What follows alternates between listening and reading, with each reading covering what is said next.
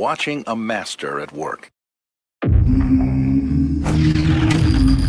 Straighter, not a roundhouse right hand. And that's what we've been talking about, the straight shot, the one where he gets leverage on it. I don't want to kill somebody back for a a little few bit. seconds. Nah, I want a body on my record. Now, I want to see you fight motherfuckers. I do. All right, I'm with you. I'm with you. As long as you're trying to fight the greats, or the best competition. Welcome to the graveyard. Click the link if you dare to. Bury you alive, I'm prepared to. Welcome to the graveyard. You get your sources from clowns, so when you come around, we're here. Welcome to the graveyard. Click the link if you dare to. Bury you alive, I'm prepared to. Welcome to the graveyard. You get your sources from clowns, so when you come around, we're here.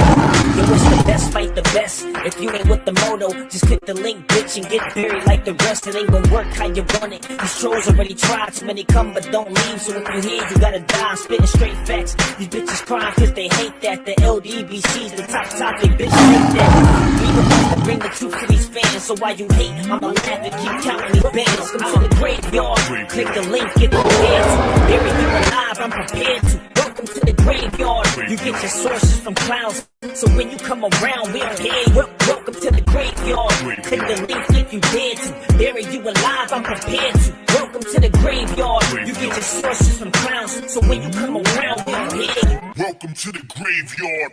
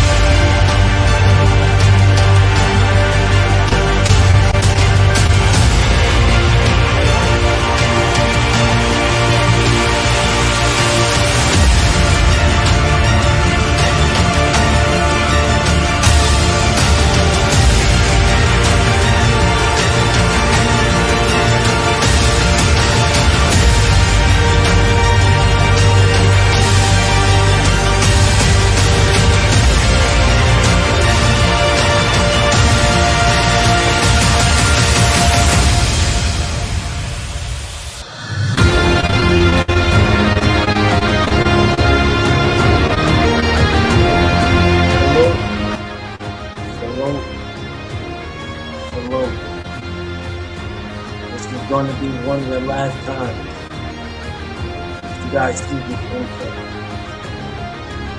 I might play it a little bit, maybe one or two more times. This is going to be one of the last. I got to get some of these people out.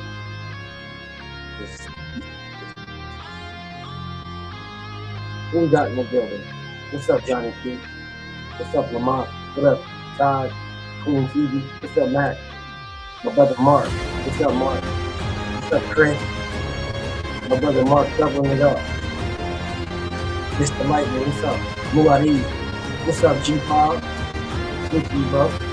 My beautiful Queen Mother Chiquita's in the building. What's up, beautiful Queen Mother? E215. Sweet. None. Mr. Naked Stick in the building. Big Mall. Erico. DP. Ali Diego in the building. Mike, what up, Mike? My OG Oak Park. The Preach. What's up, champ? The Preacher Man's in the building. What's up, Slam? Mr. Monk. Salute to my brother, Mr. Monk. Thank you so much, my brother. He salute me. Salute to you. NBA D Nice. ATL is in the building. Jones 2 Tree. What up? What's up, Daryl? Yasir. Salute, King. Visionary. What's up with you, homie? What's up, Jalen? Now, I know I started a little bit later than I normally start, but there was some things that just going through my mind, and it sort of had me in my thoughts for a little bit. Like I was going to do a different live stream today, but I need to start at the root for my down south brothers and sisters, the root. You start at the root. We as boxing fans, our own worst enemy. Bed-Stuy Brooklyn is in the building. What's up with you, homie? We are not our only, but our worst enemies. We are our worst. Snoopy Mac is in the building. Dream Team, salute to you, brother. I see you in the building. We legitimately are our own worst enemy. There is no body in any sport on earth who hates boxing more than boxing fans. There is nobody on earth that hates it more. Von D, what's up, my brother? What's up, Erico? I've been bobbing. What up? Big Joe Jack, what up? No one. There is no one that hates boxing more than us. As boxing fans, we trip over our own feet constantly. Over our own feet, we trip over them constantly. Constantly. We get fighters who we can gravitate to, and we can get around them, and we can, speak highly of them. We get them. And instead of us pushing for them to get good fights, once we get them, we then get into full protection mode to stop them from being great.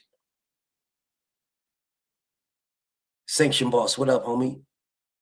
We then do things to stop them from being great. It then becomes, what's up, Alex? It then becomes a thing for us to go against ourselves because we don't want to see the fighter we gravitate to lose.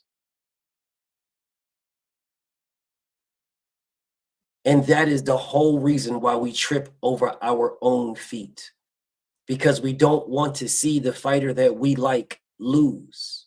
See, in other sports, that is taken away. Hit him. What's up with you? Hit him. Salute to the homie. Hit him. In other sports, that's taken away, y'all. In other sports, you don't have an option. You will compete, and you will either win or you will lose. It will happen. You will compete. In soccer, in the World Cup, in what they call football in the UK, right? You don't have a choice, bro. You're going to play. You're gonna play, bro. In rugby, you're gonna play. You don't have a choice. Hell, in darts, you're going to play, bro. You don't have a choice. There is no one sitting around in NBA basketball and we're just picking and choosing the games we're going to play. You can't pick and choose the college football playoffs. You can't pick and choose because you're in the SEC. So because I'm in the SEC, and I'm going to pick and choose which teams to play. Alabama can't pick and choose to play Indiana, bro. Indiana can't pick and choose. They're going to play. Oregon is going to play Texas Tech, bro. Bro, Georgia is going to play. These teams are going to play. Miami is going to play. Texas and what's the name? They're going to play. These teams are going to play. They don't got a choice. We, as boxing fans, are granted something that no other sport is granted, and we are not good stewards of it. That is choice. We, as boxing fans, should have the greatest sport on the planet because it is our choice for the best to fight the best. It is our choice, y'all. We, as boxing fans, we are the worst fan base of any sport. The worst. Boxing fans collectively, we are the worst fan base because us as fans have something that no other fan base has, and that is the choice for the best to fight the best. We legitimately have the opportunity to put Michael Jordan against LeBron James. We have that. Yeah, we've got that choice, bro. We've got the choice to put Allen Iverson against Kyrie Irving or Steph Curry. We've got that choice, bro. Preacher man, salute to the champ. He said, I've been following boxing for more than 50 years, and the last 7 years have been the worst for me. Because it's the truth. It's the truth, y'all. It is the truth. We, as boxing fans, have the opportunity to put the 2019 LSU Tigers, who some people claim is the greatest college football team that's ever played. That's what people claim. We have the opportunity to put them against the 95 Nebraska Huskers. Yeah, we've got the opportunity to put them against the 02 Miami Hurricanes. We have got this opportunity. We've got this choice. We are the only fan base in the entire planet that fights against that. We're the only ones. Brother Reeve, salute to you, homie.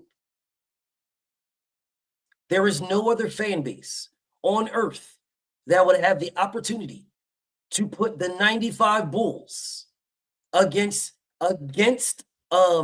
the LeBron James team that came back, the 2018 or 19 LeBron James team that came back and beat whichever year that was, that came back and beat that 73 win Warriors team. We can put those teams together. We choose not to. We can put those 95 Bulls against the Warriors with Kevin Durant, and we can do that. We can put them together and see those fights, see that matchup. We choose not to. We choose. It is our choice. We are granted the choice to do this as a fan of a sport. We have the power. We control that. And we fight against ourselves. Constantly. We religiously, what's up, A1? We religiously fight against ourselves, bro. Every day I'll go live, and every day people will come in here and give me every reason, every excuse on why a fight doesn't have to happen. Every single day. Every single day, people will come in here and you'll defend, you'll protect, you'll deflect. Every single day. Yesterday was a prime example. Prime example.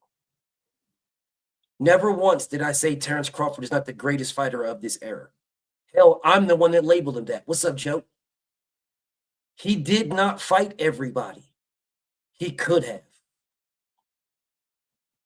And when I say everybody, I'm not talking about the fighters that he fought included. I'm talking about every name. And if he didn't fight certain names, it wouldn't have been his fault. And what I mean by that is he could have fought Manny Pacquiao.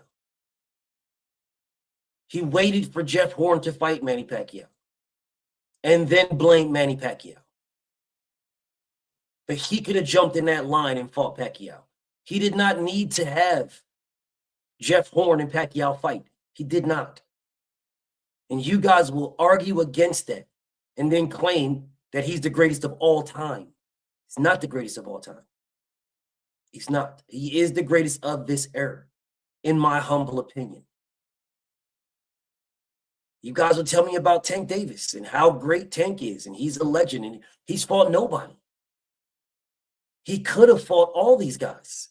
He was in charge and dictated everything and didn't fight anyone, and you guys will fight against me. You'll fight against your very own selves. You'll fight against the fights that you claim you wanted to see. You'll legitimately fight yourself. Headshot King says Terrence Crawford is the greatest of all time. That's because you're a casual.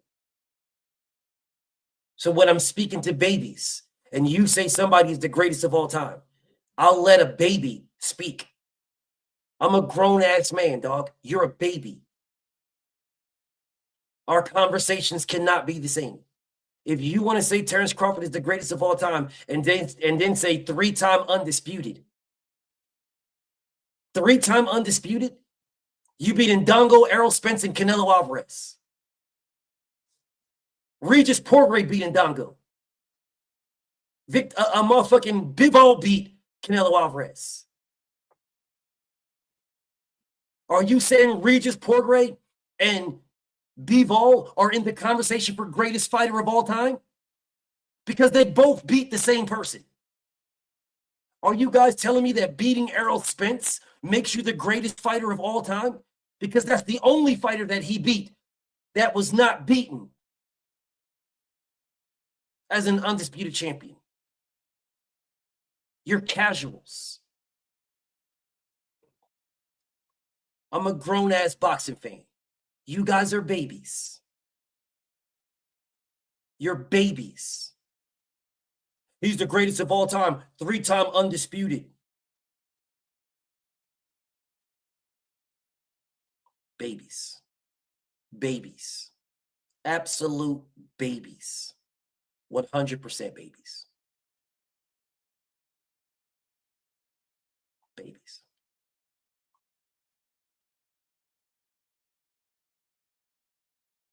Seriously, babies. Henry Armstrong was undisputed in multiple weight classes at the same time. He defended multiple weight classes of undisputed at the same time.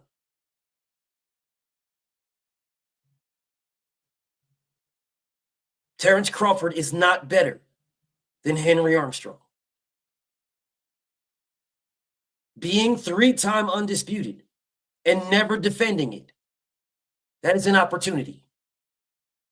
He got an opportunity and he capitalized on an opportunity. If anybody knows anything about the greats, then you would know there is a great tennis player, an all-time great tennis player. The first Black women champion tennis player who said it is not about winning. Anybody can have a good night and win. Now defend it. Because defending it, you can't just have a good night. You have to also rely on the person that is coming for you to have a bad night. You have to rely on that. You have to rely on them having a bad night. She didn't say that second part. I'm saying that. What she said is anybody can have a good night and win a championship. A true champion is determined by defending it. Crawford never defended it. Henry Armstrong was undisputed in multiple weight classes at the exact same time. He never dropped his belt to go to another weight class to become undisputed.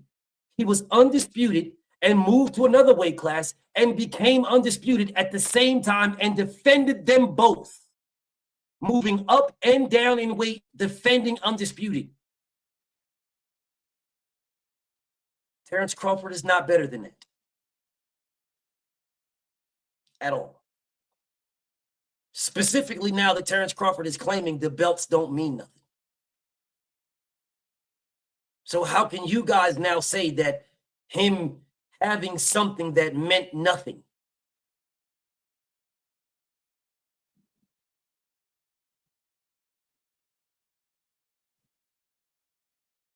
The GOAT, undisputed in 3 divisions. This is why I say we are our own worst. We're our own worst. So undisputed in 3 divisions makes him the greatest of all time. So what is Monster Inoue?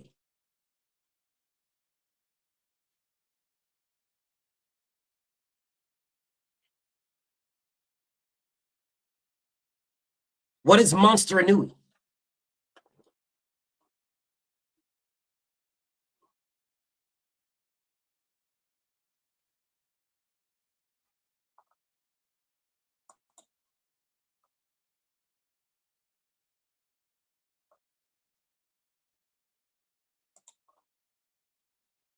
What is Monster Inoue? If being undisputed in 3 weight classes makes you the greatest fighter of all time, then what is Monster Inoue? What is Monster Inoue?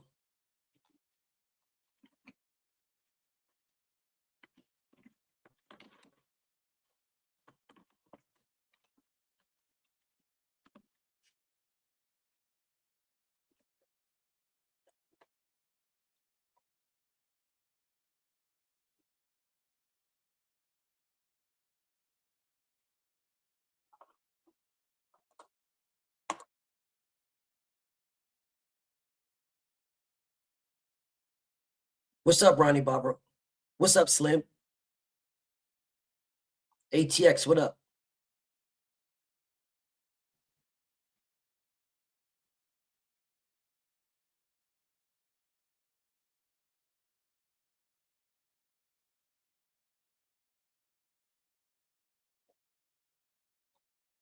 I mean, don't all speak at once.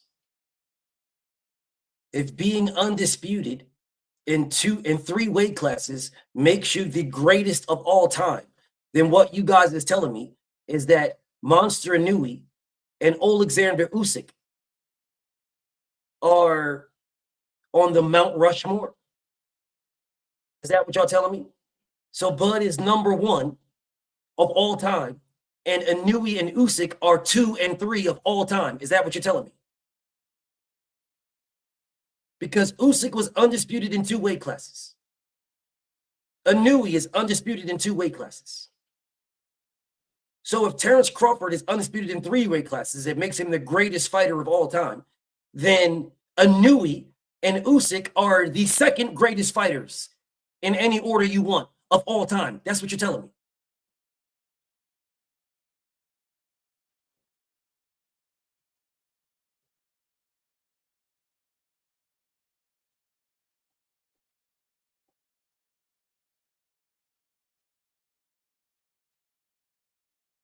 Don't all speak at once. Please don't all speak at once. He is the greatest of this era. He is not the greatest of all time. He's the greatest of this era. You cannot put him in all-time conversation because he's not fighting in 15 rounds. Those are 2 different eras. They're different eras. That's why you can put them in greatest of the era. The era. He is not the greatest of all time. Because if he's number one, then who is number two and who is number three?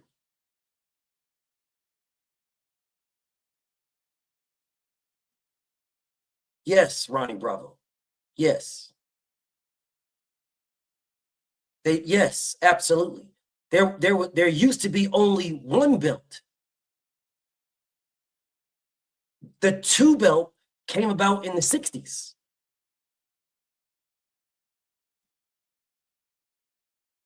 The two belt came about in the 60s. There was one belt, and it was only the ring belt. The lineal belt was the only belt. And then in the 60s, the WBA came, and then the WBC came. And for years and years and years, that's the only belts. And then in the 80s, the IBF came. And then in the 90s, the WBO came. And now here we are. But to be the undisputed champion, you only had one belt. Since the 1800s until the 1960s. You guys don't know a damn thing about boxing. For more time, there was legitimately only one. It's only one.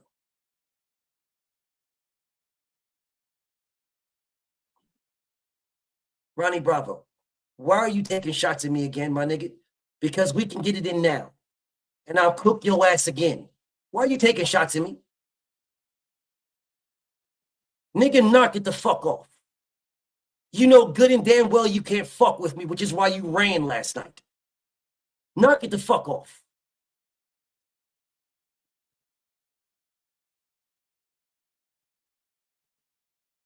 Knock it the fuck off, Ronnie Bravo.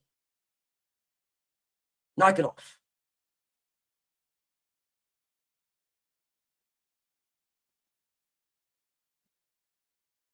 Back to boxing.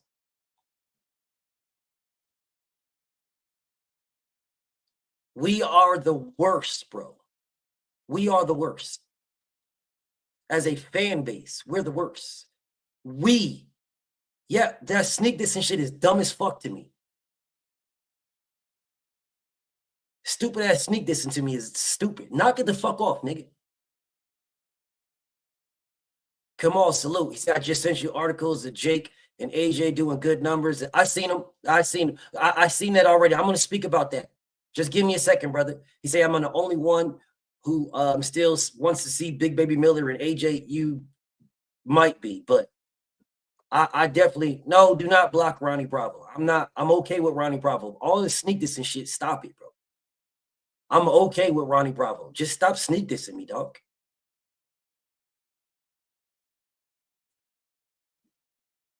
Just stop sneak dissing me. There's no reason to sneak diss me, dog. Ain't no reason.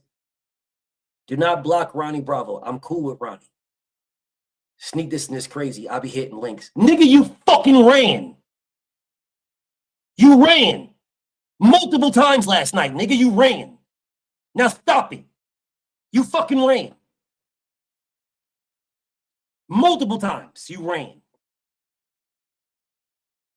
You could have easily debated, which is you ask me question, I answer. I ask you question, you answer.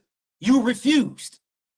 You kept trying to fucking filibuster, and then you ran. Now knock it the fuck off. Or we can get it in now, early. And I'll cook your ass early. Knock it the fuck off. Stay with boxing. Knock it off, bro. Knock it off. I'll be hitting links. Nigga, you have hit the link 3 times ever, and you ran twice. Stop it. Stop it. Bro, stop it, bro. Seriously, bro, stop it. Stop.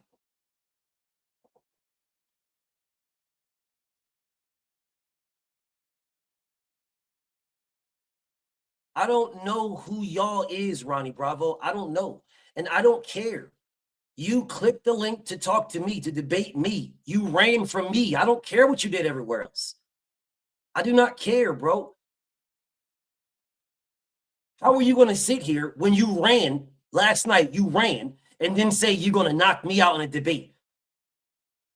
When I gave you opportunity and you ran from me. Bro, just stop, bro. Seriously, just stop. Ain't no fucking reason. But if you want to, we can finish, we can start right back where we left off at last night. I'm not challenging you. So stop taking shots at me. Unless you want to get it in. Where you'll run again.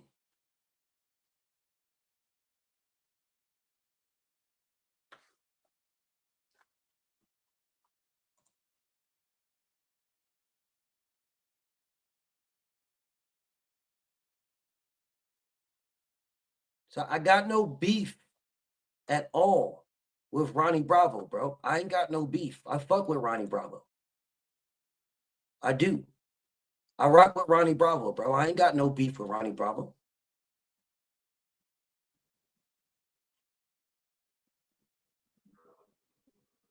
Headshot. Headshot king.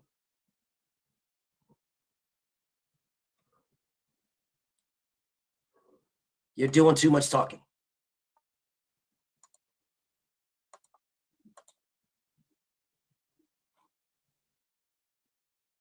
Stop crying, nigga. I just gave you a wrench, crying ass nigga. Stop crying. God dang. Stop fucking crying. Where my you don't dictate shit here, nigga. Stop crying.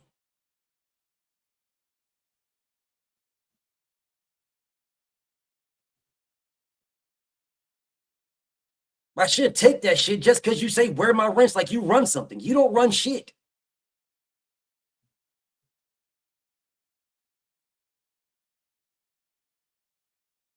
Ronnie Bravo, bro, I took everybody's wrench, bro. Everybody. I had to start all over again. I'm going to do it again, too. I'm going to do it again, bro. I'm going to take everybody's wrenches except for members and mods. I mean, members and managing mods. And I'm going to start all over again. Not right now, but I'm going to do it again. I do it on purpose because a lot of people get blocked that shouldn't be blocked. Right? They get blocked and they shouldn't be blocked. So then I got to dump everybody out of the trash can and I got to start all over again. I'm going to do it again too. Stay, you know what's up, bro. Stay, you definitely know what's up. Stay been around long enough to know what's up.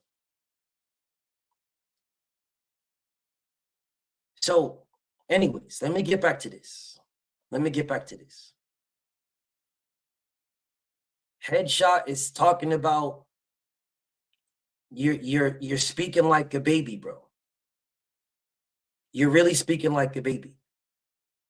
From the 1800s until 1960, 62, if I'm not mistaken, there was only one belt, Headshot.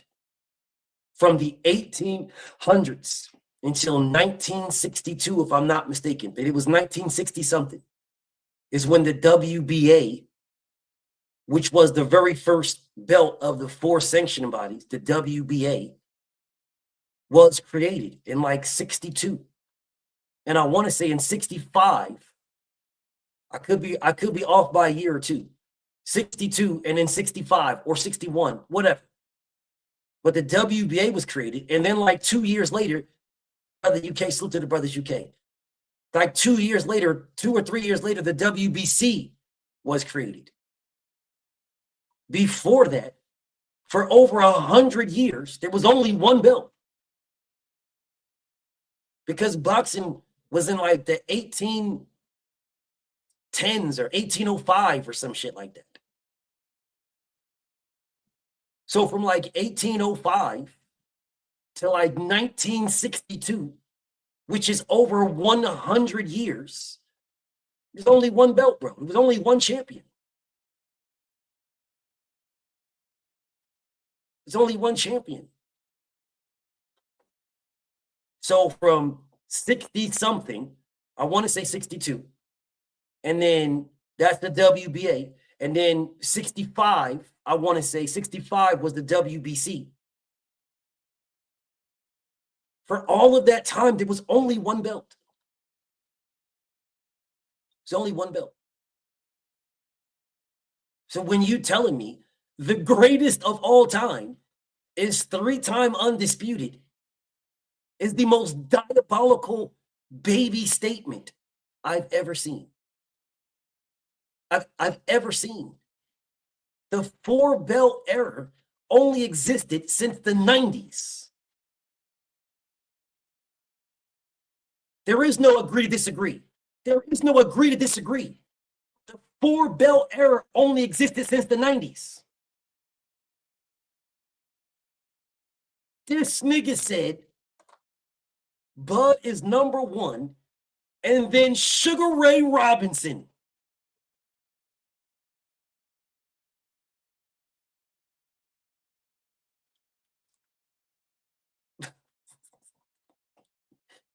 So the man that they created the entire pound for pound list for is behind a dude who beat Canelo, Spence, and Ndongo.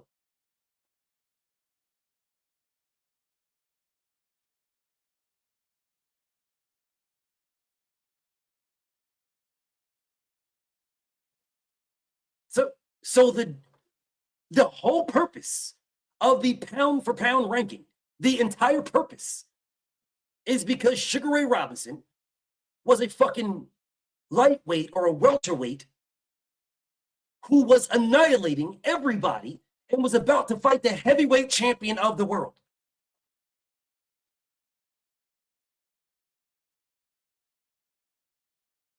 Terrence Crawford had to get talked into fighting Canelo.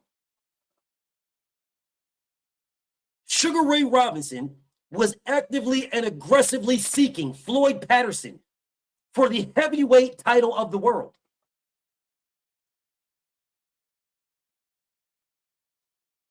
Terrence Crawford had to get talked into fighting Canelo. You are a baby in the sport of boxing. You're a baby. You are a baby in the sport of boxing. You're a baby. You are a baby.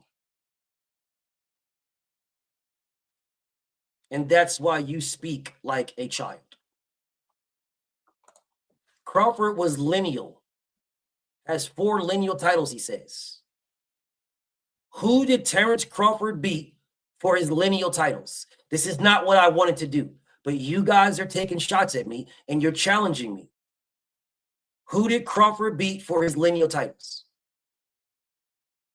Only one of them is 3-time undisputed.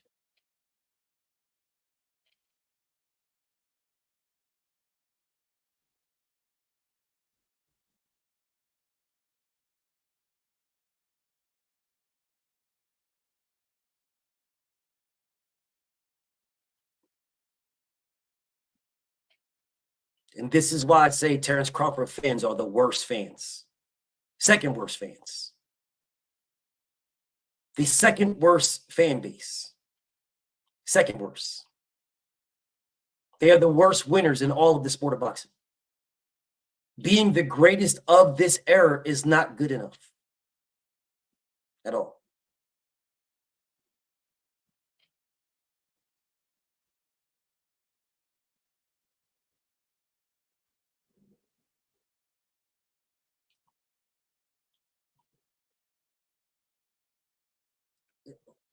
You guys are making prime examples here. Prime examples. It doesn't matter who he beat. He's 4-time lineal. And this is why I say Bud fans are the second worst fan base in all of boxing. Y'all, the second worst fan base in all of boxing. And you guys keep proving it. So only 3 fighters with 4 lineal titles. Once again, who did he beat for his lineal titles?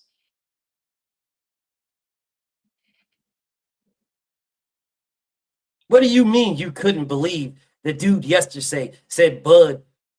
You can't believe that Ronnie Bravo said Gamboa was Bud's greatest win. I can't believe you said Bud is greater than Sugar Ray Robinson.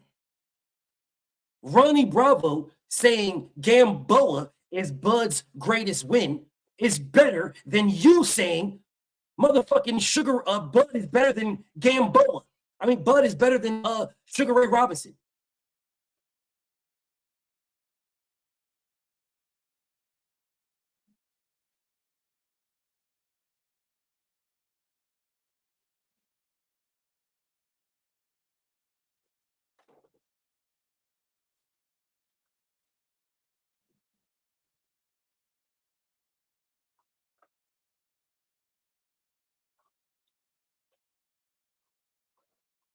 This is insane to me.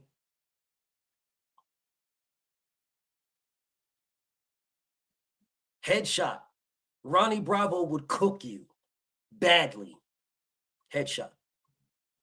I'm just letting you know. He would cook you badly. Don't act like just because what I do, you can do. Ronnie would do you dirty. Very dirty. On a Terrence Crawford conversation, and both of y'all are Bud fans. He would do you very dirty. Very dirty. Headshot. Very dirty. Mr. Ma, salute to my brother, salute to the OG. Say casual boxing fans remain casual fans because they refuse to learn. Yes. They don't care to learn. They don't care. This man said Terrence Crawford and then Sugar Ray Robinson. Terrence Crawford would not beat Charlie Burley at all. History doesn't matter. How could you slice it? Crawford is a great. What the fuck you talking about? What the fuck you talking about? What are you talking about?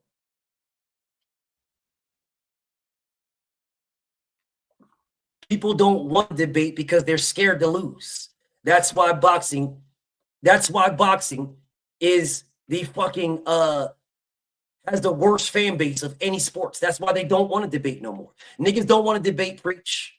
Niggas don't want to debate at all because they're scared to lose. That's why the debates fizzled out because niggas was getting cooked and got scared to lose, and then niggas started retiring and bouncing. As long as niggas was winning, niggas was cool. Everybody was good. As long as people were winning.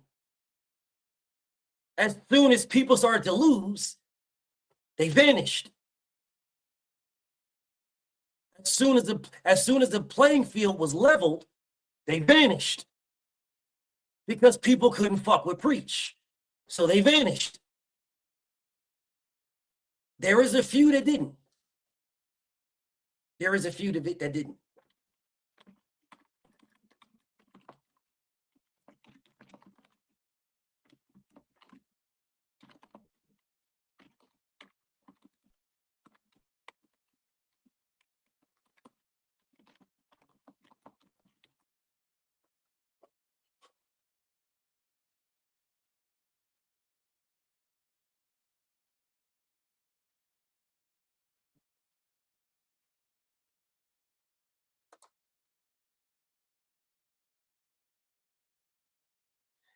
I need to look at something.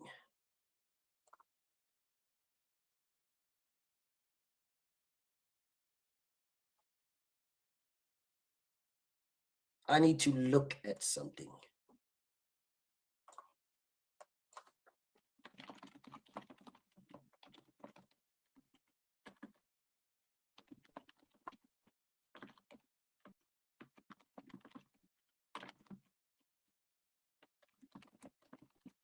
I'm very curious. You guys have sparked my interest.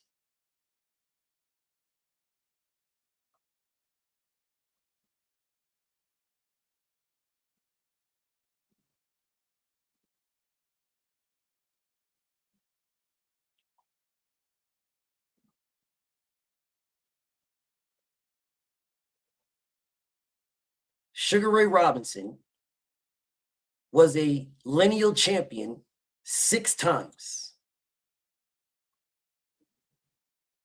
Welterweight and 5 times at middleweight.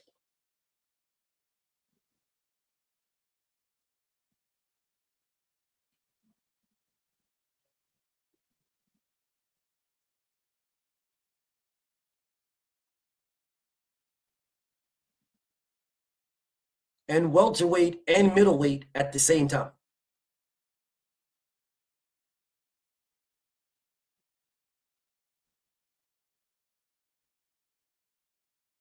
So if you guys are saying lineal, 4-time lineal, Sugar Ray Robinson was 6-time lineal.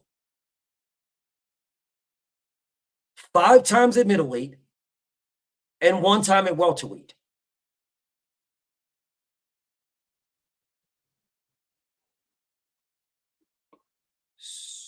So if 4-time makes you the GOAT, then what does 6-time?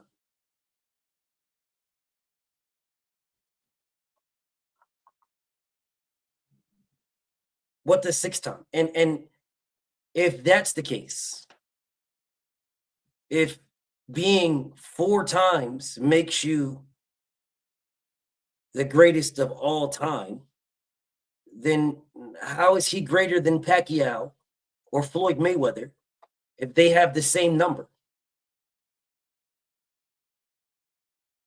And Floyd Mayweather beat Canelo Alvarez before Bud did. And this is why I say y'all are babies. So because Bud beat the guy that Floyd already beat, that somehow makes Bud better than Floyd.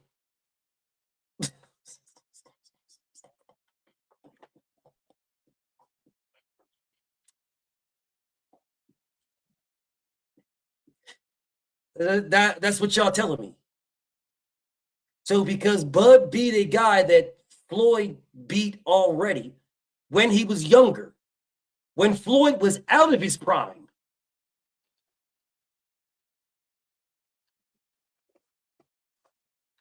Floyd ain't move up 3 weight classes. No, I think he moved up 5. So no, he didn't move up 3 weight classes. He moved up 5, if I'm not mistaken. 5. He didn't move up 3. He moved up 5.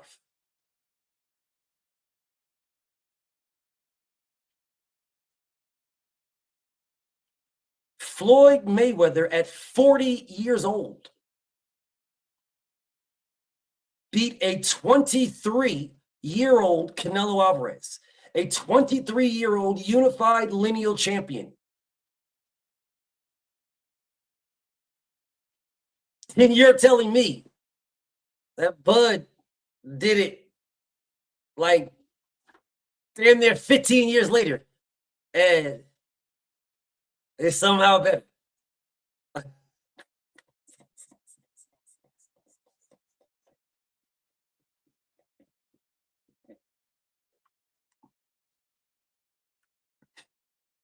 I mean, I didn't make this criteria. You niggas did.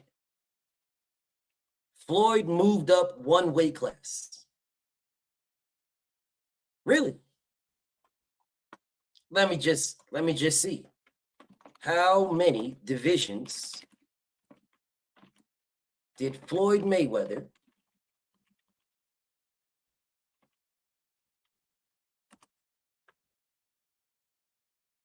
five different divisions? They fought at 54. It wasn't for undisputed. So that somehow makes it better because Bud sat there and waited for Canelo Alvarez to do all the heavy lifting and then he fought him. That somehow makes it better. What is your criteria?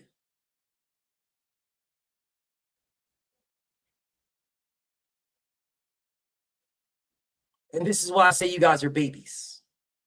Floyd was 36 when he fought Canelo. No shit. No shit. You tell me which is closer to 40, 36 or 23.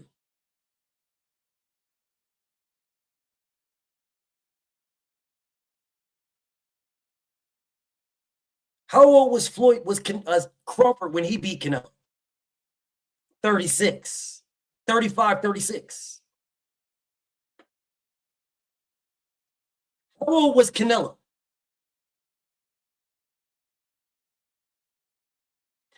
You guys are doing too much talking. You're doing too much typing. You're doing too much typing. You're doing too much typing. Headshot, B dunk. You're doing too much typing. You're doing too much typing.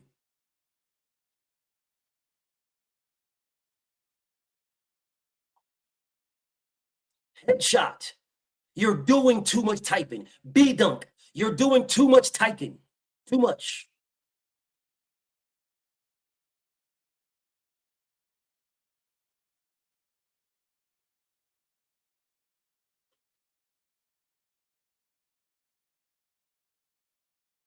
I'm only going to say this one more time. You're doing too much typing. Don't write nothing else, B dunk. You're doing too much typing. There is no reason for me to sit here. I'm not going to say this one more time, headshot. Neither one of y'all niggas. You're in the comments writing a whole bunch of nothing. We can have a conversation where we don't have to worry about writing a whole bunch of nothing.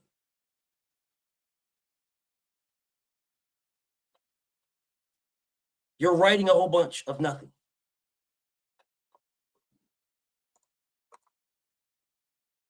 There's a link. Now we can have a conversation. Of course, y'all gonna move the goalposts. Oh, why you always get mad? Why you get mad? There is nothing mad. I'm not mad about nothing. That's what you guys try to move the goalposts to duck me. All I said is you're doing too much typing. That's what I said. You're doing too much typing. Now don't write nothing else. Nothing. Neither one of you. Don't write anything. Because you can just talk to me. Or you can duck me. Doesn't matter to me. But one thing you're not going to do is waste my time writing a whole bunch of stuff that has nothing to do with anything. Nothing. Doesn't matter to me. I could care less with either one of y'all. But you're not going to keep writing a bunch of nothing, a nonsense to me, to distract me and to move me off of what I was doing. Now, I gave you guys damn near an hour. I gave you damn near an hour of you guys going back and forth with nonsense. Now, if you can't defend your stance, then don't have it. Or do have it. Just don't tell me. Doesn't bother me either way. If you got your stance, have your stance. If you can't defend your stance, then keep your stance to yourself. Don't nobody want to hear it. B dunk, headshot. Nobody wants to hear it. If you can't defend it, like I told Johnny Bravo or Ronnie Bravo and everybody else, I'm not these other pages, bro. I'm not these other pages. We can absolutely have a conversation. We can 100%. What you're not going to do is write a bunch of nonsense and then not have a conversation. That's what you're not going to do. I don't care if you got a wrench. I don't care if you don't. Doesn't matter to me at all. Now, if you want to have a conversation, I'm cool. I'm cool with it. I got no problem. We can have a conversation. What's up? Y'all want a conversation or not? Do you want a conversation or not? Because you guys are legitimately proving exactly what this live stream is about. That y'all are the worst. Boxing fans are the worst fans in all of the sport, in any sports. Boxing fans are the worst. And there's levels to it. There's levels to the worst. And that's why you guys, Bud fans, are the second worst fan base in all of boxing.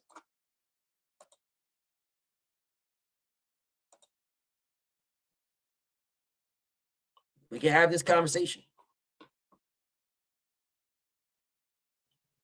Okay, Headshot King, you said give you 10 minutes. It is 5:03 Central. If you don't click the link by 5:13, I am blocking you. I'm letting you know that right now. This is what you said. Give you 10 minutes. I will give you 10 minutes. 5:13. It is 5:03 right now. At 5:13, if you have not clicked the link, I'm sending you to the trash. Because you're not going to waste my time. Just so you know. Okay. Back to what I was doing. While these people are proving every word that I said, that boxing fans are the worst of any fan base, that's ever existed.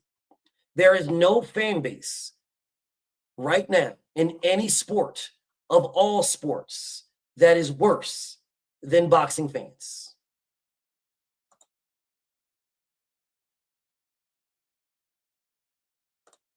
Literally.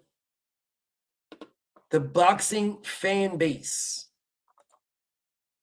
is worse than NBA fans, football fans, hockey fans, soccer fans, rugby fans, darts fans. Y'all are worse than marbles fans.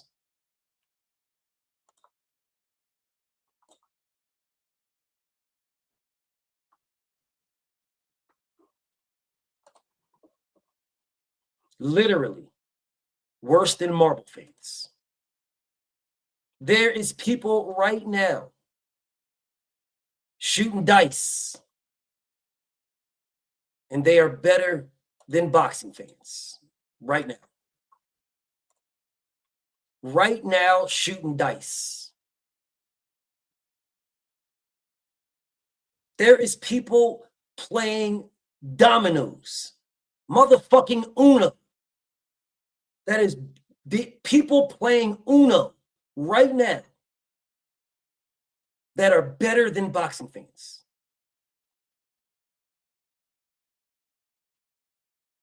Boxing fans are the worst fan base of any sport that is on the face of the earth. Because you niggas will self-sabotage yourselves in a heartbeat. Nigga, if we playing Uno, at least a motherfucker will try to make up some rules to actually win a game they're playing in. You niggas will make up rules to not play. Motherfuckers will sit around here like, yo, y'all want to play Uno? Nigga be like, hold up. Why would I play Uno with you? You don't bring nothing to the table. You bring nothing to the table for me. Why would I play Uno with you? Everybody looks at me as the greatest Uno player in the world. Why would I play Uno with you? Who are you to play Uno with? You gotta play Uno with somebody, man. You gotta hit somebody with some 3 or 4 draw twos before you can play me. You gotta hit somebody with at least 3 reverses.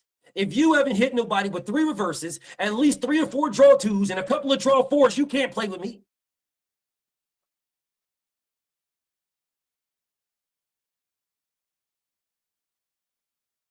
Legitimately, boxing has the absolute pinnacle of the worst fan base of any sport on earth. The worst fan base. There is no sport on earth that has a worse fan base than boxing. In boxing, legitimately, this is the only sport in the world where you guys will argue for fights to not happen. This is the equivalent of you niggas playing Monopoly. Talking about, listen, the rules say when I pass go, I collect $200. But because I've been playing Monopoly longer than y'all, when I pass go, I collect $1,000. And niggas like, bro, where you get that rule from? And then niggas say, oh, come on, man. This guy been playing Monopoly for way longer than y'all. He's got, bro, because he owns Boardwalk and Park Place. That should tell you all you need to know. He's the best in Monopoly. He owns Boardwalk, Park Place, and Vermont. Come on, BF. He owns Boardwalk, Park Place, and St. Louis. He owns 4 railways. That should tell you all you need to know. Nobody says that. No one. The rules are the rules. Now, you may try to tweak the rules some type of way, but then everybody follows those rules. Yeah, even in Uno, when motherfuckers is out here talking about, man, you said you made me draw 4, I put a draw 2 on top of that. Now you got to draw 6. Well, guess what? If you guys set those rules in the beginning, those are the rules. So if somebody else comes along and wants to play Uno with you, that guy, and that guy, when you have set the rules already, then those are the rules y'all set. You all follow the same rule. If you throw in a draw 4, I could throw a draw 4 on top of that, and now you got to draw 8. Then if we make the rules up, that if you throw a draw 4, I could throw a fucking reverse on it. And now I don't got to draw 4, that nigga does. If those are the rules you set.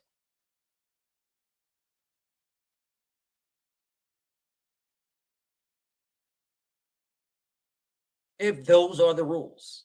In the sport of boxing, you guys legitimately make every single rule right then on the spot. Right then on the spot. That is the equivalent of playing Monopoly. Nobody says anything about nothing, but you land on Boardwalk and you don't have enough money to buy Boardwalk, and then you say, I'm just going to take out a loan right quick. I'm going to take a loan because, listen, I'm about to pass go here in a second. So because I'm passing go, I'm going to get some more money, right? So as long as I'm playing, I'm going to be able to pass go. So if I keep passing go, I'm going to get 200. So I'm going to just take out a loan for 1,000 and just buy Boardwalk. That's 5 times the pass go. Where the fuck is that in the rules?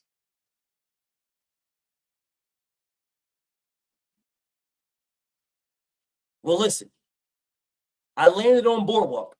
So because I landed on Boardwalk, I am now going to buy Boardwalk and Park Place because I landed on Boardwalk. They're both blue, BF. Yeah, you niggas just make up rules. You just make shit up. Oh, come on, man. Listen, bro. How many people was at the fight, though? How many people was there, though? That should tell you right there that based on how many people was at the fight, that should tell you right there that this guy is a draw. This guy is the face. This guy dictates terms. And then I say, okay, well, if that's the case, there was 50,000 people at a Devin Haney fight. Oh, come on, man. Come on, man. Nah. They weren't there for Devin. They were there for George Kambosos. You just keep making up rules. You just keep making up stuff.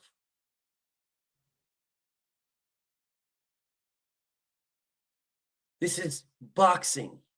Boxing is legitimately the worst. It has the worst fan base of any sport. You have a bunch of people, all they do is just protect. You protect a gladiator. You protect a person who is making millions to fight. That's what y'all do. Can you guys imagine motherfuckers saying, nah, bro, LeBron James been in 10 finals and he won all 10 finals. I don't care what you say. The guy, the team that he played shouldn't have been there. They weren't good enough. LeBron James don't need to play in the finals. It doesn't matter. He won the Eastern and the Western Conference final championship. That's good enough. He's the A side. Why does LeBron James got to play the Golden State Warriors? Why? He's the A side. LeBron James is the face of the NBA. Why he got to play Steph Curry? Why? For what reason? Hold up. Let me ask y'all something. Hold up. BF. Who makes more money? LeBron James or Steph Curry? So why does LeBron James got to play Steph Curry? LeBron makes more money. He makes more money.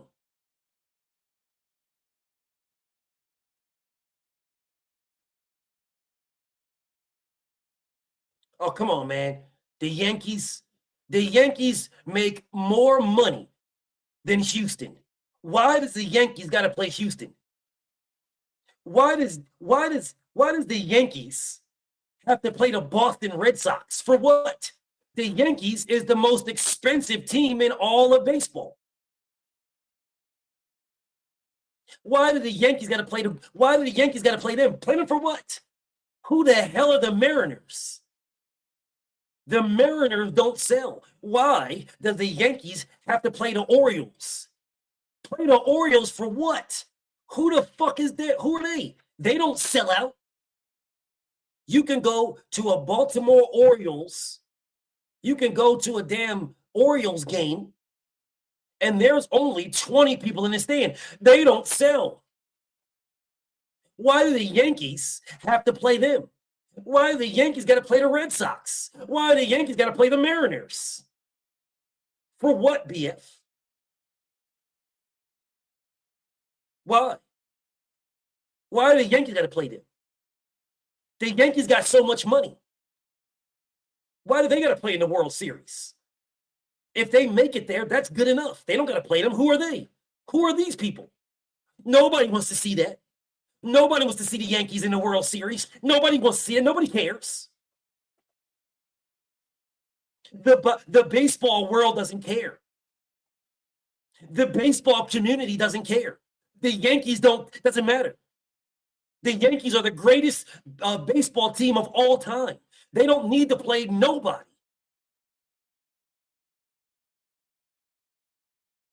Do you see how fucking stupid you niggas sound?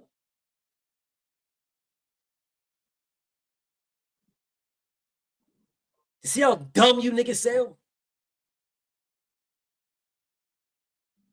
Yeah, when you niggas be talking to me, that's exactly what I hear. And that's why I be calling y'all meat eaters. That's why. When you be niggas, that's exactly what I hear. It's just what I hear.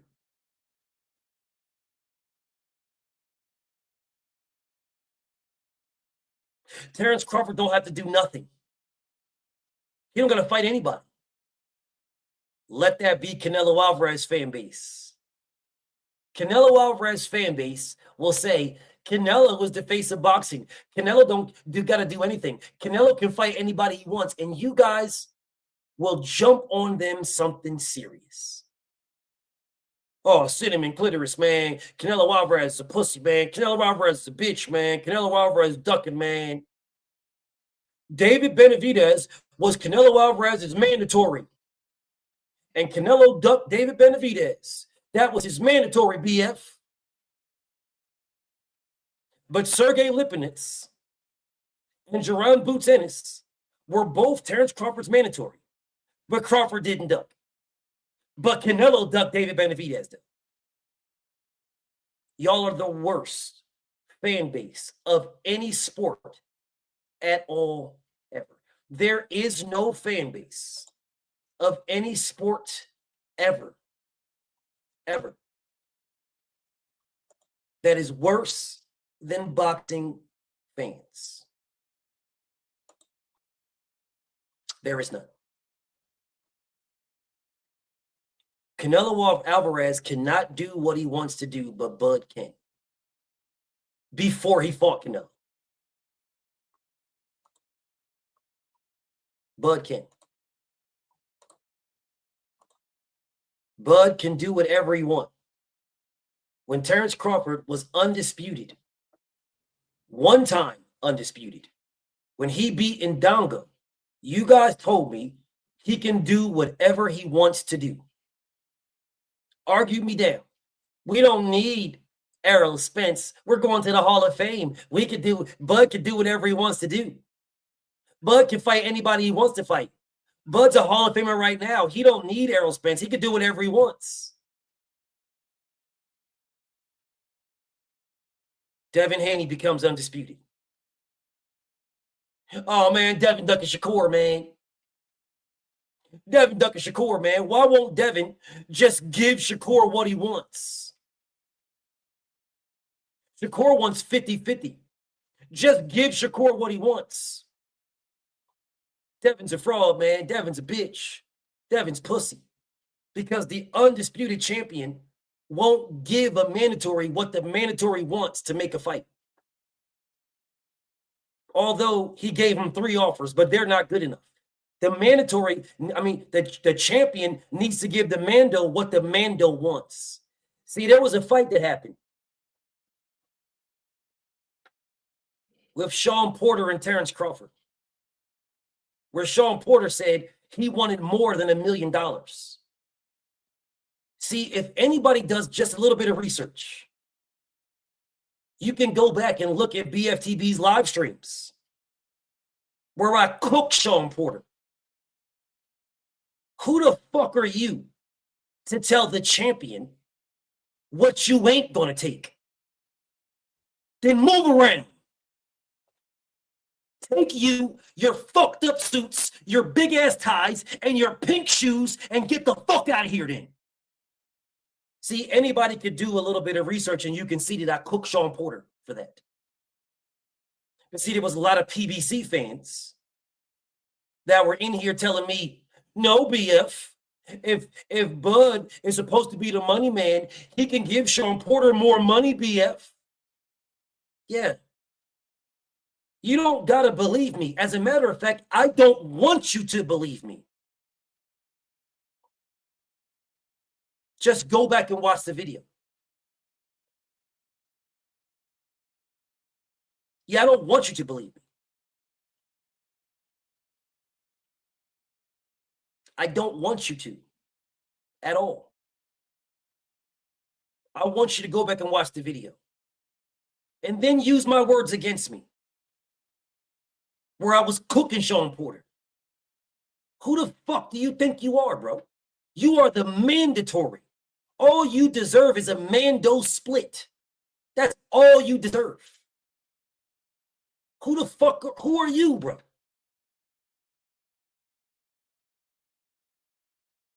Who are you?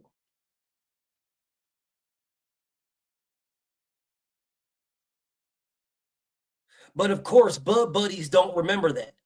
They just say, oh, BF, you just been hating. You are a hater on Bud. You are a hater on Bud. But Bud buddies don't remember me cooking Errol Spence and Errol Spence people, his team, before I even knew those people were really EJ's team. Those were his team. That was his people, bro. I didn't know this. I was cooking that man. You said it's strap season. What season is the WBO? Those are my words. The videos are still up. I've always been too consistent to be inconsistent. Always. Those videos are still up. Shit, the reason why EJ fuck with me right now is because of my consistency. The reason why he rock with me now, the reason why his team fucks with me now is because of my consistency. No bias, my consistency. What's right is right and wrong is wrong.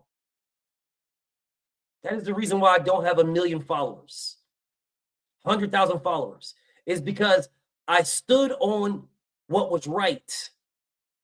I didn't stand on what a fighter said. I didn't glaze with a fighter. Because if I glazed with a fighter years ago, bro, I have 100,000 subscribers right now. Didn't matter where I was at. If I glazed with anybody, it wouldn't matter. Because that me glazing somebody allows a certain fan base, whichever fan base it is, to attach themselves to me. It allows it.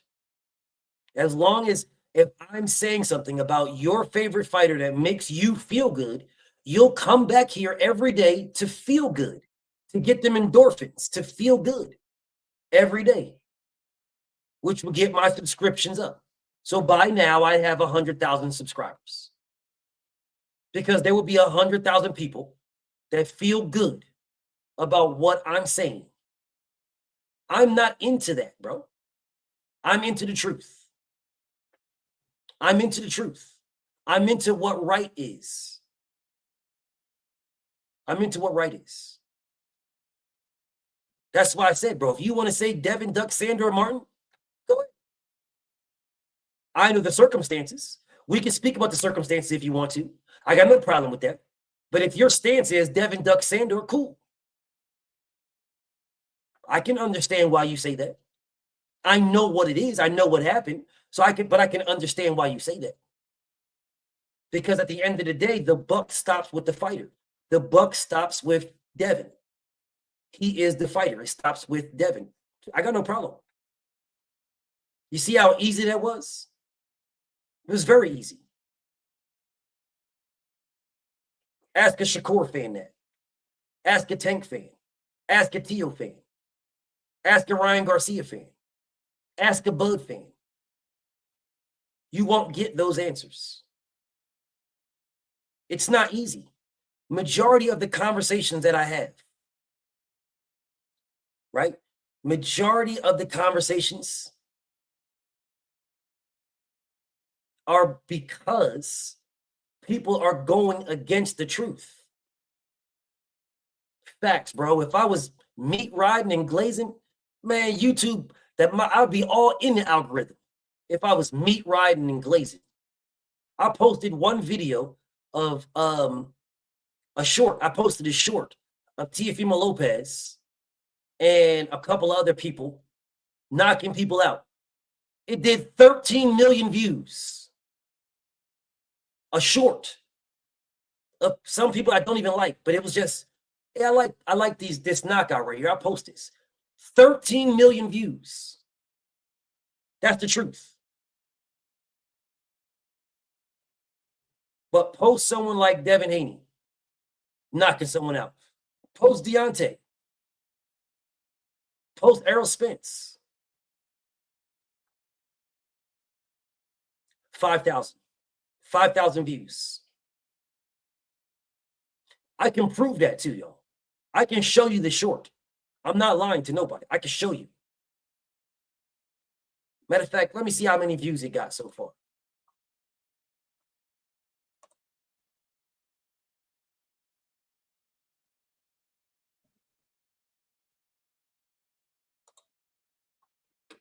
Let me see.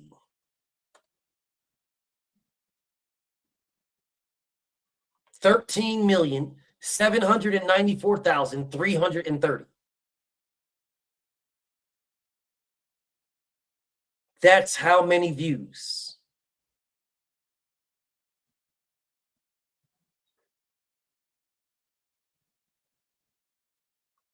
I remember some dude told me I was lying. Man, you lying. We're on your page. You'll never get that many views because we sit around and we watch your views. We want to make sure you're not growing. And then I showed the video and the dude left and changed his name. Never seen that dude again. Well, let me not say never seen him again because I see him writing in my comments of my videos. But you don't see him writing on my YouTube page, right? You don't see him writing here live, but he does write on my videos in my comments. It's the nigga with the boneless beard. Crazy. Straight crazy.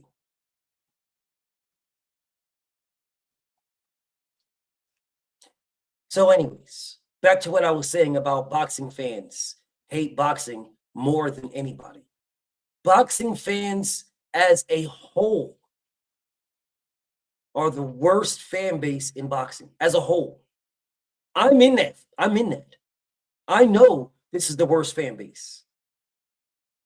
It feels good to be a part of the worst fan base. It feels good, bro. It doesn't feel good to try to buck the system. Because now you have to fight. You've got to argue with people all day. You got to beef with people all day because you're bucking the system. Yeah, you're bucking the system now. Now it's like, wait a minute. I rock with Devin. Devin wants to fight everybody. I'm not stopping anybody from fighting Devin. I have never stopped somebody from fighting Devin.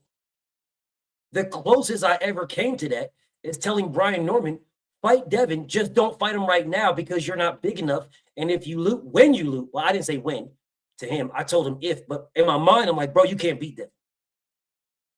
In my mind, I'm saying that. But you don't want to tell them that, bro. You say, bro, if you lose, you're too much of a threat. So because you're too much of a threat, you're not going to get any fights. So what you need to do is you need to build your name so that if you lose, you have a name and people will still fight you. That's what I told them. They didn't want to listen. But that is the closest I got to telling someone, don't fight someone. That is the closest. And again, I didn't say don't fight him. I said don't fight him now. I don't stand in the way of anybody fighting anybody. If Devin Haney wants to fight Usyk, I'm not going to stop it. I'm going to say, bro, listen, champ, man, I love you like a brother, bro. That's not a good fight. Love you like a brother, bro. You are family to me, Dev. Love you like a brother, brother. That's not a good fight. I do not want you to fight Usyk. But if you believe you can beat him, it's dream team over everybody. Nigga, let's ride. I just don't think that's a good fight. Salam, Lit House. I just don't think it's a good fight. And I would not be able to say you're my brother if I just capped and was like, yo, man, Devin, you'll beat Usyk easy. No, you won't, bro. No, you won't. No, you will not, brother. And I would never gaslight you to say that. I would never do this, bro. I would never gaslight. And that's what Tank fans do. Tank fans gaslight Tank. And then they gaslight each other. Oh, man, Tank will beat Jake Paul. No, he won't beat Jake Paul. No, he won't. But you guys will gaslight each other. Oh, man, size don't matter, man. Tank's so much more skilled. Size don't mean nothing. He's so much more skilled. And then I say, okay, well, if he's so much more skilled, then, and size don't matter, then fight Devin. Isn't he more skilled than Devin? Yeah, he's more skilled than Devin. He's way more skilled than Devin. Okay, so if he's way more skilled than Devin, and he's way more skilled than Jake Paul, and size don't matter, then fight Devin Haney. Oh, come on, man. Devin fights at 47, man. It's the weight, BF. The weight. Devin fights at 47. Listen, bro, will Devin move down to 35? Is Devin going to move to 35? Shakur fans do the same thing. You guys do the same thing. Y'all do the same thing. Shakur has been telling you guys for years. Listen, that shit dead. I'm so magically, deliciously more skilled than everybody else. That shit dead. Listen, I beat up Dumb and Day and Hum, heavyweights and big guys. Listen, his skills. That shit dead. Listen, I'm so more magically unicorn skilled. And then when it comes to fighting Devin Haney, that shit dead. Listen, if me and Dev fight, it's only going to be at 140. If Devin moved down to 140, what are you guys talking about, bro? What are you guys talking about? What are you talking about? And then you guys claim that you want to be on the pound for pound.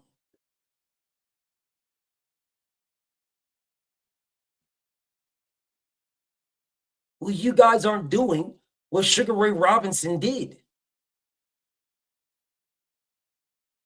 There is an example for pound. There is an example. You guys are not following the example. He fought Jake LaMotta 5 or 6 times. Jake LaMotta was looked at as the best middleweight in the world. It went back and forth between Jake LaMotta and Sugar Ray Robinson. And Sugar Ray Robinson fought him 5 or 6 times, only losing once. I can't get you niggas to rematch Errol Spence. Oh man, why you gotta rematch Errol Spence, BF? BF. It doesn't matter how many times they fight, man. The outcome's gonna be the same, so we don't need to see it. He can just go fight Madrimov. Fighting McDoordash is a better fight than him rematching Errol Spence, man. Bro, you guys are fucking insane to me. You're insane to me. You're insane to me.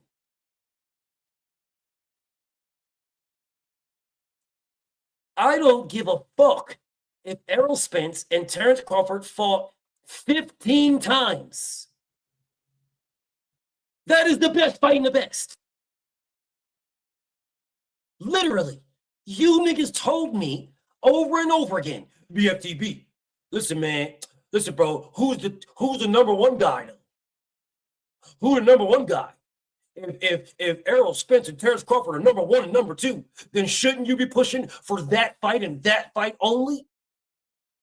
Okay, cool. So when number 1 and number 2 was Terrence Crawford and Boots Ennis, and I was pushing for that, where the fuck were y'all at? Oh, come on, man.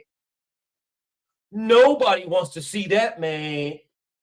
Boots ducked Bud already, BF. Well, Bud ducked Errol Spence too. Or did you forget when Errol Spence said we can do 60-40 and Bud said no? Then there ain't no fight. Did y'all forget that? Did you forget that Bud could have fought Errol Spence when he first got to 147? Did you guys forget that? And you niggas said, oh, come on, BF. Why would Bud fight EJ in his very first fight there? He got to warm up to the weight. Even Errol Spence called him little guy, BF. That's what you guys said to me. And then you totally switch it around when it comes to Tank Davis and Devin Haney. Because they legit, even Tank and Lomachenko. Because Tank and Lomachenko was legitimately number 1 and number 2 at 130. So when it was Errol Spence and Terrence Crawford, come on, BF.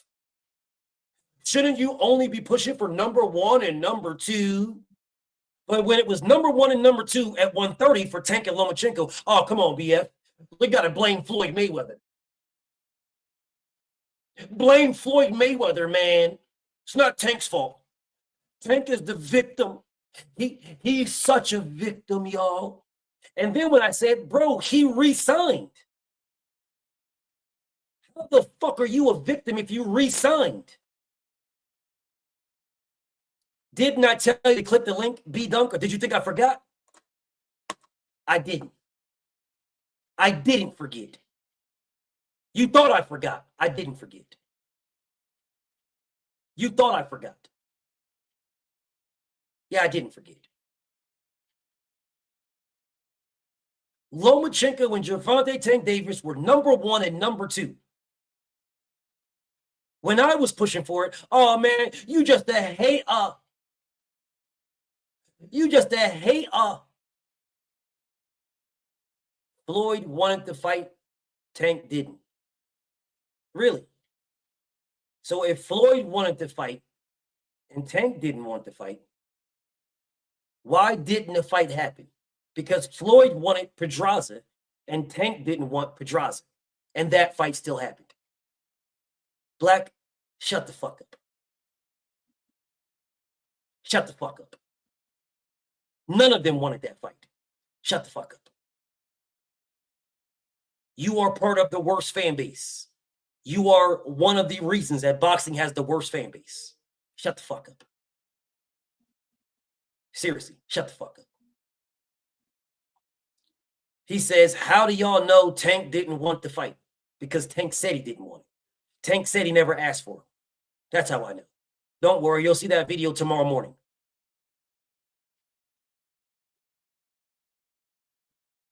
You have the facts on your side.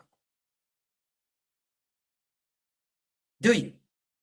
Because Gervonta Tank Davis said they forced him to fight Pedraza. It was the same Floyd Mayweather. So if Floyd Mayweather wanted him to fight Lomachenko, how come he couldn't force him to fight Lomachenko? Please give me that answer. Because if you can't give it to me, I'm saying to the fucking trash. Black. Floyd tried to make it with Todd DeBow. Tank said he didn't want it. What does Tank have? What proof? What the fuck does Tank have? If he didn't have anything to stop himself from fighting Pedraza, what the fuck did he have to stop himself from fighting Lomachenko? What did he have? What did he have? What did Tank have? If he could not stop himself from fighting Pedraza, how the fuck could he stop himself from fighting Lomachenko? What power did he have? No, you ain't saying shit. You said Floyd wanted it. No, he didn't want it. No, he didn't. If Floyd wanted it, he would have made it. He did not want it at all. He threatened Tank. Floyd never wanted that fight. That was a threat because Tank was fucking his daughter. He never wanted that. Never. At all, ever. I don't give a fuck if he talked to Todd DeBow. That was a threat because Tank was fucking his kid. He never wanted that. Because if he did, he would have followed through with it. Yeah, I would have just followed through. I'm not going to tell Black, click the fucking link, Black, and never give you the link. I'm not going to do that. No, I'm going to follow through. If I want you to click the link, I'm going to give you the link. I don't want you to click the link. So I'm just going to tell you, oh, man, I was talking to Black. We was talking, man. We was talking about him clicking, jumping on and talking to me. We were talking about it. But you know, it just never got nowhere. Because I never wanted to, Black. I never wanted to. That's why I'm never giving it to you. I never wanted to. Never wanted to. He did not call him out in 2018. He called him out in 2019 and then did nothing. He did not call him out in 2018. No, he did not. And he called him out in 2019 when he said it's time. And then he did nothing as the A side. He did nothing. No offers, no nothing. But it's time. In 2018, Lomachenko was not called out. Lomachenko was asked about a fight with Tank Davis still when he was moving up to 35. And Lomachenko said, bro, why didn't he do this at 35? I mean, when I was at 30. Now, this don't interest me right now. He's at 30. In 2018. Yeah, that's when Lomachenko went to 35. It's all good. It's all good, Queen Keish. Just understand that I know the history. Even when people try to lie and glaze and put extra glaze on it like Black be doing. The truth is good enough. The truth is good enough, y'all. Good enough. A call out is good enough these days because that's what Shakur is known for. Just call outs. And what is Tank known for?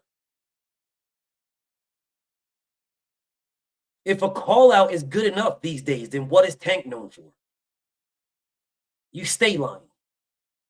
That's why your name is Black Lies. You stay lying. The truth is not good enough for black lives. Black lives be state line. But whatever. Whatever. If a call out is good enough, Mag, if a call out is good enough, then why didn't Tank fight anybody that he called out? And this is why I say boxing has the worst fan base of any sport. Great rebuttal, no examples or nothing, or anything he says. There's my rebuttal. There's my rebuttal. Do you think I need to keep regurgitating the same thing I done killed you on multiple times? No one in these comments is fucking stupid, bro. No one. Everybody has watched me cook your lying ass 1,000 times. Everybody. I don't need to give you another one. I don't. We have all of us.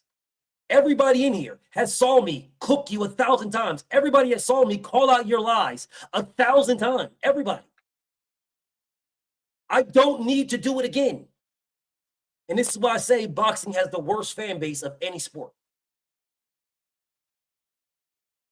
But I'm sure you'll go over to that nigga's page, sitting there doing this shit. Listen, I'm saying, man, Tank Davis, man, Tank Davis, I'm telling y'all, Tank Davis, man, these boys, man, that's what I'm saying. These boys, they really don't want no smoke with no Tank Davis, man. These boys don't want no smoke with Tank Davis. And your ass to be over in the comments with these goofy ass niggas. BFTB don't want no smoke with you, man. He don't want no smoke with you, man. And you'll be in the fucking comments dicky. But niggas will challenge everybody else on God's green fucking earth. But when it comes to this nigga, nobody wants no fucking smoke. When it comes to this nigga right here. Yeah, niggas is pulling up on everybody, but won't pull up on me. I wonder why that is. No. I'm gonna say what, man? I'm gonna tell y'all what, fam. We can do a joint pay-per-view, fam. We can do a joint live stream, fam. We can do that, fam. We ain't fam, nigga. Because if we was fam, your bitch ass would have called me with this stupid shit you've been doing, you hoe ass nigga. We ain't fam. Because if we was, you would have fucking called me. We ain't fam, hoe nigga. No, I didn't block you. I timed you out. Now I blocked you, bitch nigga. I didn't block you. I timed you out. Now I block you, bitch ass nigga. Now I blocked you. B-Dunk, you bitch ass nigga. Now I block you. See, I didn't block you first. I just timed you out. Now I blocked you, you bitch ass nigga. Now I blocked you. Now I blocked you. I didn't block you before that. Now I did. Now I did.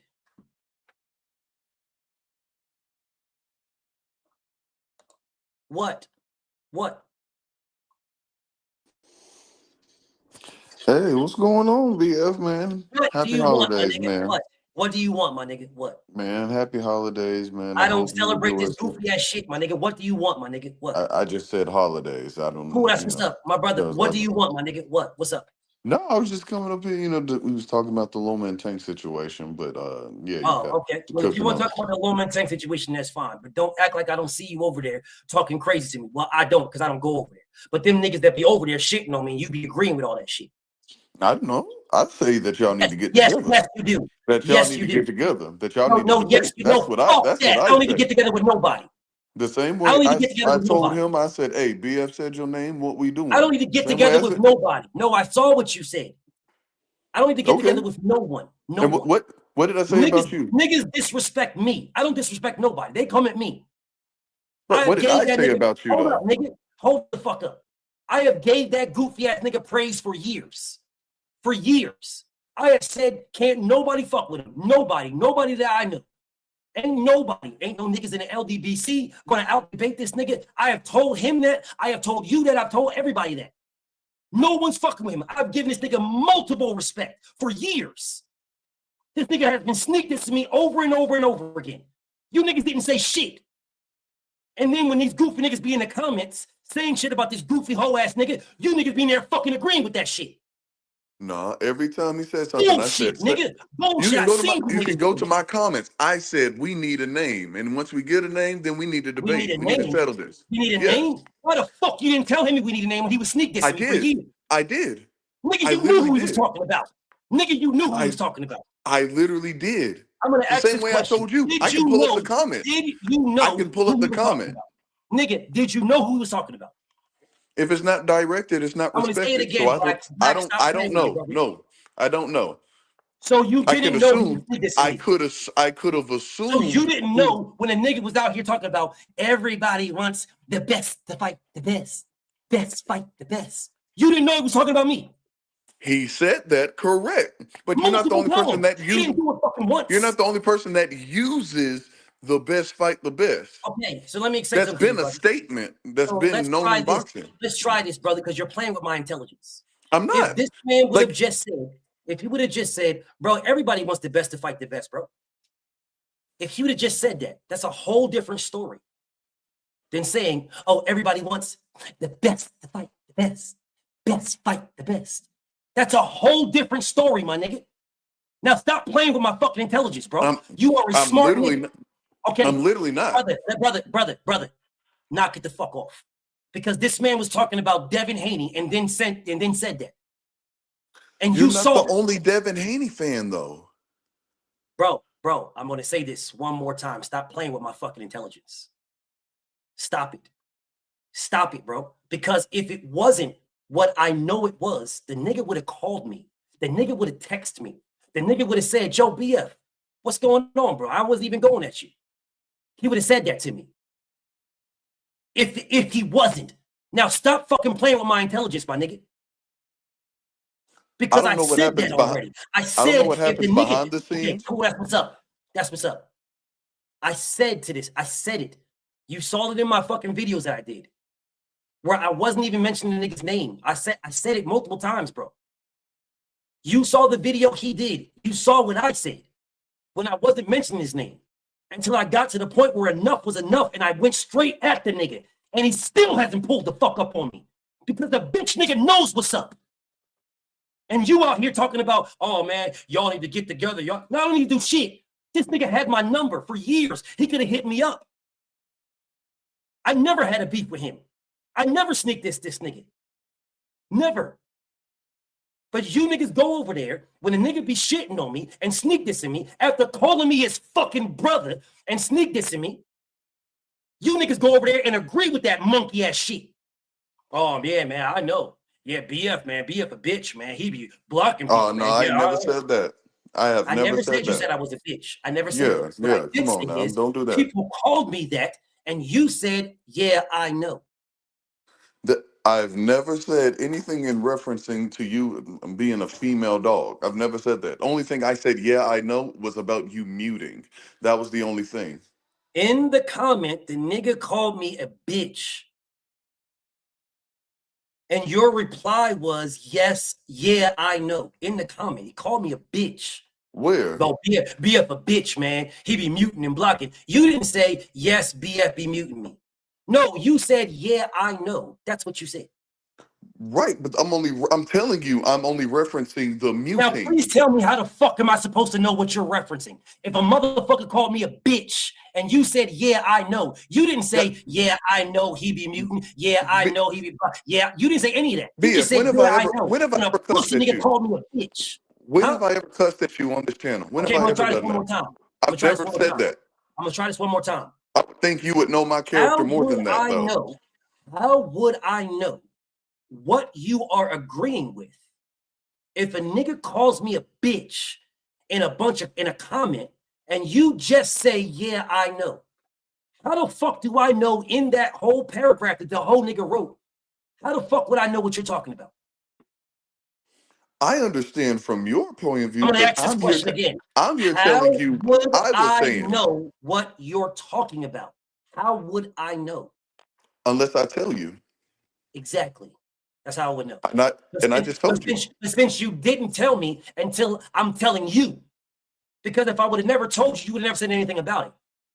Like multiple other niggas who be on this man's page, and I don't care where you go, because I don't pay y'all bills. But you be over there, this nigga be talking this goofy, stupid, faggot shit about me, and a pussy nigga got my fucking number, but he won't call me.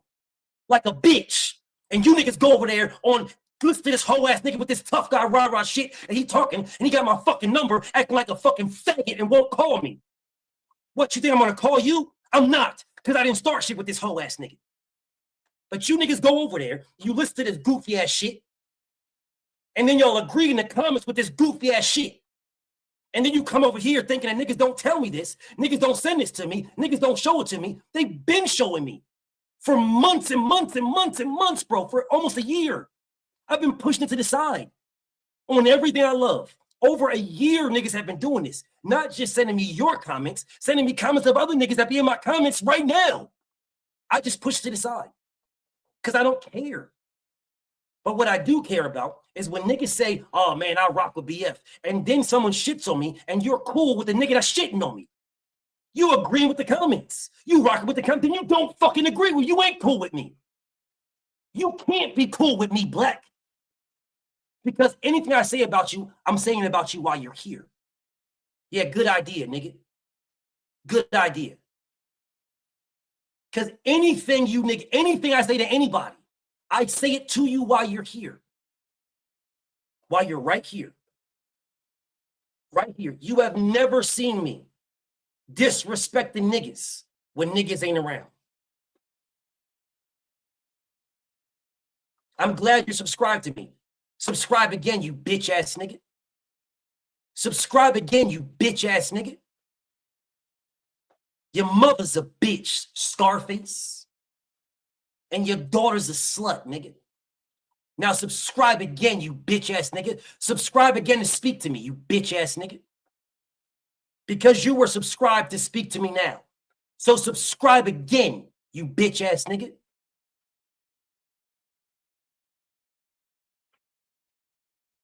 Or the link is pinned. You could click it if you want to talk to me, you bitch ass nigga, but you won't.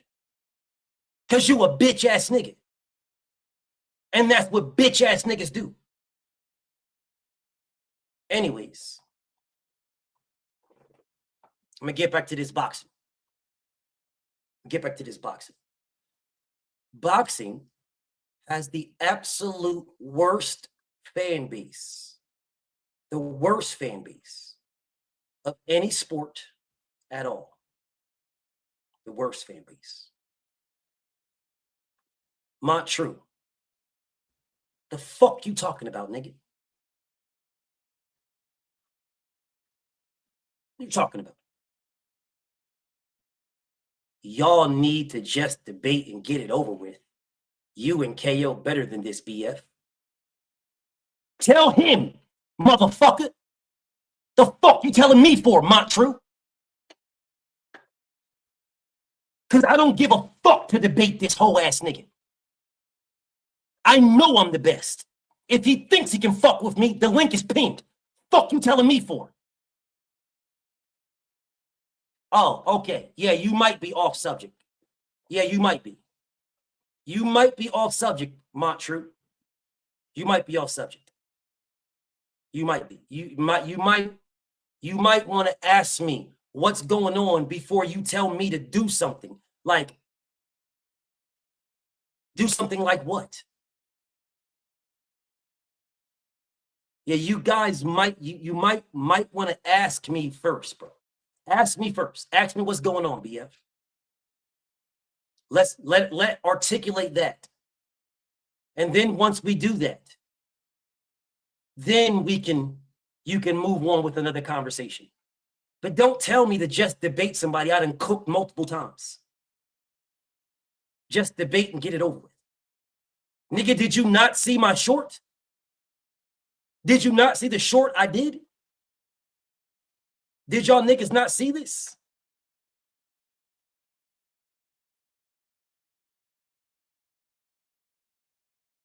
Okay, let me please clear something up for you guys. I tried to do this one way. I tried. So let me clear this up for you guys. Let me be as clear as I can be. I never took a shot at KO. Never. Okay, I told you, I don't even want to speak about this nigga no more. I never took a shot at this man. I have done nothing but support this man in every capacity, every way. I've never taken a shot.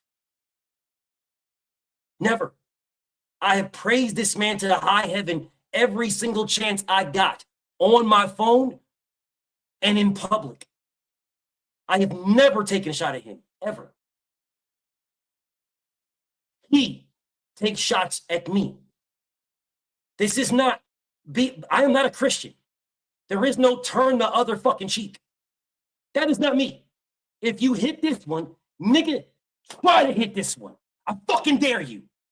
I'm not a Christian. I'm not. That is not my way, bro. I gave you an opportunity. Multiple chances. I'm rocking with you. You went at me.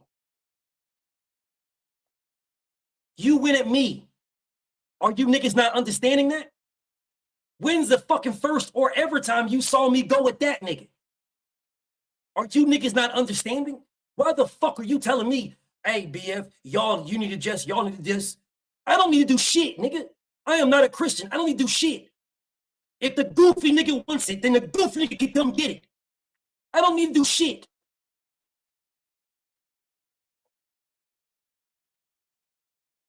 What part of that are you niggas missing? What part you niggas missing, bro? What y'all missing? Yes, over Tank. He threw away a friendship and a brotherhood over a nigga that said, fuck you. He did that. I didn't do shit. He did that. Yeah, he shit canned our brotherhood and friendship that I now realize was never that. So don't tell me shit. Go tell that nigga.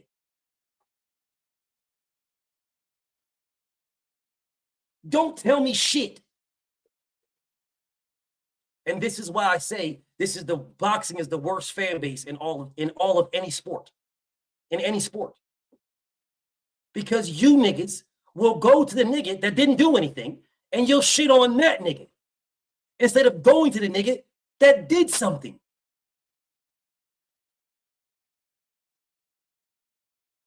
Go to the nigga that did something. Go to that nigga. You niggas won't go to Tank for shit, bro. And you're telling me that what should I do? Kumbaya? Hey, let's do a joint pick. Let's do a fucking debate. Nigga, fuck you, nigga. This ain't no joint shit, you bitch ass nigga. I made you. I fucking made you, KO. I made you, nigga.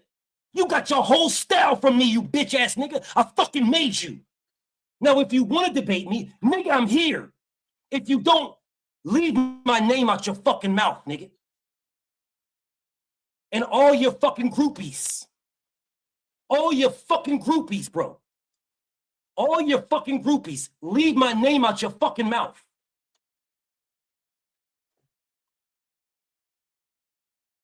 All your fucking groupies.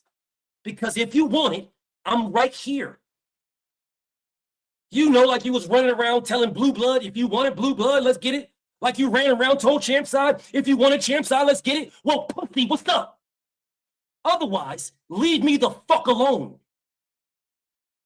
I'm telling you directly, and all your fucking groupies, leave me the fuck alone. I only want to speak boxing. Y'all niggas can groupie over there. Leave me the fuck alone. Leave me alone. Because, nigga, you could have called me. So for all you niggas in the comments, jump, oh, man, y'all need to do this. And y'all, no, he could have called me. Didn't we have this conversation when Monty Brown did me dirty? Didn't we do this? When I went out there and took money out of my own pocket and bought that nigga a fucking computer and shipped it to him? Did we not do that? Didn't Monty Brown, his punk ass, tell y'all, oh yeah, BF did get me a computer, but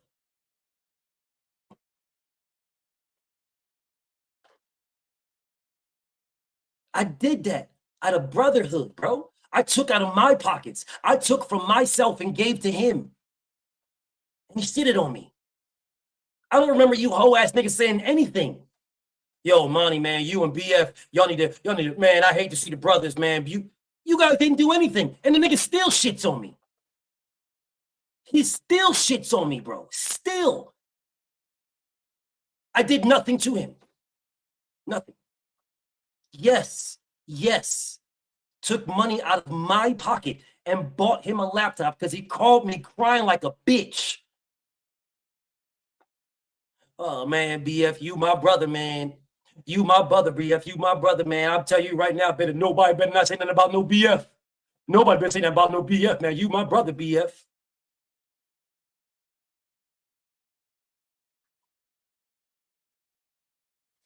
And then you shit on me? Over what? Over Tank Davis? He don't even fuck with you. Because you don't like Devin, you like Tank. Tank don't fuck with you, nigga. What in the fuck does you liking Tank and me fucking with Devin and I fuck with Tank? But what does that have anything to do with me and you being bros?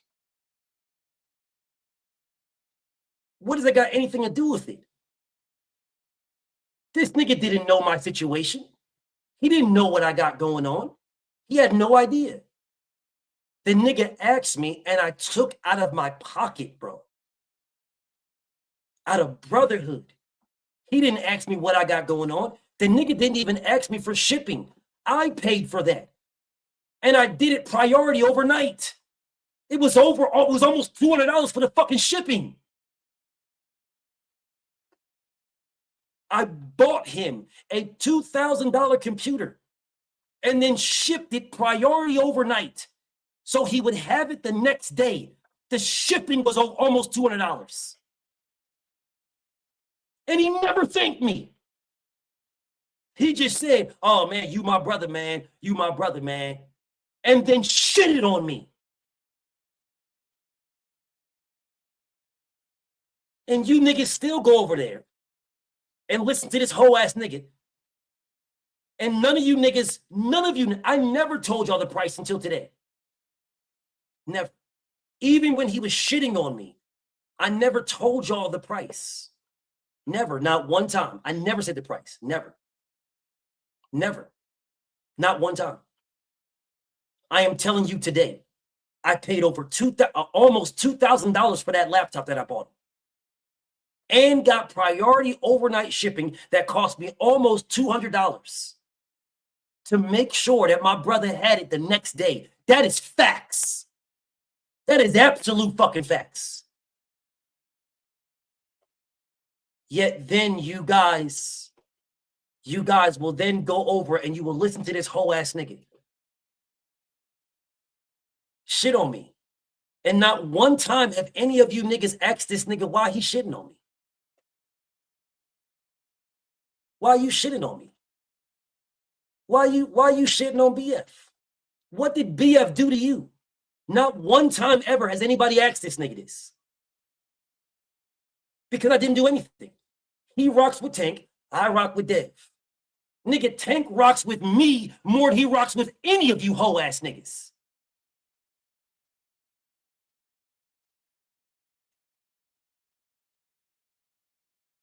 How come you niggas don't ask this goofy ass nigga KO why he got a problem with me? Why you don't ask KO this shit? What's his fucking beef with me? The fuck I do to this bitch ass nigga? Why you don't ask him this? You don't. You come in here, oh man, y'all brothers, man, that's crazy, man. I hate to see the brothers. I hate to see this. I hate to see this. Why you don't ask this nigga? Yo, what did BF do to you? Nigga, I never did nothing to this nigga, but praise this bitch ass nigga. That is the only thing I ever did is praise him. I never did nothing to him. Nothing.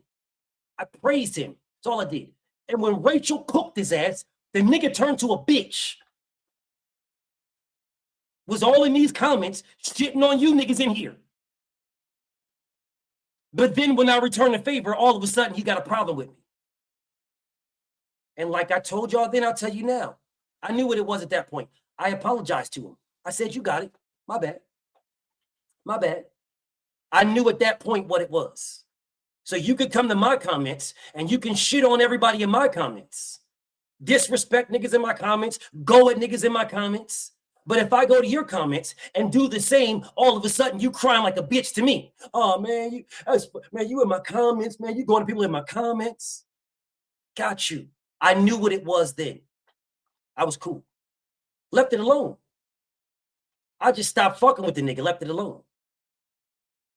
He continued to sneak diss me. Not one time did any of you niggas tell this nigga, why are you sneak dissing BF, bro? Not once. Why are you sneak dissing this man? Niggas kept sending me shit. Yo, BF, what's wrong with this dude, bro? BF, look at this. BF, look at that. BF, look at this. For months and months and months and months and months. What's wrong with this nigga, BF? I'm like, chill. I know what he was doing. I knew he was shitting on me. But I played dumb. Played stupid. I played dumb. Nah. Well, you know, that's just him. It's just, he's just having a fiery moment. He believes he's the best. I dare you ask any nigga that sent me something if I didn't say that. I dare you. Nigga, I got receipts. Ask any nigga that sent that to me. Any one of them. Ask him. I just fell back, bro. It's like, it's all good. He's just spirited, great debater, one of the best. He's one of the best. Said it over and over and over again. Now you guys are coming to me telling me that I need to do something. I don't need to do shit. I don't need to do nothing. I didn't do anything to get in this. I'm not doing shit to move it. If somebody wants to move it, then a motherfucker can move it. But what I'm telling you is, most of these niggas wanted it to be this way from the beginning. This is what most of them niggas wanted, because I move the needle. So going at me gets you clicks and views.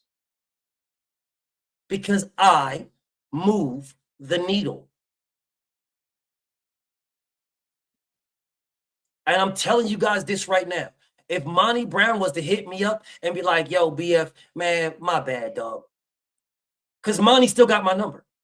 If Monty hit me up and was like, yo, BF, that was fucked up, man. You right, bro. He didn't got to say I'm right.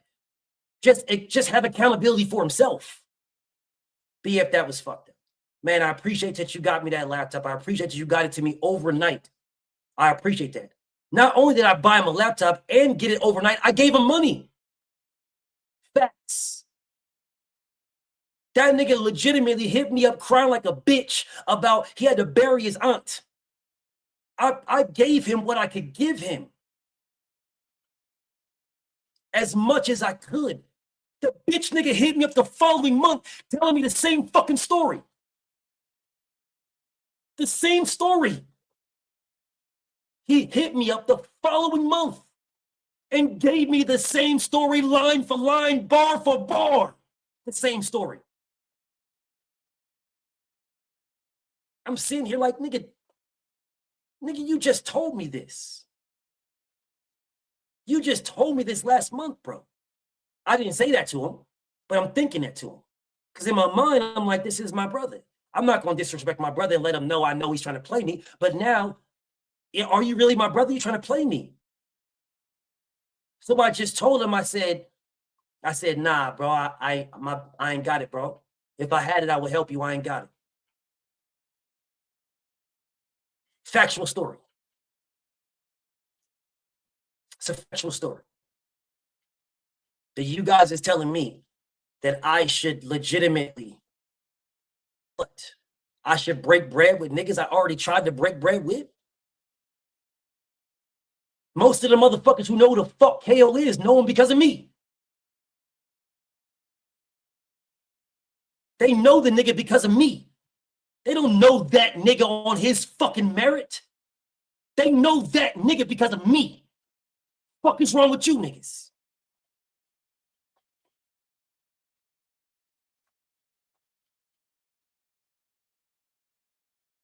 What the fuck would the nigga be if he wasn't debating? What would he be?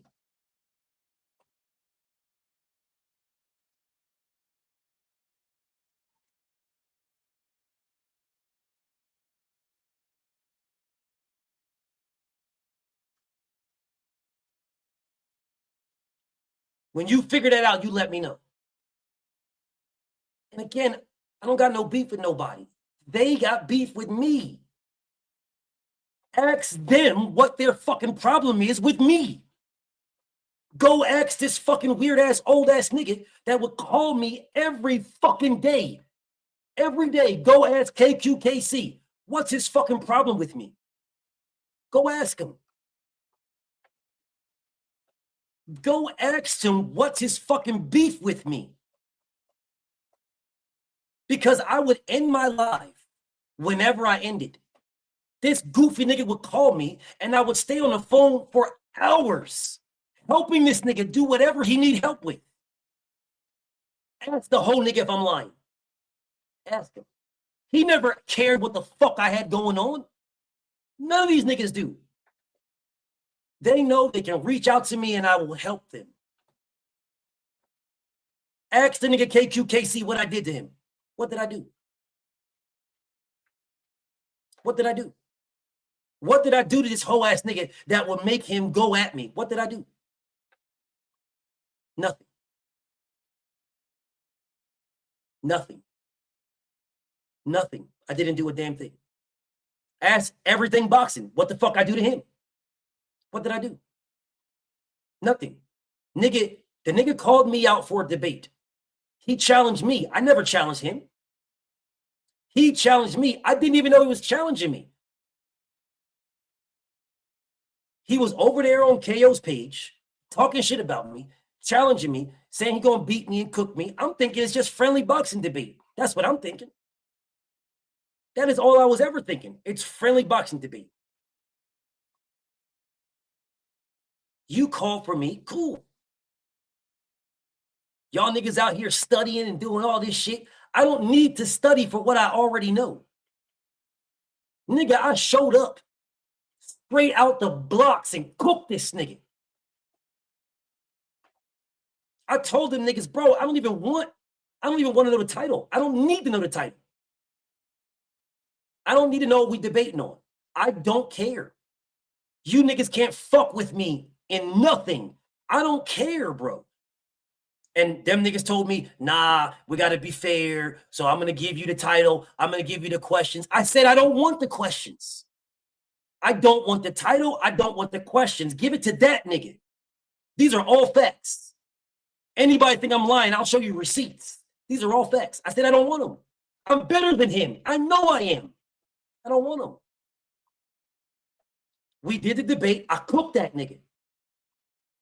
As soon as I cooked the nigga went to his page and did like a 2-3 hour live shitting on him. And then when I pulled up, because niggas hit me up like, yo, BF, the nigga shitting on you. So I was like, what? I thought it was cool. When I pull up on the nigga's like, nah, BF. Nah, BF. Not you, BF. Get the comments, man. I'm like, bro. These are all facts. And then from that day forward, the nigga been shitting on me ever since. I did nothing to this nigga. I did nothing. I promise you, I did nothing to him. Absolutely nothing. But what I am telling you is what I am is a threat to all these niggas. I am a threat. So what do you do with a threat? You minimize it. You try to degrade it and down it. That's what you do. So that niggas will say, oh, man, fuck BF, man. You only fuck BFTB, man. You don't even know what that fuck. You minimize a threat. I am Devin Haney in YouTube boxing, in these YouTube streets. I'm Devin Haney. You minimize the threat. Minimize it. Minimize it. Minimize the threat. So when you minimize the threat, you don't have to deal with it. You can let everybody else tell you why you don't got to deal with it, why you don't. Because it's always been boxing to me. Niggas have taken it personal with me. I don't take it personal with them.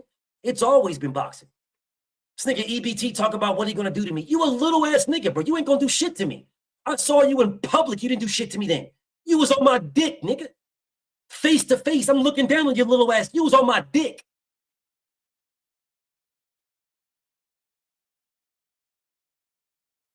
You niggas is not going to do anything but get online for clicks and views. All of you niggas.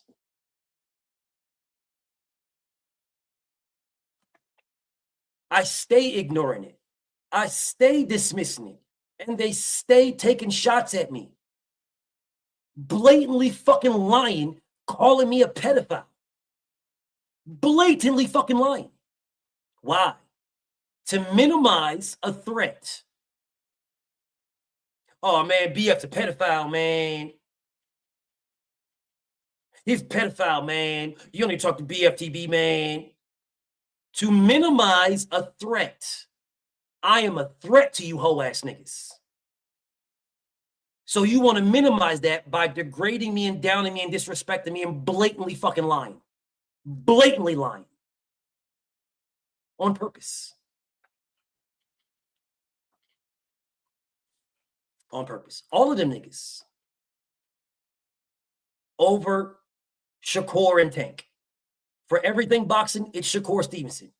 For KO, Monty, KQKC, and all the rest of them niggas, it's Tank Davis. And Fanon know better.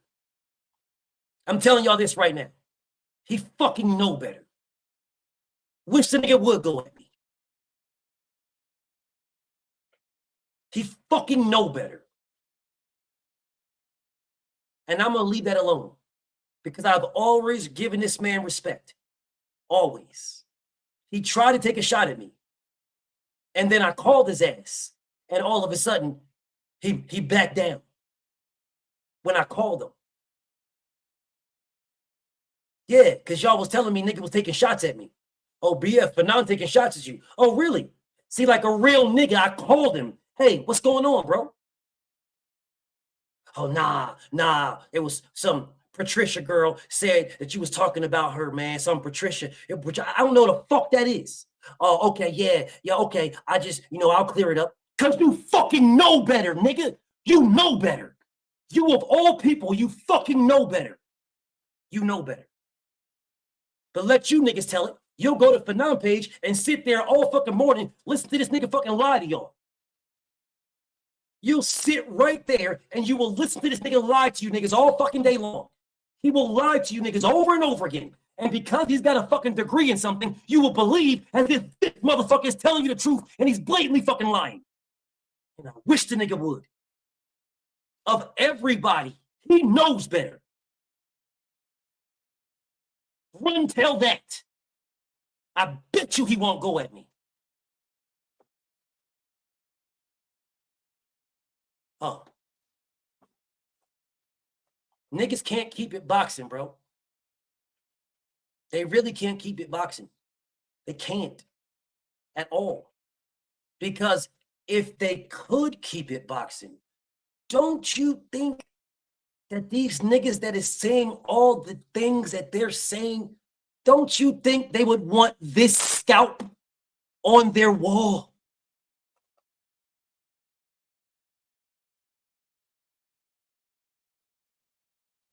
Don't you think they would want this scalp on their wall? Don't you think that?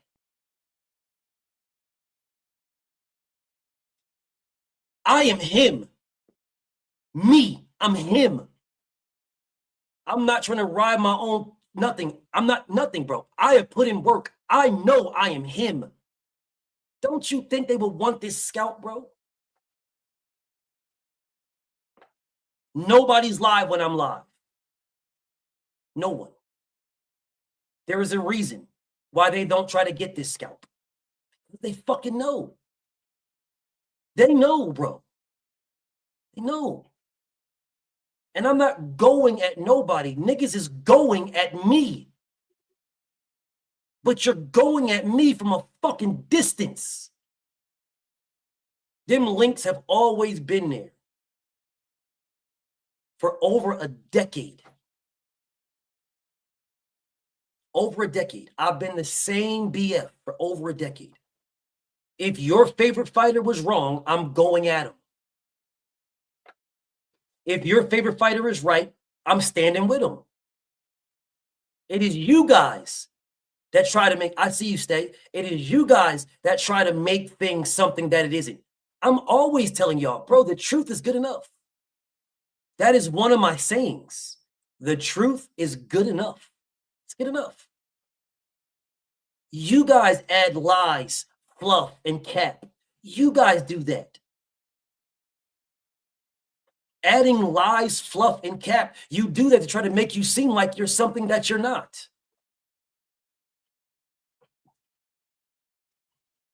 That's what you niggas try to do, to make yourself seem like you're something that you're not. The truth is good enough, bro. It really is good enough, bro. It really is. Seriously, it's good enough. What I am is what I tell you. I am the best boxing debater on YouTube. I am the best. And any nigga that wants to challenge it, nigga, I've been in the same spot for over a decade, and none of you niggas pulled up. You know what it is. That is what I am. That is my lane. I am the best.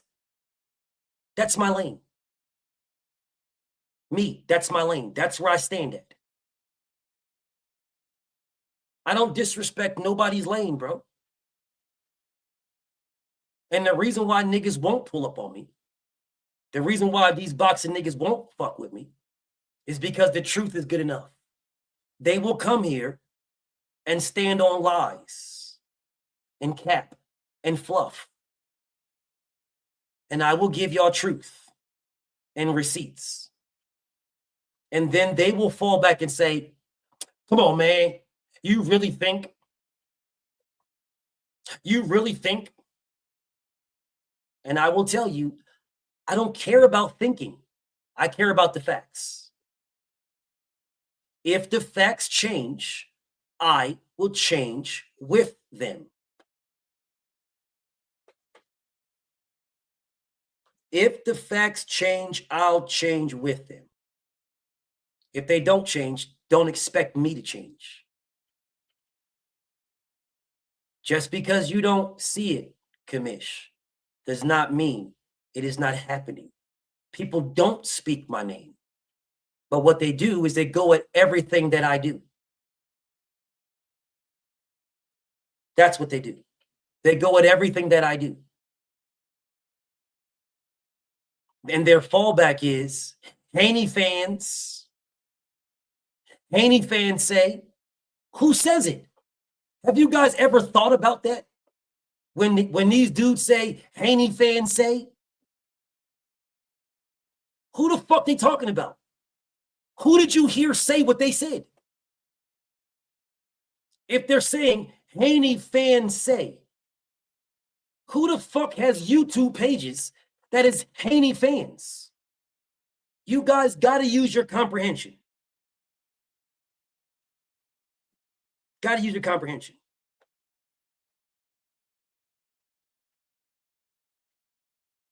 Use your comprehension. There is people who rock with Devin, who got Devin's number, got Bill's number, can communicate with Bill. My brother Blue Blood got Bill's number, got Dev's number, can communicate. Well, I don't know if he got Dev's number, but I know for sure he got Bill's number. Champ side got Dev's number, got Bill's number, can communicate. You guys don't associate them with Devin. Champ side knew Devin before I did. He knew Devin and Bill before I knew who the fuck Devin was. You guys don't associate Champ side with Devin like that. It is me. Me. I am the Devin Haney fans. Me.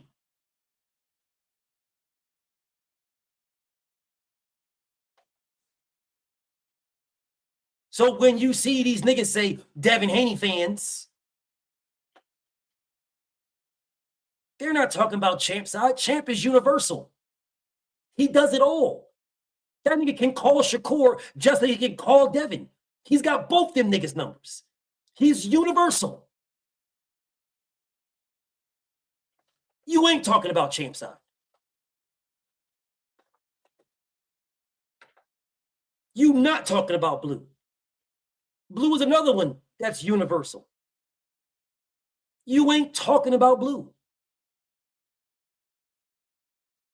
Because Blue can link up with Shakur Stevenson just as quickly as he can link up with Devin or Tank. You're not talking about that. So you know exactly who the fuck y'all are talking about. But niggas try to act fucking stupid. The goddamn general, my brother, is in the building. One of the only niggas who has never turned on me. And I would never turn on that man. Ever. Ever. It would never happen. Never. You niggas coming here trying to shoot shots at me or try to tell me, yo, BF7A said, nigga, you fuck around and get blocked and cussed out. And that's facts. It would never, you could never, bro. Because I'm a real nigga.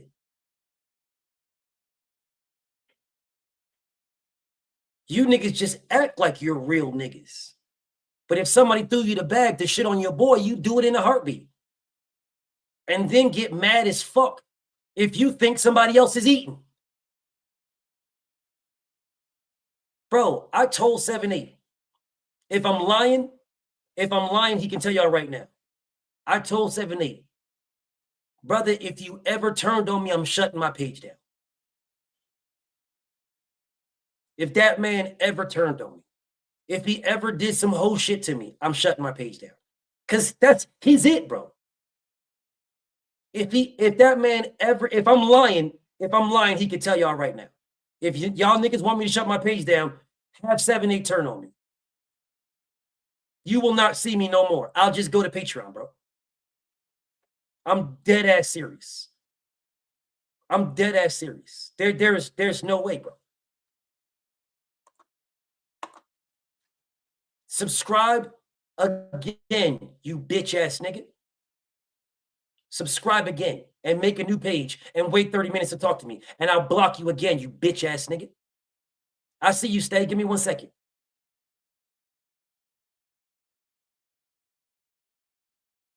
But if I'm lying, ask him if I'm lying.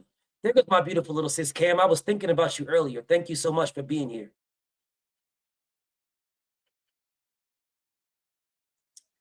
But dog, bro, I'm so fucking drained with disloyalty, dog, that I distance myself from a lot of motherfuckers, dog.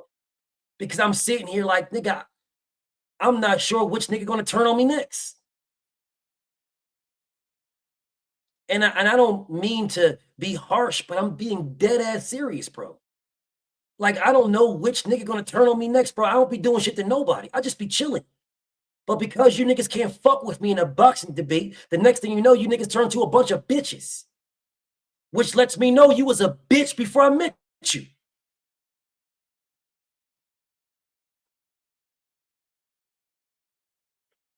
You was a straight bitch before I knew who the fuck you was a bitch. You just needed an opportunity to show you was a bitch. And that's how I look at boxing fans right now. That is legitimately how I look at most of you niggas. You just need an opportunity to show you a bitch. And if I give you a chance to show you a bitch, you'll take it. Even if I don't give you a chance, nigga gonna throw bows to get his way in and work his way in to show he a bitch. You're gonna fight your way in the door to show you a bitch.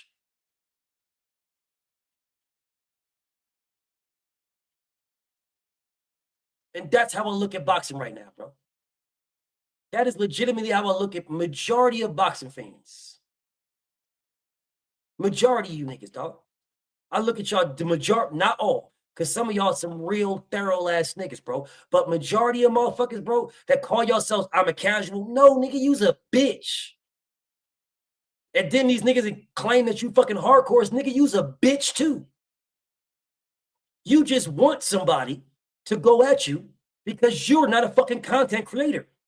Because if you were a content creator, you wouldn't need to go at me. You's a bitch. If you was a content creator, then you could create content. If the shoe fits, wear it, Mag. I'm not talking about you. Because if I would have said you's a bitch, I'd tell you you's a bitch. I don't need to sneak this. I do not believe you a bitch. I believe you weird as hell, but you not a bitch, Mac. You not a bitch. You don't sneak this. No, you say what you say right here. Right here in the yard. If you believe what you believe, you say it right here. You don't go to no other page and say some goofy shit that you was going to or you felt to say over there. No, you don't do that. So no, Mag 7, I'm not talking about you, bro. Mag 7 is more real than most of you hoe ass nigga pages. Because he'll say some goofy ass shit right on Blue Blood. He'll say some goofy ass shit right over there with Drew Titan. He'll say some goofy ass shit right over there with 7-8. He'll say some goofy ass shit on Champ Side. And he'll come right over here and say some same ass goofy ass shit. And I would rather listen to Mag 7 than listen to a hoe ass nigga claiming to be my brother.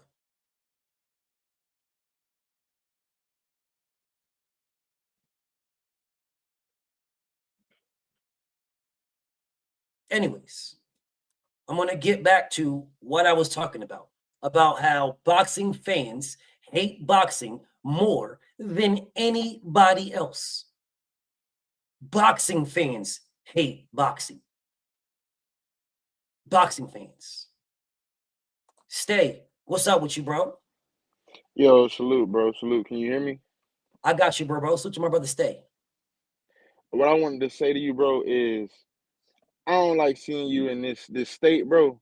And what I wanted to say is, like, how do I say this in a more like a respectful manner? Bro, you the OG, bro. Simple and plain. I've been on this shit for damn near 10 years watching you do this shit, bro. And BF, simple and plain, bro, you gotta stop doing that shit, bro. You gotta stop giving niggas God's grace, bro. You gotta stop giving niggas the benefit of the doubt. If any, bro, you know what I'm saying, bro. If a nigga is just devil's advocate to you all the fucking time, bro, that's not your man's, BF. If a nigga is devil's advocate to you all the fucking time, no matter what you say, or no matter what take you have, that's not your man's. The fix was up with that nigga, bro, before y'all even debated. Look at the niggas who he had judging, bro. True. Like, come on, bro. Like, them niggas, he knew them niggas wasn't fucking. And then, how are you my mans if I fall out with niggas?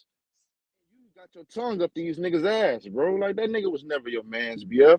That nigga tried to infiltrate the yard. That nigga is COINTELPRO.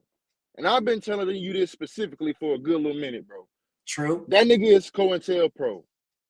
BF, like, all I wanted to say about that whole situation, bro, you a good dude. I ain't never seen you go at a nigga who ain't started. You gotta stop giving these niggas the benefit of the doubt, BF, because these niggas are bitch ass niggas. Bitch ass niggas are bitch ass niggas. How you gonna be my homie but fucking with niggas that'll potentially do something to me if they could? The fuck? That's all I wanted to say, bro. I don't like seeing you in that state, dog. Like, and we could have pointed this shit out about that nigga a mile away, homie. That's it. Well, niggas did. You listen, bro. When you right, you right. Right. So I'm not going to say you ain't right. I'm not going to say that. When you right, you right. Right. But what I will say is, niggas have pointed it out to me, and I'm man enough to say I went against niggas pointing it out to me. I went against it. I promise you I did. I promise you. Niggas have pointed it out to me. Niggas told me basically what you said. That nigga's not your man, dog. Niggas have told me this for sure. And not just one time. And not just one nigga. Multiple people have told me this. And not just about that nigga. About other niggas too. Bro, it's a lot of it, bro. It is a flaw of mine that I try to see the good in people. It is a flaw of mine. I can admit it, bro. I'm not perfect, bro. I'm not. That is a flaw of mine. One of them.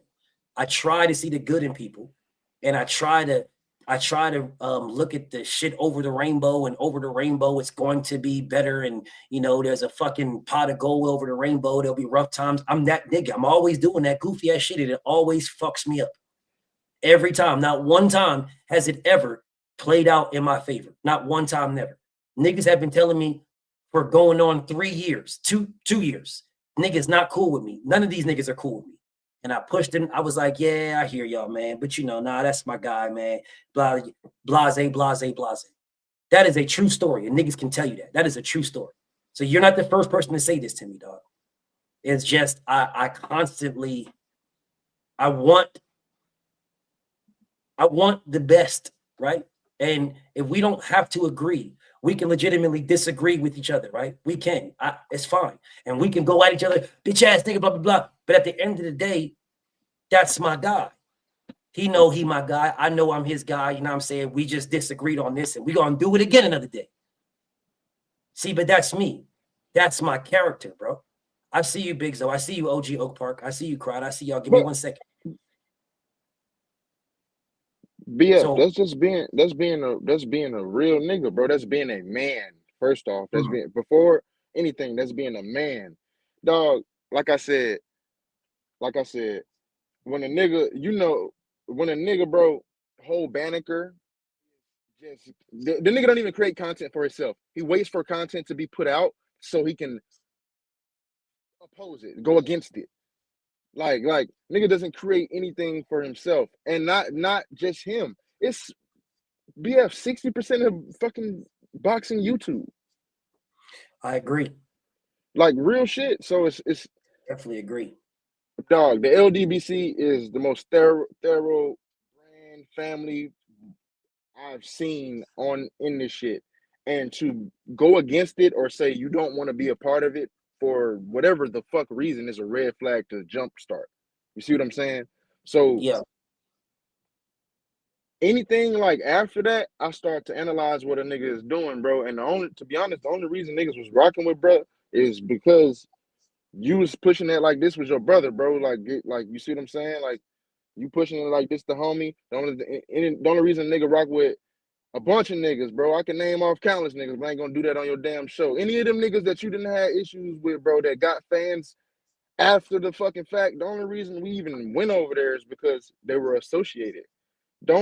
Stop letting these niggas, bro, sneak in to try to get one up on you, dog. Like that, bro. That's all it's ever about is trying to get a one up. Even with Black, nigga, you just want to win.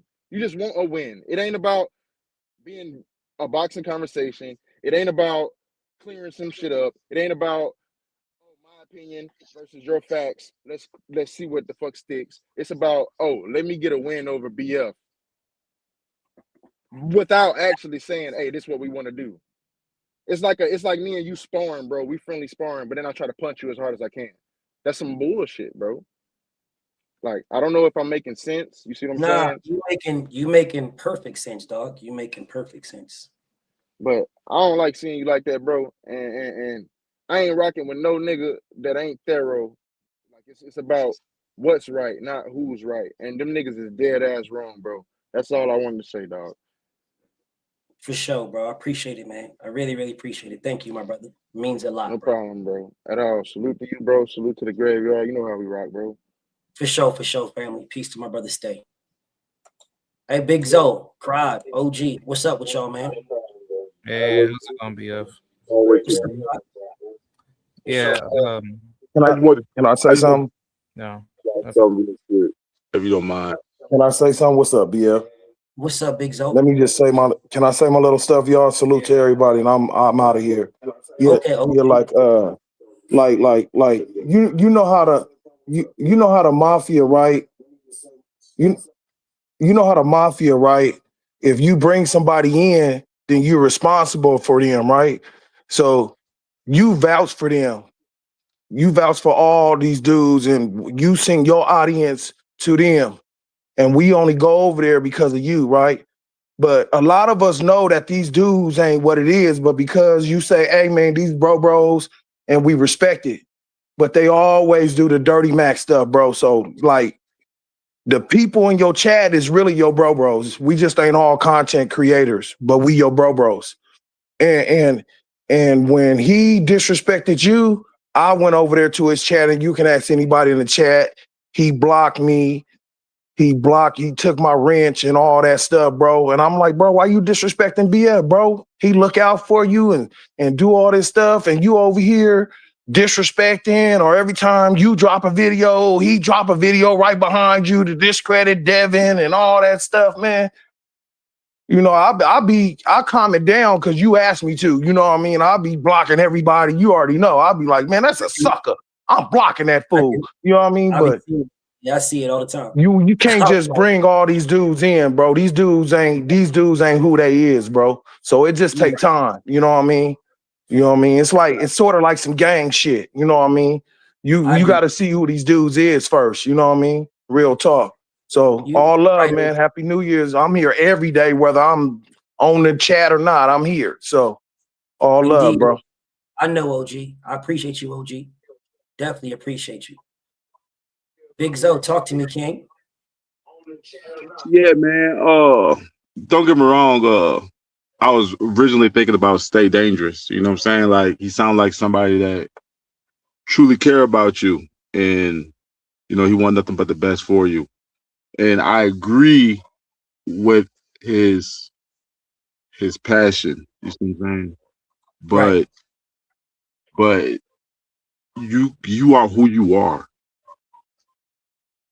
Indeed. And it's in our DNA as Black people that we forgive, and we either matter of fact, I can't even say DNA. I'm gonna say either it's in our DNA or we're Americanized to constantly forgive, and we give the wrong people our hearts and our emotions, no different from any other friend or female or any other thing that you care about in life.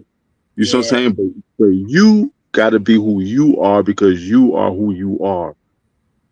And even if it comes with the pain and it comes with the lesson to be learned, then you got to take your lessons with what comes with being who you are, because it's gonna make you a better you. You see what I'm saying? And that is like a person reading or driving a forklift, and they're trying to they see everybody else moving fast, but they can't get the shit going like everybody else. Then one day Yoza, and everything will be clear. But ain't nobody. It's your process. You see what I'm saying? You got to continue doing who you are, because that's what make you feel good at the end of the day. If you start doing what everybody tell you to do, then you're not BF. I feel you. You're somebody that they told you to be, but at the same time, they mean nothing but good for you. But that's a part of you, that who you are. Just like you said, it's a flaw. But is it necessarily a flaw? Or is it an opportunity for the right person to be like, hey, you know what? I seen these things that these people have done, and guess what? I won't be that person that do it. And it's somebody out there that's going to be able to handle that mantle, but maybe that mantle ain't meant for them. Don't look at it as, you see what I'm saying? Like, let it play its course, and let it be what it is, because that's just life. I promise you, it's just life, man. And they care about you. They do, bro. I could tell by the passion in their voices when they was talking. You know what I mean? But you got to be who you are. You know what I'm saying? Indeed. I got you. I know what you're saying, Zo. Yes, sir. But that's all I had wanted. You know, I always pop up, you know what I'm saying, every blue moon. For sure. Appreciate yes, sir. you, Zo. Oh, yeah, for sure, bro. Hey, General, hold on 1 second, bro. I want you to be able to cook as much as you want. So, Krog, go ahead and say what you're going to say, Krog. Hey, how's it going? And salute to you, 78 and Big Zo. Yeah, I just wanted to say that I'm really happy that I've supported you for quite a long time. You know, credit to Kana Loco for, you know, having me to, you know, actually go to your channel and definitely support the community like alone. I think the biggest issue that people that do things like that to try to turn their backs, like, you know, up against you is just simply due to jealousy. And I think, you know, like, it's best to kind of call things out early rather than having it to build up over time, because those type of people, in my eyes, are the ones that are deceptive, and they try to clout chase, you know, off of that. And I think, you know, it's not good for boxing, and it's not good for any sports driven community for people to do that type of behavior. So I just wanted to just basically state that I think it's best to always keep our circles, very small and always have like the real support, from people that actually do care because that's what I would, particularly, expect for any good, good driven community for people that actually have common interests to actually have like a good to have a good debatable conversation and not have any particular disputes over that. So I just wanted to kind of finalize the state that I'm just happy that I've supported you for quite a long time, and I'll continue to hold that particular integrity for the channel, and just to keep it and just to keep the community growing growing a lot stronger. So For sure, man. Appreciate you. Anyway, so my brother, the general, my beautiful little sis Cam. I appreciate you, though, Croc. Thank you. General, bro. What's the deal with the general, my brother? How you feeling, What's up King? with the BF in the chat? Yeah, salute to the panel. Now I just came on here, man, because I came in late. I was watching Cam, and then when I seen you was live, I came over here, and so I heard a little bit of what you were talking about, but I want to say this though, bro. You ain't even got to overcomplicate the situation. What it is me and you have the same problem, okay? And you've told me stuff behind the scenes and gave me advice on what I need to do, and I've said the same thing to you, right? Nice. But we actually talking to each other in the mirror. The issue is you see the potential and the good in people, right? And you're it's like we know it's some shady fuck shit over here, but if he just do this, he'd be all right. You know what I'm saying? But see, the problem is we not taking a homeless bitch off the street and hooking her up. You know what I'm saying? This is a man. See what I'm saying? So we can't just knock all the rust off the diamond. And it's very simple. This is what the shit is, bro. You are him. You are that dude. Let me tell you what a zesty nigga told me on the phone one time about you. And this is when I knew. I said, man, this YouTube shit is weird as fuck. Because motherfuckers will come in your chat and act like they fuck with you, but then behind the scenes call me whining about a nigga. A nigga told me, this is years ago, so this ain't nothing recent. It's back when we was doing Trill Boxing Talk. So this zesty nigga called me, who's no longer in the LGBT. He said, hey, 78, let me ask you something. How many of these girls, he started naming sisters. I ain't gonna name their names. He said, how many of these girls support you? I said, support me? I said, I mean, I don't know. Like a lot of sisters support me. He was like, hey man, I was in BFTB's chat. Every fucking girl on YouTube is in his fucking chat. Now, why the fuck aren't they? I'm like, what the fuck kind of hating ass shit is this? I'm like, this is diabolical. What the fuck? You told me this already, right? Oh, okay, my bad. No, I'll just let you do because I started laughing as soon as you say what you said. I started laughing because I already knew where you was going. But go ahead, keep finishing. Go ahead, finish it. Because you told me, that's why I was laughing. I'm like, what kind of fucked up weirdo shit is this? I'm like, this is crazy. Like, so I'm just listening. Like, how far is this shit gonna go? Like, so I'm listening to the jealousy and the hatred, right? About girls in the chat. No, like, bro, who pay attention to this kind of shit? Right. So I'm like, whatever reason they over there. Like, why do you care, bro? Well, I'm just saying, man. I'm like, whatever, dog. This is some crazy. I don't even want to call him a whole ass nigga. You know what I'm saying? But that's what you are. You acting like a whole ass nigga right now, right? And not just you. Niggas was hating on Blue Blood. Niggas hating on Blue Blood videos. Like, oh, you see, Blue Blood got 10,000 views. That's not real views. I'm like, what? No, what? Well, he only had this many people in his chat. Now he got this many views. I'm like, bro, I don't give a fuck. What are you talking about? Why are you calling me with this stupid shit? This is some nasty work. Like it's just crazy. Doing the math, trying to figure out if you only got this amount of people, you only have this amount of time at this. How you gonna have this many? Man, you bought them views. He's buying them views. I remember us cooking on this a long time ago. And I remember, like, there was there was more to the story, but of course, you know, as time goes by, we forget a lot of things. Yeah, but yeah. I remember us laughing about this shit. I remember us laughing about this. Like, Yeah, I remember us laughing, like, because you hit me up. Matter of fact, if I'm not mistaken, when you hit me up, you was laughing. You was like, you gonna believe this shit. And then I'm like, what? Because I'm thinking it was something. Then when you broke it down, I'm like, oh, hell no, dog. Bro, it's crazy. These dudes is wilding out here. So what my point is, bro, you always gonna have people jealous of you. First, they try to get next to you because they want to see why it is that you are him. Why is it that you got what you got? Why is it that you draw people to you? So they want to get next to you. Then when they can't duplicate you, they can't imitate you, they try to destroy you. See what I'm saying? That's what they've been trying to do, bro. I've been peeping it, and you know what I'm saying? And I ain't gonna lie, I told you about that whole ass nigga anyway.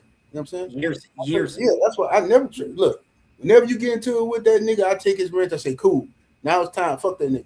You know what I'm saying? Years, you know, it's easy for me because I already knew he was on some whole shit. You know what I'm saying? Anybody that purposely go link themselves up with a nigga who you just saw publicly shit on his own crew, turn on his own, and you go link with that nigga, I already know you a fuck nigga too. You know what I'm saying?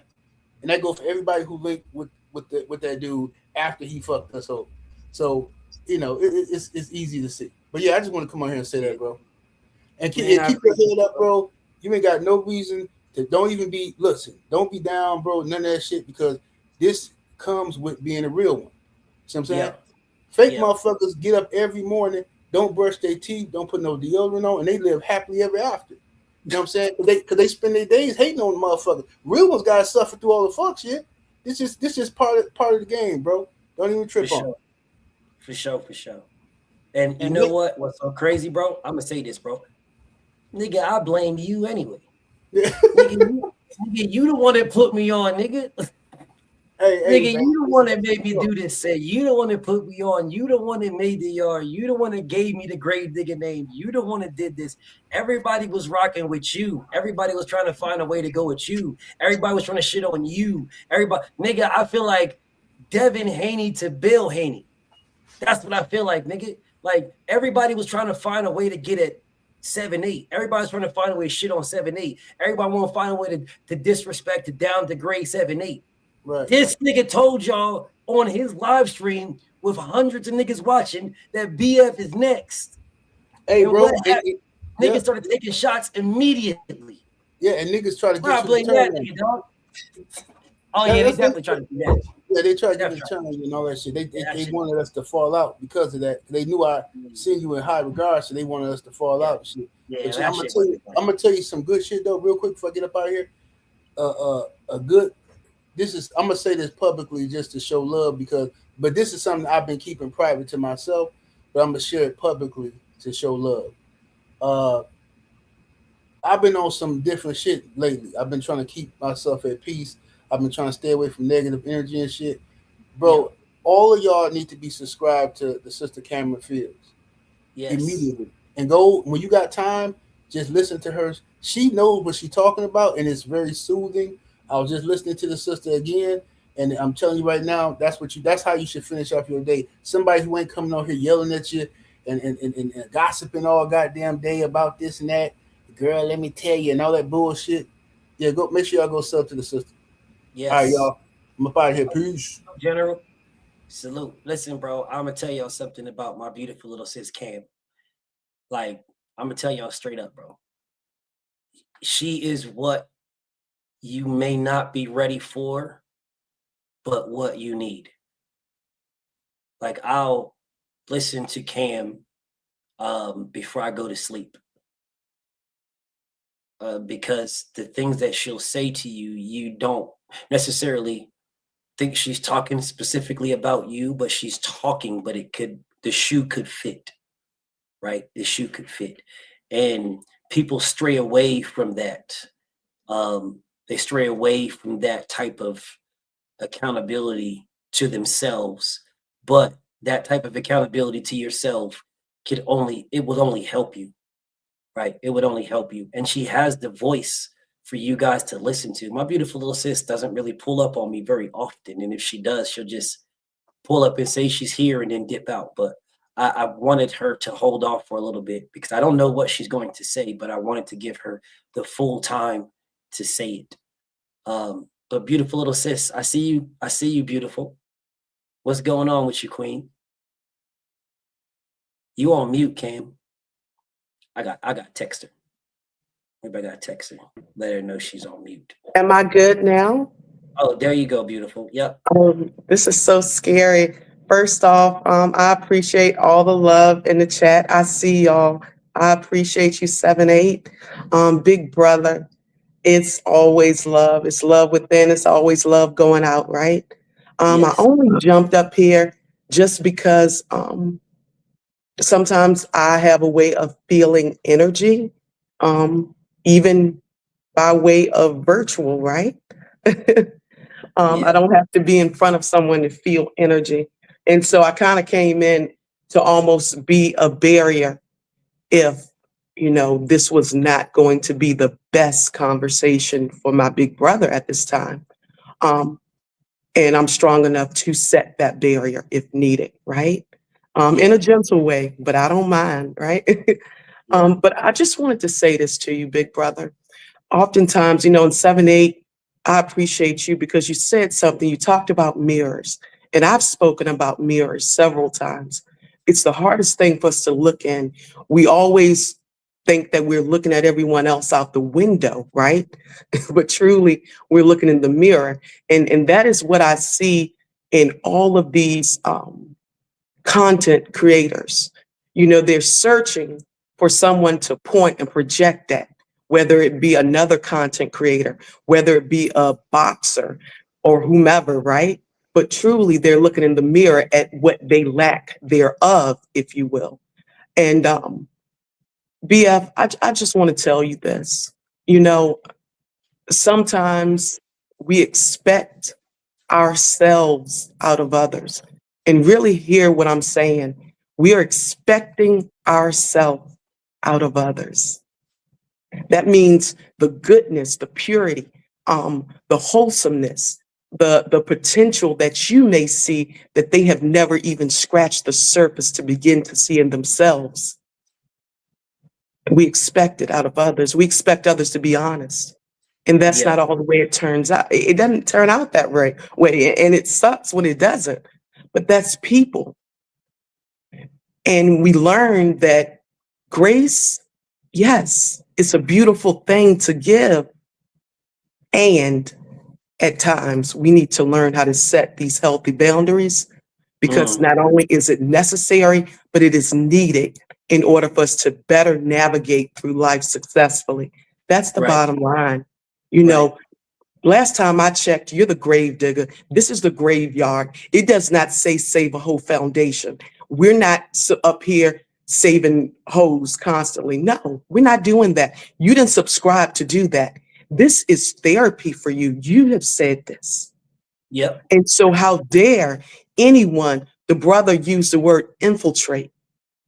And so I just want to encourage you to continue to allow it to be that which it is for you. That which it is for you. This is your greatness. This is your story. This is your path. Not everybody's meant to be on it, and it's okay. If it's just for a season, doesn't always mean it's there for permanency. Sometimes people are just for a season. They all don't mean that they're going to be there forever. And I'm done.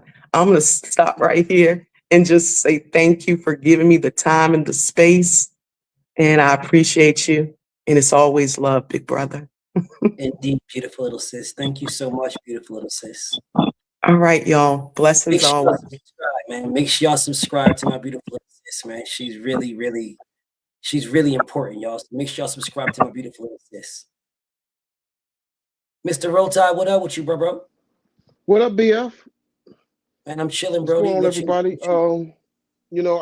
I wanted to click the link, and Cam, I think she said it just at the very end, appreciation. And you not for everyone, but you for the right ones that tune into this channel, that come to the graveyard.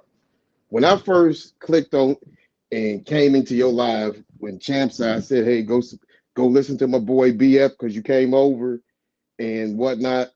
When you was like, man, tell your mama to come suck my dick, bitch. I'm like, this motherfucker is crazy, okay? Not everybody ready for that, okay? Very but true. You kept it real.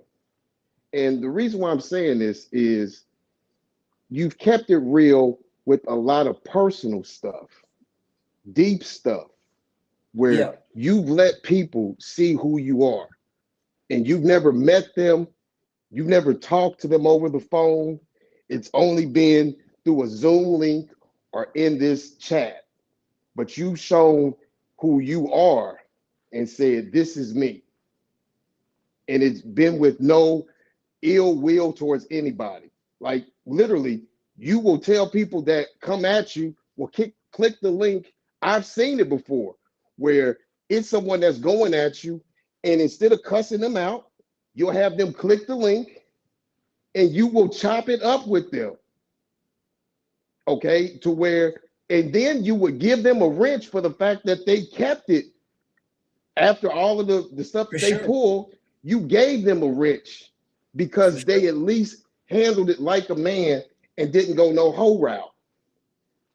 And so I can understand that there is that betrayal when you got someone that you consider a brother, when it's the wheelchair man, when it's the EBT man, when it's the clone man, when it's all of these suckers that come in and they fake and phony, when you being 100% real with them, trying to uplift them. Okay, and I want to say I appreciate you for being you. It could be a hothead nigga sometimes. It could be a funny ass nigga sometimes. Okay, but you keeping yourself real. I respect that. I appreciate you being authentic. Ain't nothing phony about it. Even if I don't like your damn take with LeBron being the greatest. Hey, look, we got a difference in opinion. I'm cool. It is what it is. But that's just who you is. And so I appreciate you. The yard appreciates you. And I want you to know that. And I say we run it up. Indeed, brother. We're gonna run it up. Indeed, man. I appreciate you guys, man. I definitely appreciate the run it up. Merry Christmas to you, man. To you and the family. You know I don't rock with that. But salute to my brother there. Salute, man. I'm not into that holiday type stuff. I can't hear you. I said I'm not into that. You know I don't rock with that, but I appreciate I'm gonna have to leave and come back out. Okay, it's all good, bro. Salute to my brother, Mr. Roll Tide. Salute to my bro. Preach. Hey, what up, Preach? Thank you so much, Mr. Roll Tide. I'm gonna call the super chats out in a second, but thank you so much, Mr. Roll Tide. Hey, Preach, what up? What you preach? You was saying something earlier in the comments, and you put something. You wrote something in that the super chat you sent me, and I was waiting for you to click the link on this. Like, I know we sort of got off because y'all saw a part of me that is like Big Zo says it's like, I think it's a flaw, but Big Zo says it's not really just not a flaw, it's just you. And then everybody, people were basically saying what was on their thoughts, right? And I'm not stopping you from doing it, but what I'm saying to you, right, is the thing that you said to me in that super chat was so important. It was so important because I'm a huge advocate for, if you don't know your history, you're bound to repeat it. I'm a huge advocate for it, right? But and to the opposite of that, if you know your history, then you can make your future better, or at least different, right? You can make your future, if not better, different than what the past was, if you know that, right? So I'm gonna just leave it to you. Go ahead and cook on whatever you was gonna cook on. Well, I was coming up here, man. I was really second guessing whether I should jump on, because what I'm about to tell you, bro, you really already know. But I seen the spiritual growth in you, bro, since you changed and went Muslim, bro. You Right. know, and I respect it, bro. You know, and I just had to say that, and I watched all that with them dudes, man, EBT, all of them, man, and I don't even go. I used to when I first started watching this YouTube boxing stuff because I'm a boxing fan, and I started watching Blue Bloods. This is the first one I seen, man. Blue Blood was, you know, he real, bro. And then when I started seeing you popping up on that OG Sunday morning, Yeah. I heard you, bro. I've been watching you, and lately for the last couple years, you the only one I really be watching now. I used to watch everybody, but you know I had to slow down because when I get in conversations, I like to reward people that hit me on knowledge, man. I appreciate it. You know, and I was sending too many super chats. You know, I was my wife was looking at me crazy, you know. But so she know you the only one I watch now. You the only one I be super chatting and watching now. Cause I changed that stuff. But man, you know how to handle that, bro. Man, I've seen you for going on about 10 years now, bro. And you always was controversial. Niggas always want to fuss and fight with you, you know. But what I gravitated to you about was you keep it real. And don't let them niggas stop you from keeping it real, bro. That's you. You know, that's your spirituality that makes people, you know, that where you want to help people and give people a chance. Let them mess up, you know. Yeah.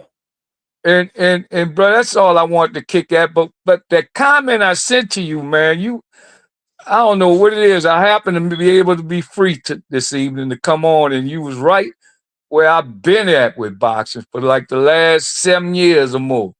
You know, with these new age fighters, man, they really done messed up boxing. But then again, it's still fans like you, like me, who keep up with the history of boxing, right?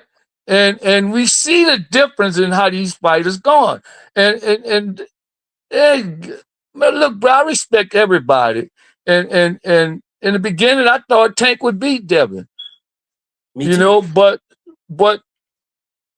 after I seen Tank moves, especially when he got on his own, you can't blame that on Floyd no more.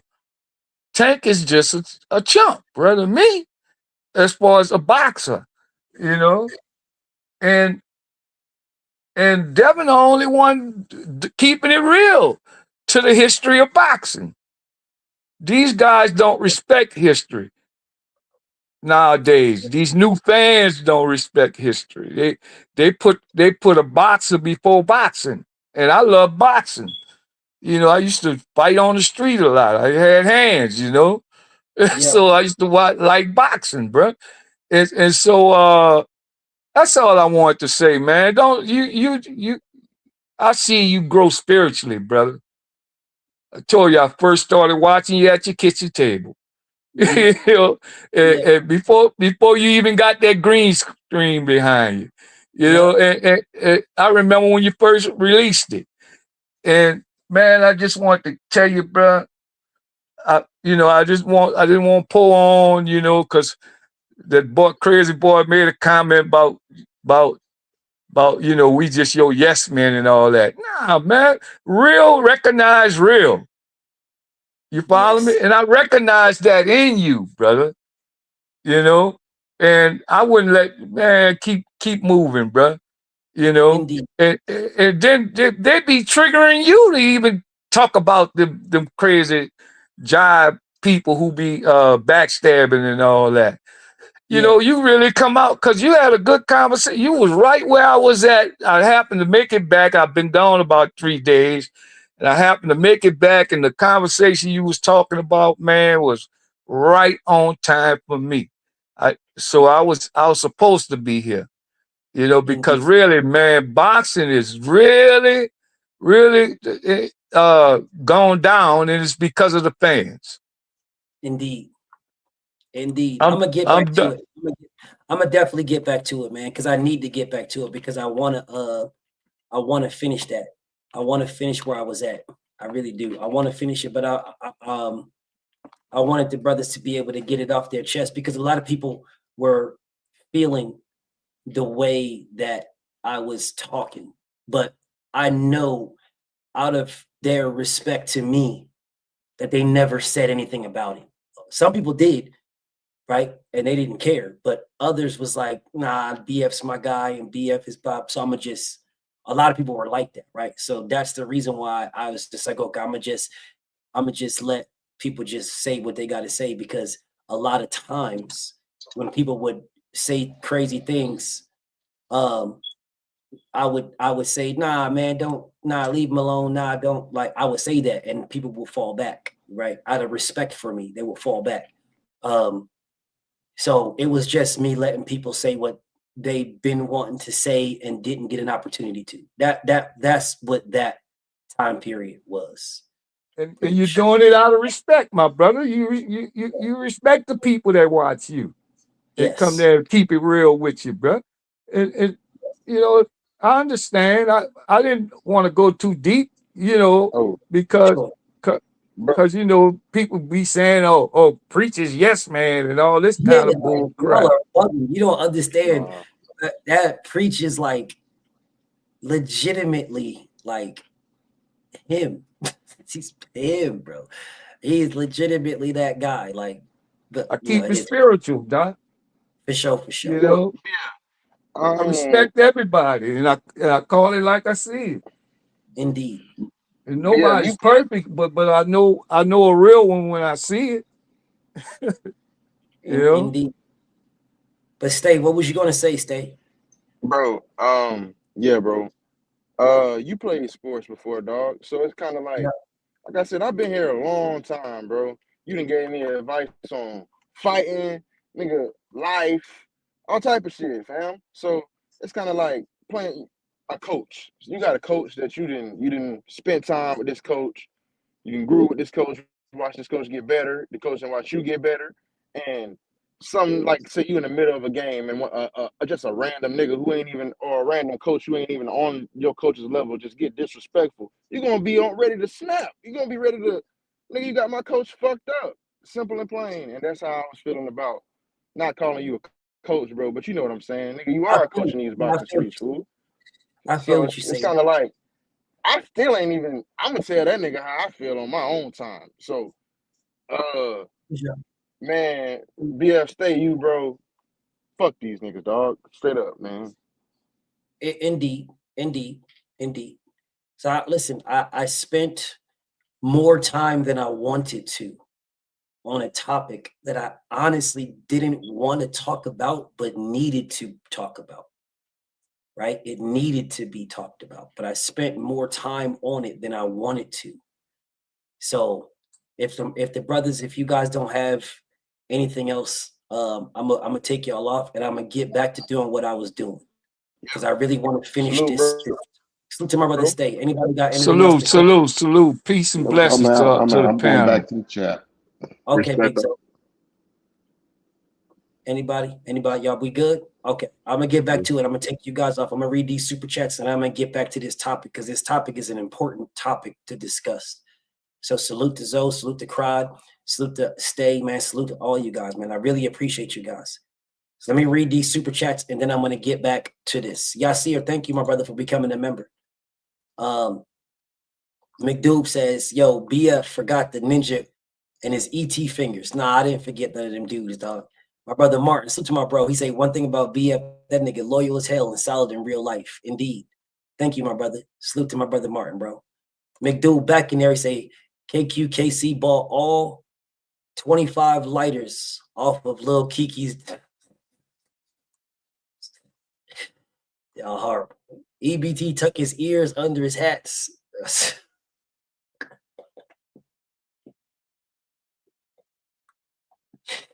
McDoob is tripping. My bro, Trail Well, he say clowns have been jealous of the bonds you built, the access you have, and the respect you've earned. You will always have my respect and brotherhood. Salute to my comrade. The Droof, He said, you already know, support the queen because she brings balance like our queens all do. Let's run the support up for her, not only for monetization, but because she adds value to what we do here. Indeed, make sure y'all subscribe to my beautiful little sis Cam. Mr. Roll Tide, brother, I appreciate you so much, bro. Definitely appreciate you, bro. Your team got a tough task this weekend, brother. Wishing them success. But, you know, I'm a Georgia fan, so it doesn't really bother me. Hopefully we link up, but, you know, we'll see how that one is. But let me get back to this. So my brother Nardi, because I told you I would address it, and I'm going to be very clean and clear on this for my brother Nardi. And I wouldn't repeat it if Nardi wasn't my brother. So what I will say to my brother is a lot of people did not rock with KO. They didn't. I did. Showed the man love, respect, support. Constantly showed him love, respect, and support. Even when I knew he was taking shots at me, right? But bro has not stopped taking shots at me. So he's still taking shots. And it really irked me. Like, dog, you taking shots when you got my phone number. Like, and then somebody, I forget, well, Montrue, I think his name is Montrue, saying, and it's no shot at Montrue, right? No disrespect to Montrue, but what I guess triggered me is when Montrue was telling me, Nardi, that I should basically try to piece it up.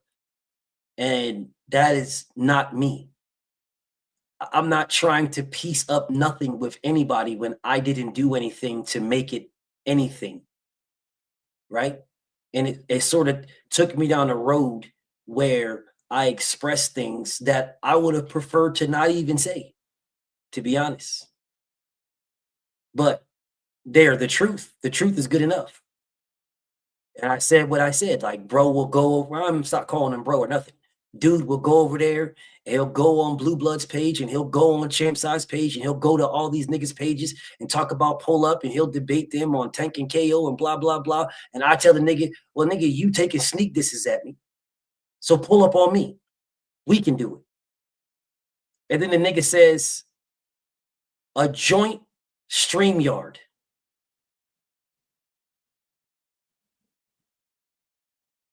A joint StreamYard. We can debate it on a joint StreamYard.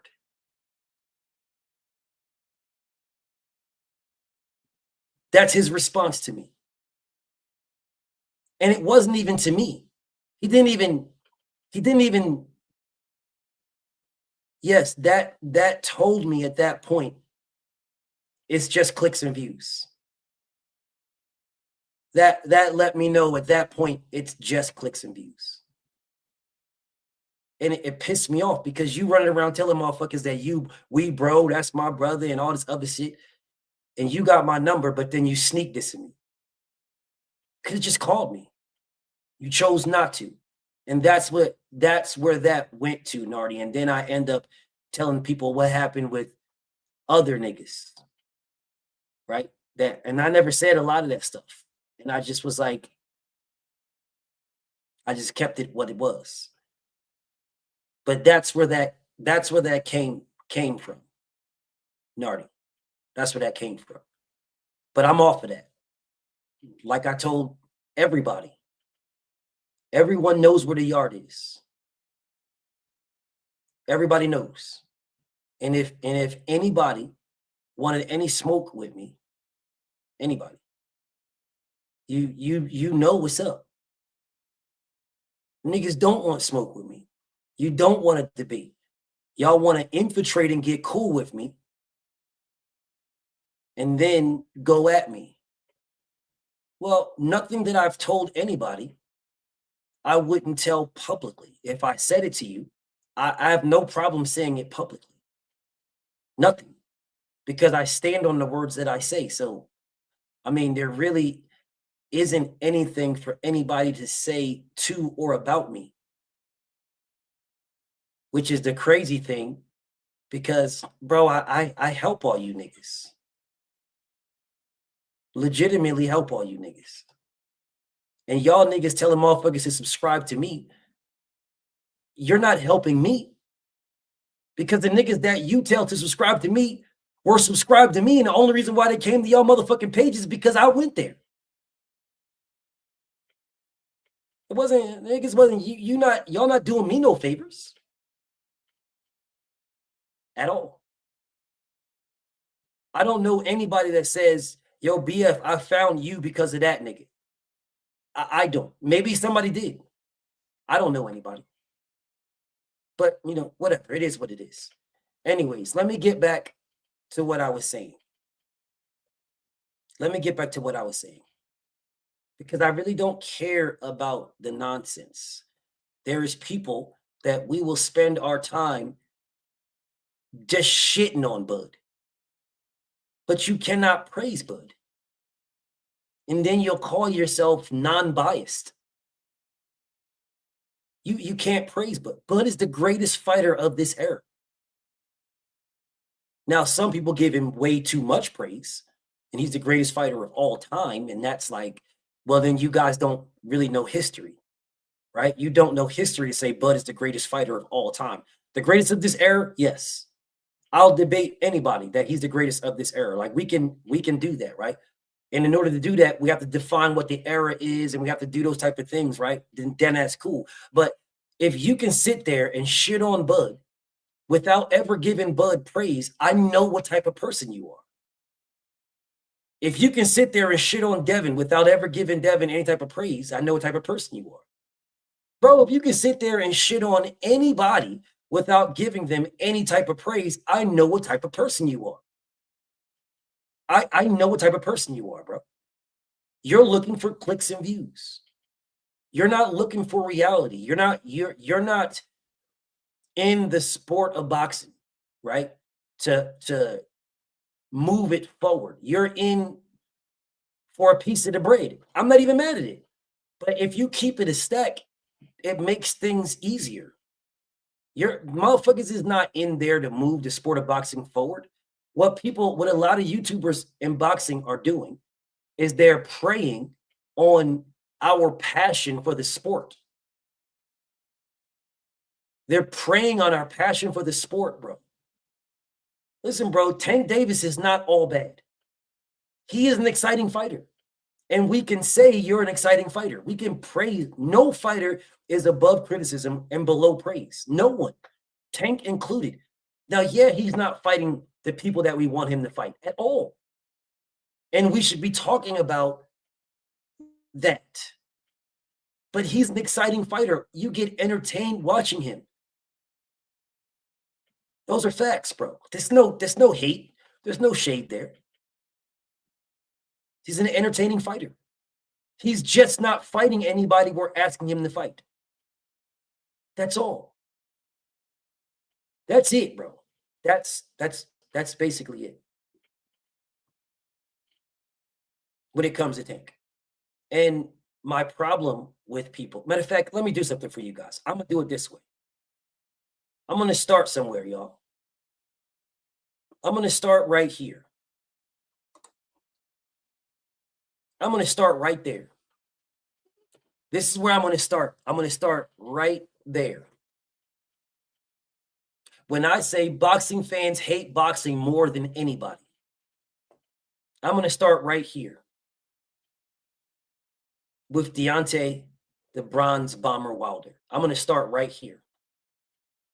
I'm going to show you, I'm going to prove to you guys that boxing fans hate boxing more than anybody else. I'm going to start right here.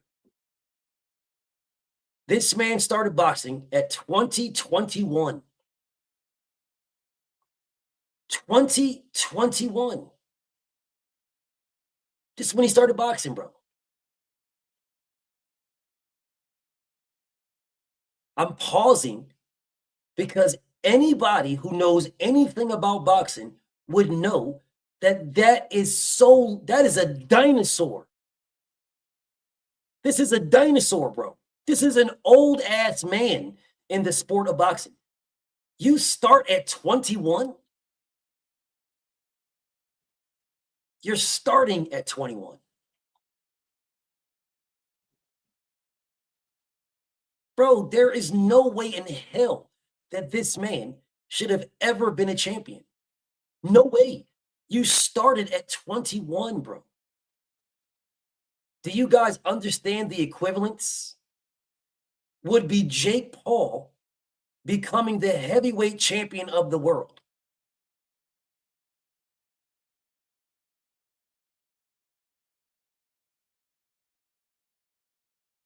No losses. Fighting everybody he fought was bigger than him. Everybody. No losses. His skill set was not the greatest because he started at 21. Every fighter he fought was bigger than him. He fought and won off of sheer heart and will to win. Desire. If Deontay Wilder would have started boxing at 7 years old, he'd be the greatest fighter that has ever walked this earth because nobody would be able to beat him. No one. No one. If he started at 7 years old. No one. Absolutely no one. There isn't a fighter alive that will be able to beat him if he started boxing at 7 years old. Because he would have had the boxing skill ingrained in him. It would have been ingrained. It wasn't ingrained. He had to learn it. When something is ingrained in you, you end up doing it without thinking because it's ingrained in you. When it's not ingrained in you, you have to think to do it. Those are facts, bro. Those are facts. Absolutely facts. Take any elite level athlete, any one of them, and the things that they do, they have been doing them for so long and so many years that it becomes second nature. It's second nature for you. You're now doing it without thinking about it because you've been doing it for so long. Well, he started at 21 years old. And starting at 2021, he won a bronze medal. I need you guys to think about this. Find somebody right now who works at Popeyes that can just go to the Olympics and be the third best in the world. Somebody find that person. Wow, my beautiful queen godmother. Oh, wow. Beautiful queen godmother Chiquila, all I can say is thank you. I think if I say more than that, it's gonna put me in a certain way. So I will just say to my beautiful queen godmother Chiquila, thank you so much, beautiful queen godmother. Thank you so much. Man, you sort of, man. All right. Deontay. Okay. So when I say boxing fans hate boxing more than anybody else, we had Deontay. We had Deontay in his prime, y'all. We had him. We had this undefeated man, bro. We had this unapologetic black man. We had a dude who came out of the right behind Floyd Mayweather, where people claimed that Floyd Mayweather just ran like a chicken and he picked and chose and Floyd Mayweather wasn't exciting. This man, this is why I say, I believe, well, I won't say that. I'll say he came at a time where we should have, as boxing fans, we should have been happy. The heavyweight division, a cliche term that they say is how the heavyweight division goes, right? It's how boxing goes. That's what they say in the sport of boxing, like a cliche term. Boxing goes as the heavyweight division goes. That's what they say. That is the cliche term. Now, some people believe that and some people don't. I'm really not a believer of that, right? But that's the terminology that is said. I'm telling you, you hated this man. Americans hated Deontay Wilder. Black Americans, black and brown Americans hated Deontay Wilder. They hated him. He literally did nothing to no one. And they hated him. They hated his guts because the media told you to. The media told you to hate Deontay. The media told you that an Olympic bronze medalist isn't good. And you guys followed the media. The media told y'all Wilder can't box. The media told y'all that an Olympic bronze medalist can't box. That's what the media told y'all, and you guys followed it. Because you were looking for somebody to hate. You hated him. Fact search, they said he was a one-trick pony. If you are a one-trick pony, then you should be the easiest fighter to prepare for. The easiest. You should be the easiest. There should be nobody in the sport of boxing who is easier to prepare for than a person who only has one trick.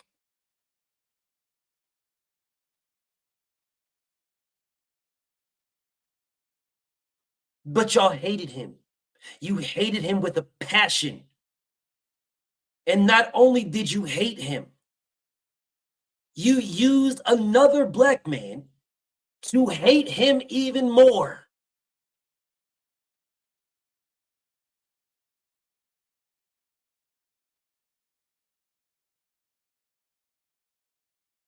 Boxing fans hate boxing more than anybody else. Because I didn't know who the fuck Anthony Joshua was. I knew Deontay Wilder. I found out who Anthony Joshua was through 7-8 Sports TV, and that's an absolute fucking fact. I had no idea who that nigga was. 7-8 Sports TV, I found out. And the reason why I found out him is from Mr. Boxing Today, who was the first YouTube boxing channel I ever watched. And Mr. Boxing Today told me to watch 7-8 Sports TV. He told everybody in his comments to watch 7-8 Sports TV. So I went over there to watch 7-8. 7-8 Sports TV was talking about what the next biggest fight, if I'm lying, he could pull up and tell me I'm lying. He was talking about what is the next biggest heavyweight fight in boxing. This was in like 2014, 2015, 2014.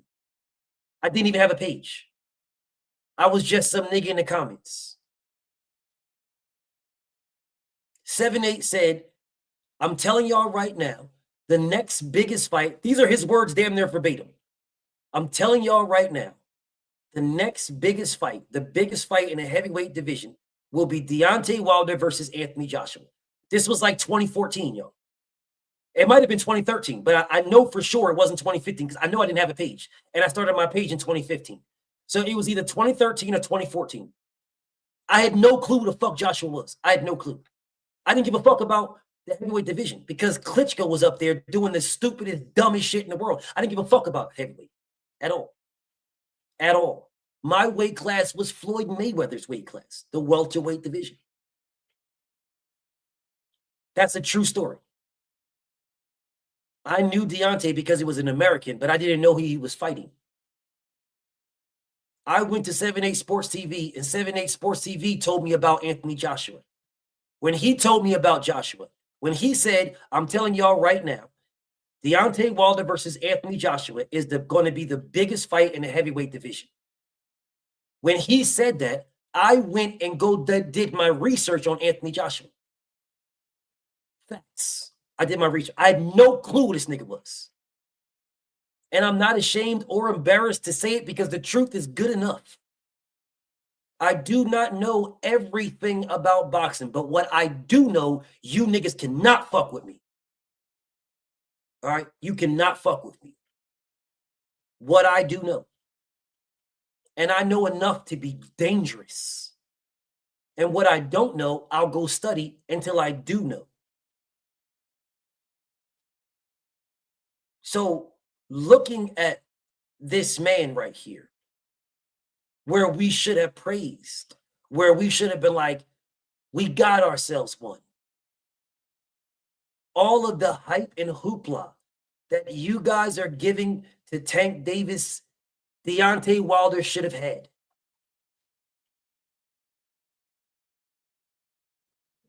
Everything that you guys are giving to a fighter who hasn't fought anyone we asked him to fight other than Ryan Garcia. All of the praise and glaze and the hype and hoopla that you guys are giving to a fighter who will tell you what he ain't doing belong to the fighter who was chasing it. One face, one name, one champion. That is what the man said. One face, one name, one champion. That is called an undisputed champion. But instead of giving it to the guy, the knockout artist, the guy destroying people, you disrespected that guy and then gave it to a fighter in Tank who's fought nobody. Literally, nobody. No one. Tank Davis right now is telling you guys that when his knee heals up, he is going to rematch Pitbull Cruz. That is what he's telling you. A fight that we did not ask for. Deontay Wilder took Tyson Fury to court to get his fucking rematch in Trilogy.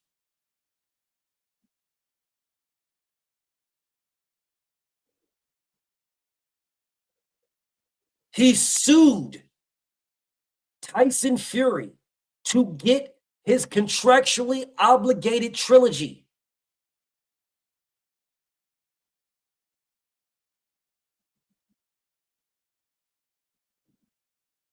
This is a man who is a straight warrior. There is nothing in this man's blood but Shaka Zulu's. Nothing. Not one drop of anything else. He went to the smoke. Told Joshua, if you're going to knock me out in 4 rounds, then knock me the fuck out then. And you shitted on him for it. You downed, you degraded, you disrespected him. Instead of telling Joshua to knock him out. You are a black man. He is a black man. Black man's fighting and make bread. Big bread. Somebody's getting knocked out. If it's Wilder, so be it. If it's Joshua, so be it. But the two black kings fight each other and make the most money they have ever made in their lives. Do you realize that the media and white people stopped this fight? The media and white people are the reason why these two black kings did not fight each other.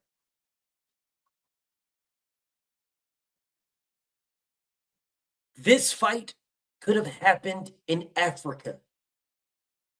It could have legitimately been the Rumble in the jungle.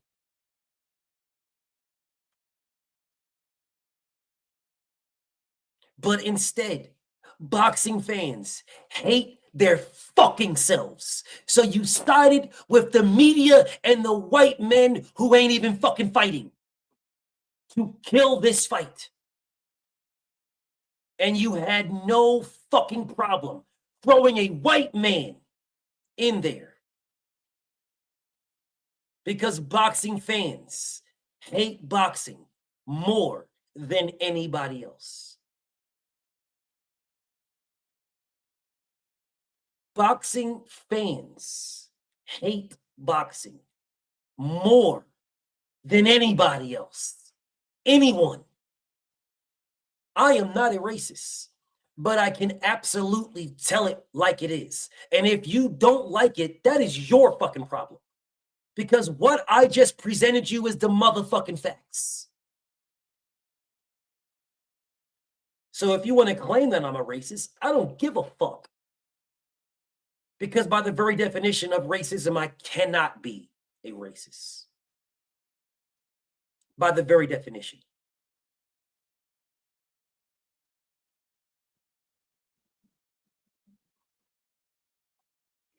So what fight are they now saying, y'all, that Anthony Joshua is going to fight in, y'all? The fight that they are now saying that Anthony Joshua is going to fight is the same white man.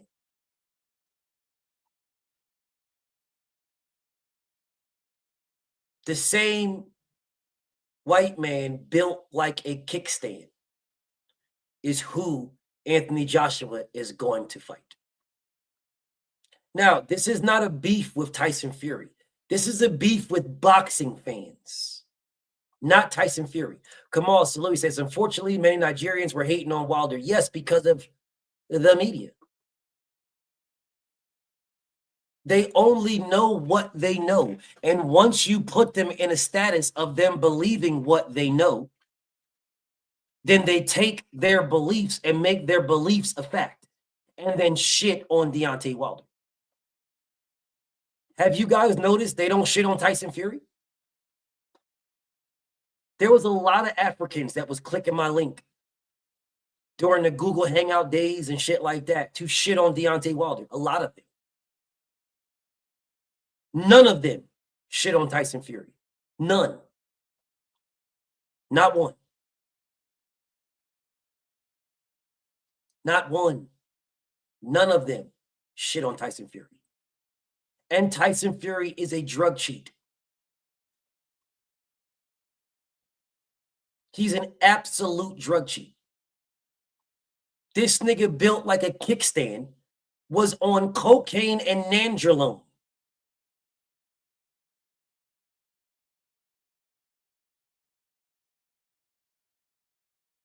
Those are facts, bro. Yet they drag this man because he let somebody drive his car and they were smoking weed in his car and he got pulled over by the police and the police found a joint in his car. They found a joint, a partially smoked joint in Deontay Wilder's car. And what did the boxing fans do, y'all? The boxing fans went on a full tirade calling Deontay Wilder a drug cheat. I knew it. Nobody can hit that hard. Deontay Wilder's on steroids. They caught him because Deontay Wilder had a partially smoked joint in his car. This is facts. They called Wilder a drug cheat, y'all. These are absolute facts. Challenge me. These are facts. Because I can go to a boxing scene article right now and go into the comments and you will see these niggas in the comments calling this man a drug cheat. Facts. Because he had a partially smoked joint in his car when he let somebody drive his car and they were smoking weed in his car and put out a joint in his car. And then when he was driving, he got pulled over. They searched his car and found a partially smoked joint and called him a drug cheat.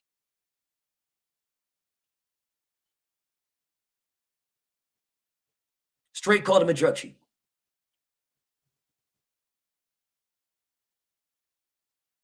Those are 100% facts. Yet Anthony Joshua legitimately takes therapeutic use exemptions to take testosterone. These are all facts. He was called out on it. We did our research. He legitimately has therapeutic use exemptions to take testosterone, and you guys skate over that.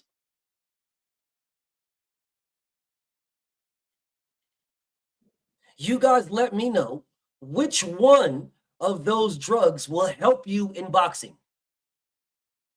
Marijuana or testosterone.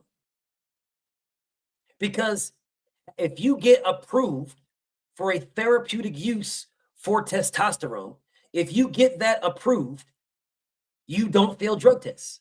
Someone please tell me, what is the reason to take testosterone?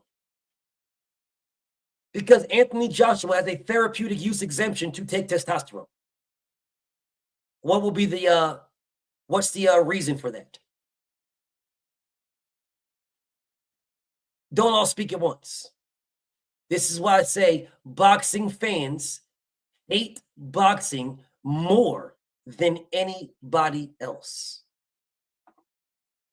Now, let me switch right quick. Alexander Usyk.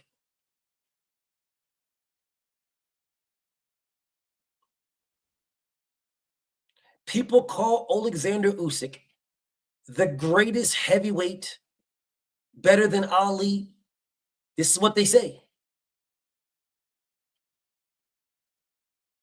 Someone please tell me, what did Evander Holyfield do that Usyk did better? On fact, just straight stats and facts. Again, I'm an Usyk fan. Usyk, to me, Usyk is pound for pound number one, to me, right now. With Terrence Crawford out the way, Usyk is pound for pound number one. But what did Usyk do that Holyfield didn't? Usyk was undisputed at cruiserweight. So was Holyfield. Usyk was undisputed at heavyweight. So was Holyfield. Holyfield did it. No, Usyk did it twice. Holyfield did it 4 times.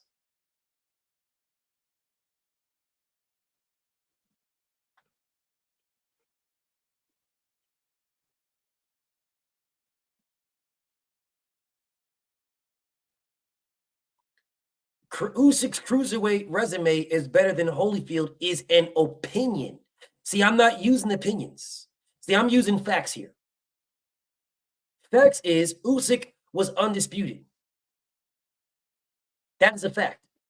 Saying someone's resume is better is an opinion, unless you can give me statistical facts that say otherwise. I rock with Usyk. I do. I believe Usyk is pound for pound number one right now. But people are mad at Usyk for fighting Deontay. Not people that disagree with it, because Fight disagrees with it. No, there is people that are mad at Usyk. There is people that are mad. There's people that are disrespecting it. There's people that don't even want it.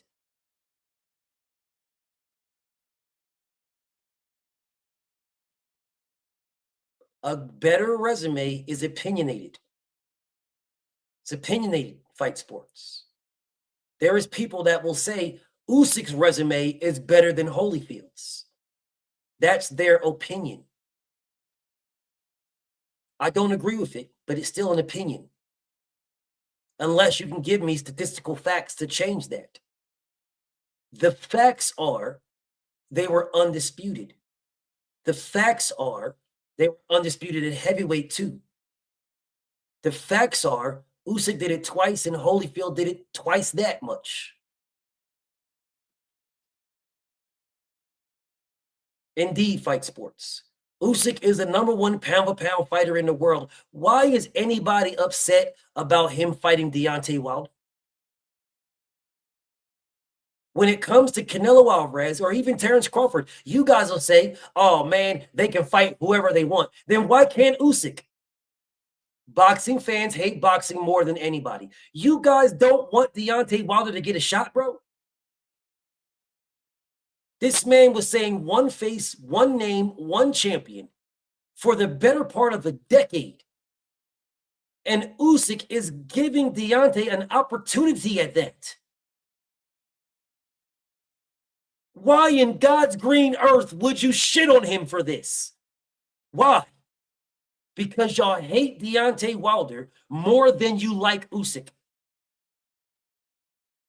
More than you like Usyk. But you will say you like Usyk. You will use the race card in a heartbeat to like Usyk until it comes to Deontay Wilder.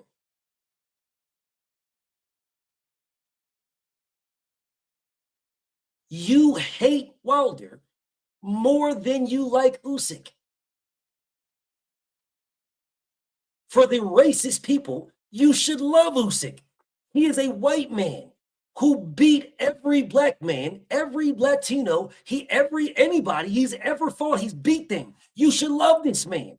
He should be the modern day great white hope. That's what he should be. But simply because, and that's to racist people, but simply because he has given Deontay Wilder an opportunity, you hate him. Make that make sense. So I'm guessing you guys think that Wilder has a chance of beating him. And you don't want Deontay to have 3 belts. You don't want this man to say he was a unified champion. Because if you truly believed Deontay had no shot, then you would love that fight. To see this man beat another black man. That's the racist people. That's not the boxing people. That's the racist people that claim they're boxing fans, right? The racist people that claim they're boxing fans. This man has fought to be able to do whatever he wants to do. The same thing that you say about Canelo. Canelo Alvarez can do what he wants to do. The same thing you say about Terrence Crawford. Terrence Crawford can do what he wants to do. Hell, the same thing y'all say about Tank Davis. Yo, Tank can fight who he wants to fight. Tank can do what he wants to do. Well, if Tank can do what he wants to do, if Bud can do what he wants to do, if Canelo can do what he wants to do, then Alexander Usyk and Devin Haney should be able to do what they want to do.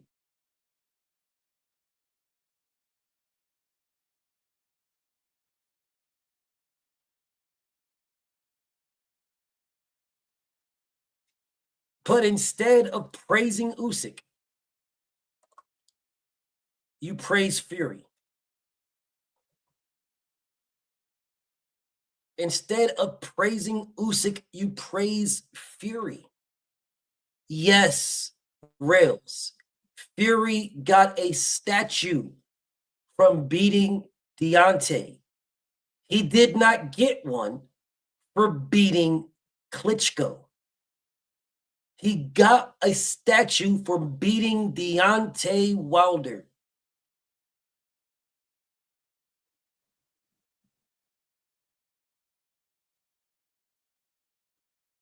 Let that sink in. The guy y'all hated on the most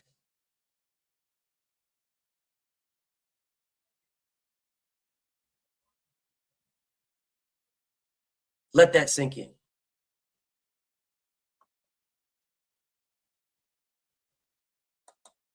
You guys hate boxing. Boxing fans hate boxing more than any other fan, any other fan base, any other everything. Let's talk about this fighter right here for a little bit. Let's talk about this fighter. I am a Virgil Ortiz fan. All right. I am a fan of Virgil, bro. I rock with Virgil Ortiz. I really do. I think Virgil is the goods. I really think he's the goods, bro.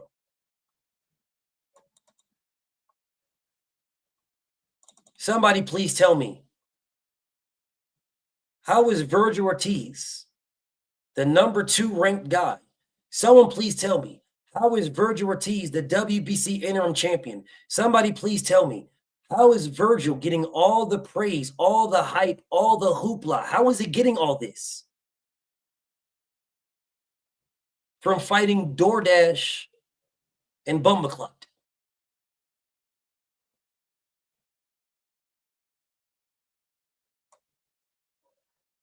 How is he getting all this?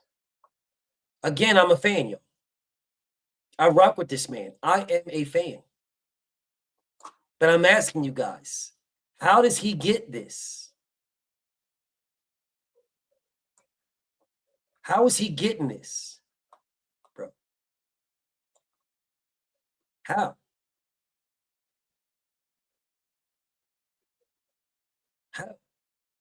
This man right here,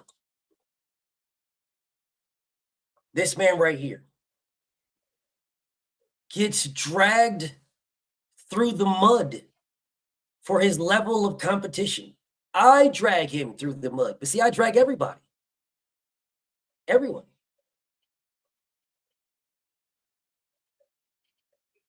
I drag them all.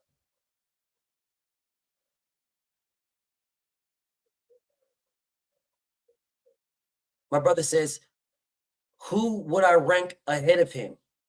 All the champions. I would rank every champion above Virgil Ortiz. Every champion.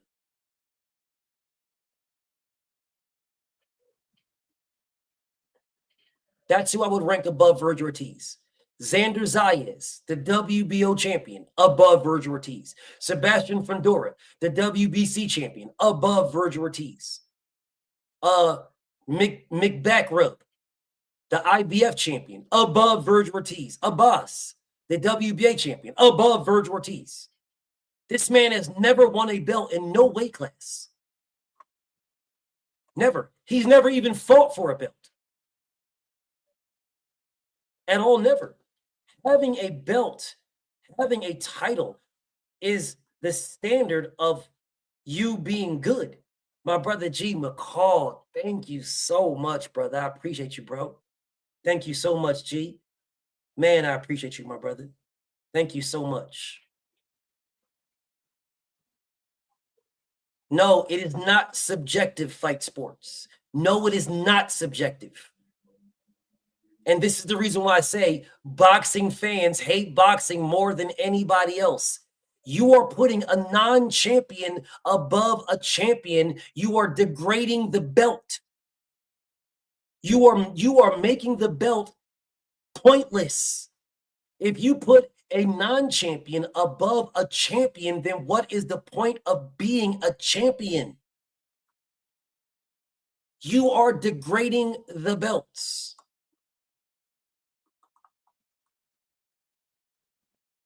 My brother Kamal, thank you, Kamal. He says, Wilder exposed Povetkin before Vada did. Facts. They labeled Deontay a coward because he knew Povetkin cheated, going from gift decision Marco Huck to a KO artist. Corporate media crucified Big Baby Miller, but excuse D. Ball Dillian. And they excuse Tyson Fury Nandrolone dude. And they excuse Eggman. And they excuse Ryan Garcia. They excused them all, my brother Kamal, and thank you so much for that super chat. They pick and choose. I understand what you're saying, fight sports. I do. There is nothing wrong with saying someone has a better resume. There is something wrong with saying that somebody is better than the champion. You can say that a fighter has a better resume than the champion. You can say that. But saying that he should be ranked higher than the champion, no. No, we should not be ranked higher than the champion. We can debate if the fighter with the better resume is better than the champion, like better as a fighter. We could debate that. I'm cool with that. That is a debatable topic. But what is not debatable is saying that the champion who holds the belt should be ranked below someone with no belt. That makes no sense. My brother fights sports. That's what makes no sense.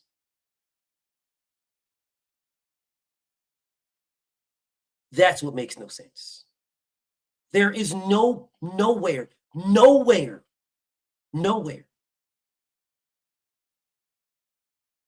where you win the Super Bowl and somebody else in NFL is ranked above you.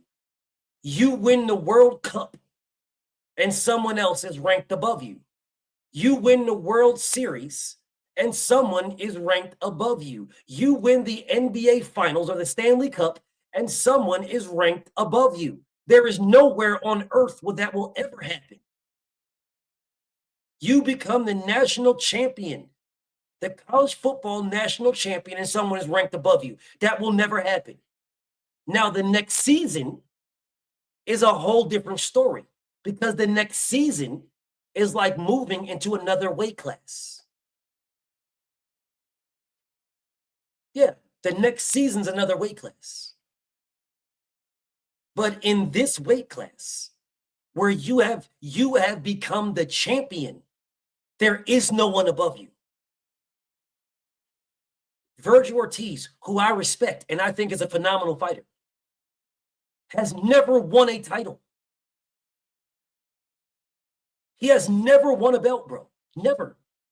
This man has been the mandatory for Sebastian Fundora for going on, what, 2 years? Going on that, he's been the interim champion. It's been a year. And you have not tried to fight Sebastian Fundora not one time? You are the interim champion. Didn't we drag Gervonta Tank Davis as the WBA champion for not trying to fight Devin Haney, the WBA super champion?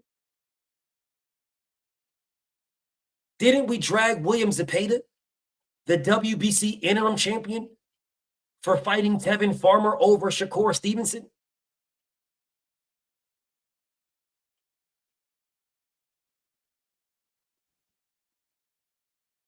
On the flip side, didn't we shit on, not we, but people in boxing, a lot of people, didn't y'all shit on Deontay Wilder for not fighting Dillian White? Number one, baby. 600 days, 10,000 days, 9,000 days. Come on, bruv. Number one, baby. BFTB, according to BoxRec. Didn't you guys do this?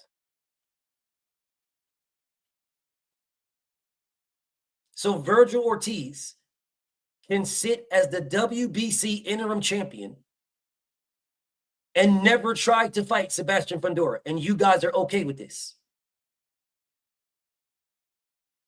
Boxing fans hate boxing more than anybody else. Do you guys realize that the interim champion is made because the champion is out of boxing for some reason? And when the champion comes back, the champion must fight the interim champion or get stripped. You guys do realize that?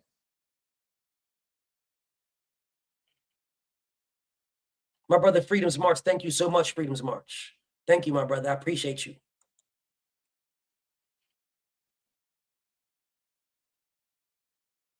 Do you guys realize that Virgil Ortiz was the WBC interim champion before Boots got to the weight class? You guys do realize that Virgil Ortiz, hold on a second. Actually, never mind. Virgil Ortiz was the WBC interim champion to Sebastian Fundora before Jerron Boots Ennis got to the weight class. Somebody please ask me why this man never tried to get the WBC title.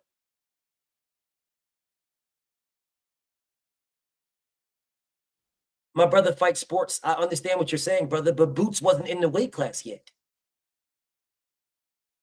He wasn't in the weight class. Boots was still in the WBC. I mean, he was still in the, at 147.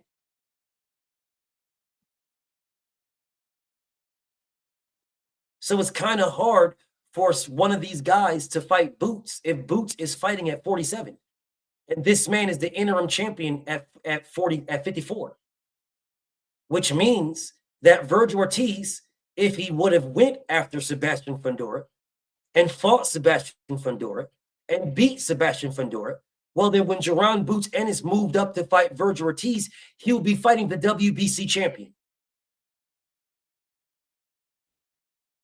Once again, y'all, I am a Virgil Ortiz fan. I'm a big fan of Virg.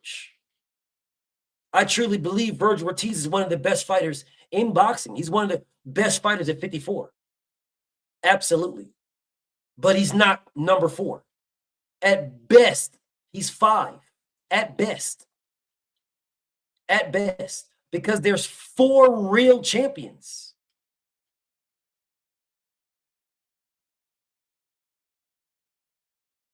Unless we're saying the belts don't matter. Again. Unless we're picking and choosing when the belts matter now. Because if we're picking and choosing once again, then once again, boxing fans hate boxing more than anybody. If we're picking and choosing.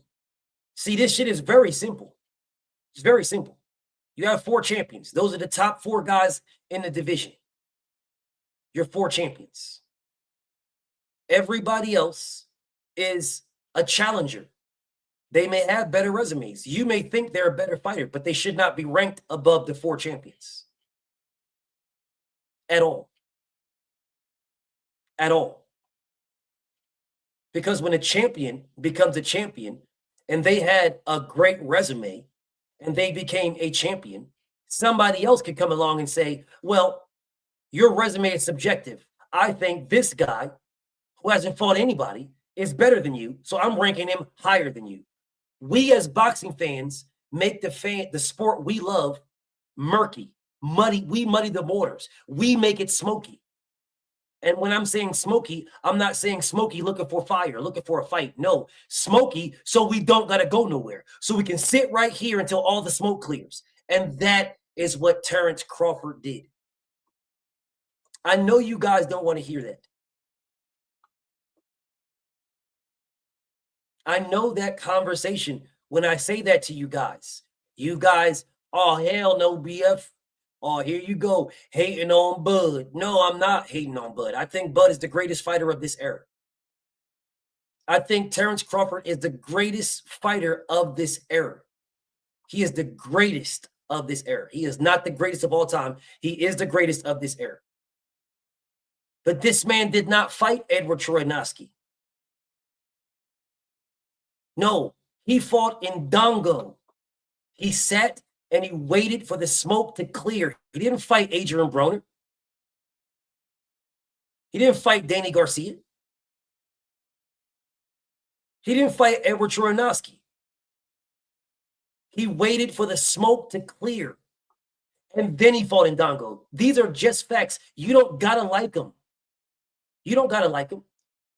He signed a contract to fight Sergey Lipinets after he beat Ndongo. And the second he won and beat Sergey Lipinets, he vacated the IBF title, so he did not have to fight Ndongo. So he didn't have to fight Sergey Lipinets. Yeah, there was smoke, and he didn't get any of it. He sat at 47, and he waited for Errol Spence to go collect all the belts, and then he fought Errol Spence. You don't gotta like this. It is just the truth. He could have fought Danny Garcia.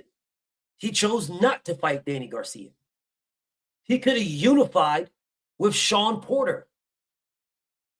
He said he has no desire to fight Sean Porter. He let Errol Spence unify with Sean Porter.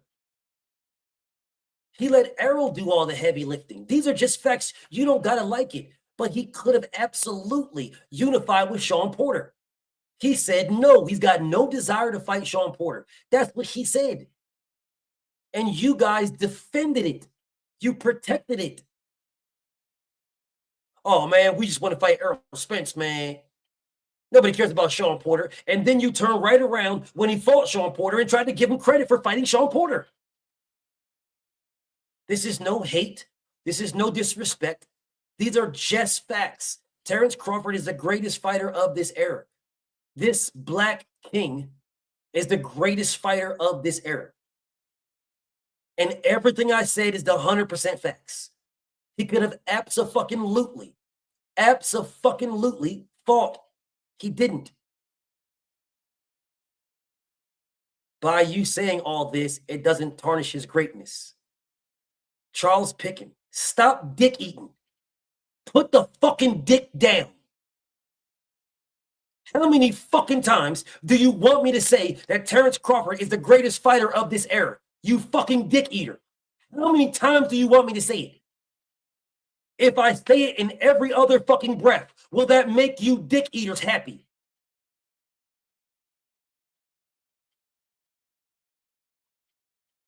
Will it make a dick eater happy if every other sentence I say Terrence Crawford is the greatest fighter of this era? Terrence Crawford annihilated Errol Spence. Will that make the dick eaters happy?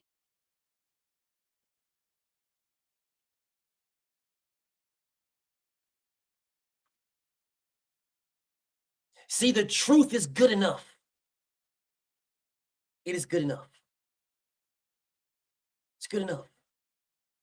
Terrence Crawford did not go to 68 and fight William Skull and put in some work and then fight Canelo Alvarez. No, Terrence Crawford went to 168 and sat there and waited for Canelo Alvarez to get all the belts back again, and then he fought Canelo Alvarez. That is a fact. That is an absolute fact.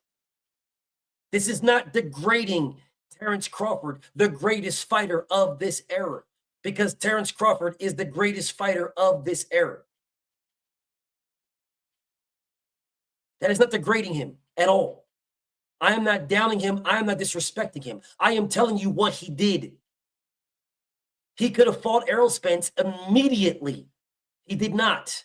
He could have moved up and fought William Skull, got the IBF title, and then unified with Canelo Alvarez. He did not.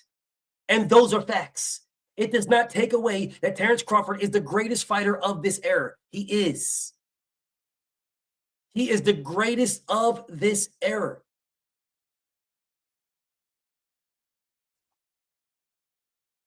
Nobody is taken away from Terrence Crawford. No one. What I stated to you guys is the fucking facts. But you guys don't care about the facts. You care about dick eating.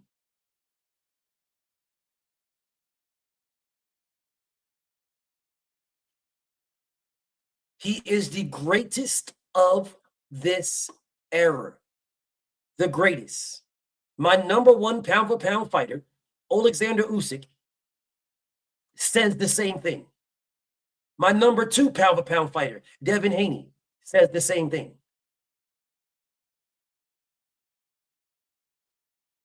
He is the greatest of this era. That is what he is. The greatest of this era. He is not the greatest of all time. He is the greatest of this era.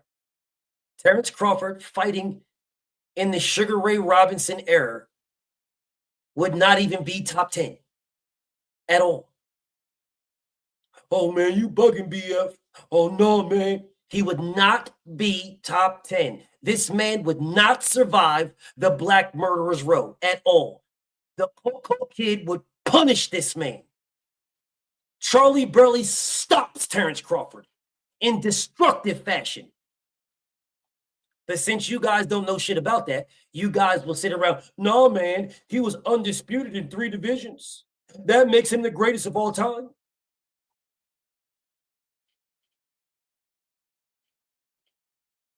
Sugar Ray Robinson punched the man in the stomach and broke his back. Name the fighter that Terrence Crawford punches with that level of punching power. They were fighting every fucking week. Every week. Every Saturday they were fighting. And not just bullshit fights. Every fucking Saturday they were fighting in meaningful fights. Fucking title defenses. Terrence Crawford would not survive. None of these guys in this era right now would survive. None of them. And the only one that I truly believe would say, fuck it, let's get it popping is Devin Haney. All the rest of these niggas would be like, well, listen, man, I need some time. Give me some time, man. Give me like 3 months. The only fighter in this era right now that I believe would fight every fucking weekend is Devin Haney. The rest of these guys would ask for time to train. They would ask for time to get ready. They would ask for something else or ask for something that.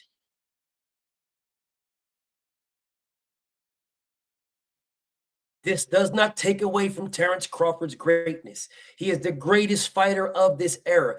Devin says so. I disagree with Devin, but Devin says so. Trill, my brother Trill Bill says so. I disagree with him too. I disagree. But they say he is the GOAT. They say he's Mount Rushmore. They say that, you know, he's all these things. That's what my family says. Trill Bill, my brother, says this. Devin, my brother, says this. I disagree. I believe that Devin Haney becoming undisputed at 147 has more claim to Mount Rushmore than Terrence Crawford. A whole nother conversation. That is a whole other conversation, and I'm willing to have it with anybody. That is a whole nother conversation. Devin don't agree with me. I'm letting you guys know this right now. Devin don't agree, and Bill don't agree. DHP does not agree with me. That is my stance. And I don't give a damn who don't agree with me. I know what I know. I've done the studying. I've done the history on this shit. If Devin becomes undisputed at 147, he's got more claim to the Mount Rushmore than Bud does. And I'll debate Devin on that.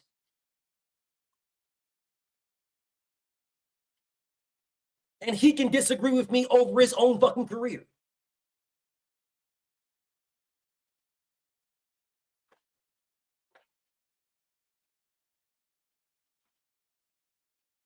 But if you become undisputed 2 times in 2 glory divisions, and the divisions that existed before anything else, if you do that, then what you did is what nobody else did. So how are you not in the conversation for Mount Rushmore? How are you not? So let me ask you guys something. The Bridger weight is a new weight class, the Bridger weight. So if somebody becomes the Bridger weight champion, if David Benavidez becomes undisputed at 75, undisputed at cruiserweight, and then undisputed at Bridger weight, is David Benavidez in the same sentence as Terrence Crawford?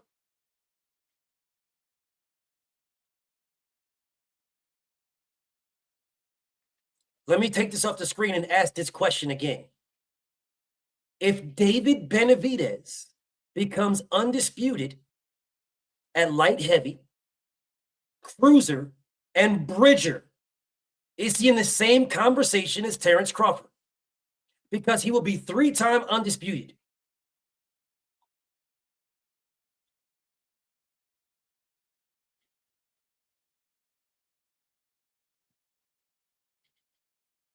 You guys are telling me that Terrence Crawford is the greatest fighter of all time. So y'all say that he is what? Is he better than Bud or is he equal to Bud? You guys are on cocaine. You're smoking fucking dope. The Bridger weight class was just made. So now if he becomes undisputed at Bridger weight, then he's better than Bud? Then what you guys just said to me is that if they make the IBO belt, a real belt, a straight up belt, then there'll be 5 belts. If they make the IBO a belt you gotta have for undisputed, the IBO. If they make it a main sanctioned belt, Now you need 5 belts. So are you telling me the first guy to become undisputed with 5 belts is now better than Bud?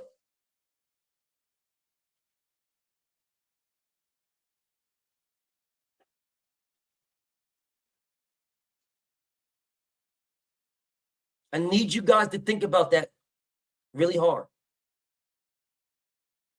I need you to think about that really hard.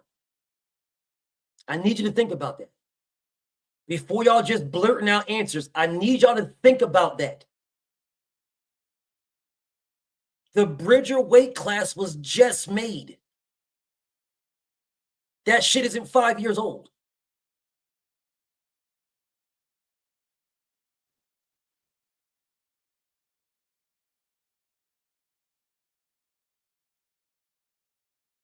And this is why I tell you that Terrence Crawford could never be pound for pound #1 greatest fighter of all time. Never. Ever. He could never do it. Never. He could never be the #1 greatest fighter of all time. Never. He could be, and in my opinion, he is the greatest fighter of this era. He could never be that. Floyd Mayweather could never be the greatest fighter of all time. Never. Ever. If he wants to call himself the best ever, cool. Go ahead. Call yourself whatever you want. You did not fight in a 15-round era. You didn't fight in an era where the #1 guy to you in this era would have been a champion. A champion that you didn't have to fight because there's 4 champions. There's 4 belts and 4 champions. In Sugar Ray Robinson's era, there was 1 champion.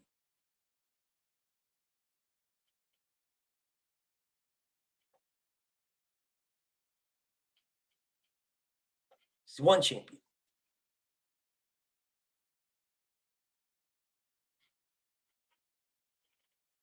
Nobody said that he didn't do something special. That's why I call Terrence Crawford the greatest fighter of this era. I disagree, Kamal. Kamal says other than 140, Bud let others do the heavy lifting. I disagree. He let them do the heavy lifting in every single weight class.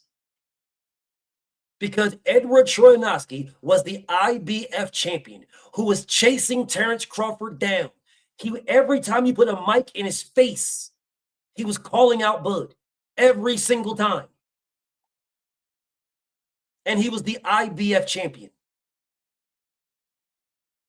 And Terrence Crawford wanted no smoke with this man. This man had straight all knockouts. He was the Archer Better BF at 140. He had all knockouts. He had 100% knockout ratio. He knocked out everybody. He had like 20-something fights and 20-something knockouts and was the IBF champion and was calling Bud out every time they put a mic in his face.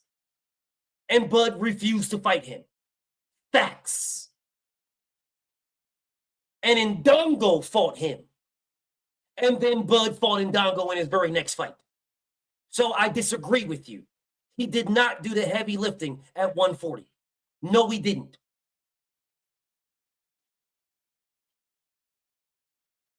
No, he did not. He didn't do the heavy lifting in no weight class. But he is the greatest fighter of this era. 2 things can be true. Edward Troyanowski was on Bud's helmet. He was on that man's neck. That's a fact. I was there. I was there. Yeah, I was there. When Bud fans were saying, Bud don't gotta fight. Bud don't gotta fight Troyanowski, man. Bud don't gotta fight him. He don't gotta fight him. Bud don't gotta do this. Bud don't gotta do that. Yeah, that's what they were saying. He did not fight Edward Troyanowski. That is a fact. He waited until Ndongo fought him, and then he fought Ndongo. He did not do the heavy lifting in no weight class. Zero. Well, the greatest of this era is an opinionated statement. That's BF's opinion. I think Terrence Crawford is the greatest fighter of this era. That's my opinion, right? And we can debate opinions. We can. But what we can't debate is statistical facts. And statistical facts are he did not fight Edward Troyanowski. He could have. He didn't have to stay at 140. He could have went to 147 and got it popping. He could have got a belt before Errol Spence got a belt. He chose not to. He did zero heavy lifting. Zero. Terrence Crawford could have been a WBO champion before Errol Spence was the IBF champion. And those are facts. Because as the WBO champion, he could have moved up and fought the WBO champion. And those are facts too.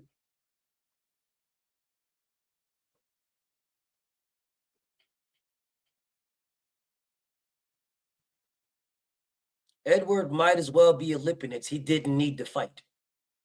Then how was he going to get undisputed if Sergey Lipinets was the IBF champion?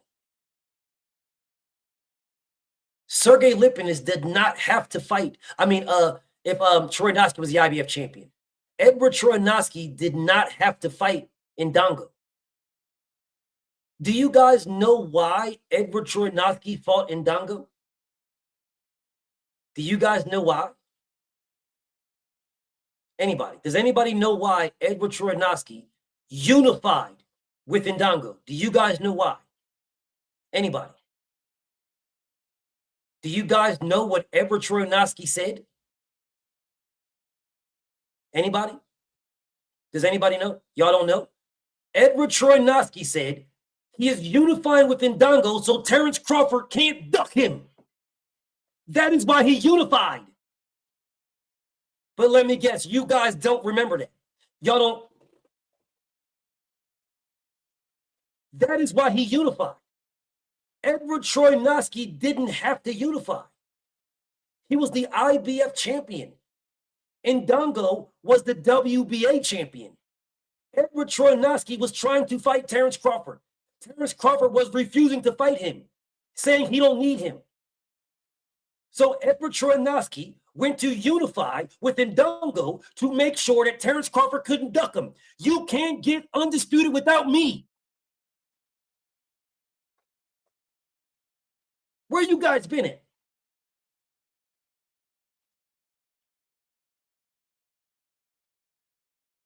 Where y'all been? Why do you think Edward Troyanowski unified? Why do you think? Why do you think, bro? Why do you think that? He didn't have to. Nobody was forcing him to fight Ndongo. He didn't even want to fight Ndongo. He wanted to fight Crawford. Terrence Crawford was refusing to fight him.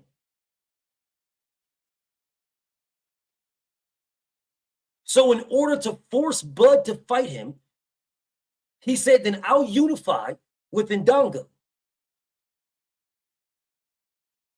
And instead of you guys calling Bud out, you say he bit off more than he can chew with Ndongo. And this is why I say boxing fans hate boxing more than anybody. You should not be telling Edward Troyanowski he bit off more than he can chew. You should be saying, damn, Bud, you bugging. But why you didn't fight Troyanowski, bro? Why you didn't fight him?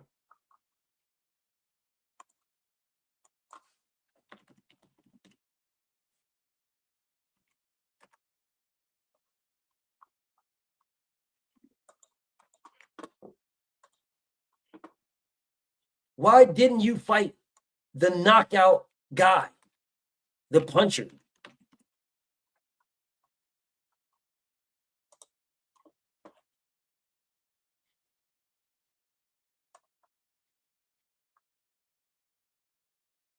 why you didn't fight this guy.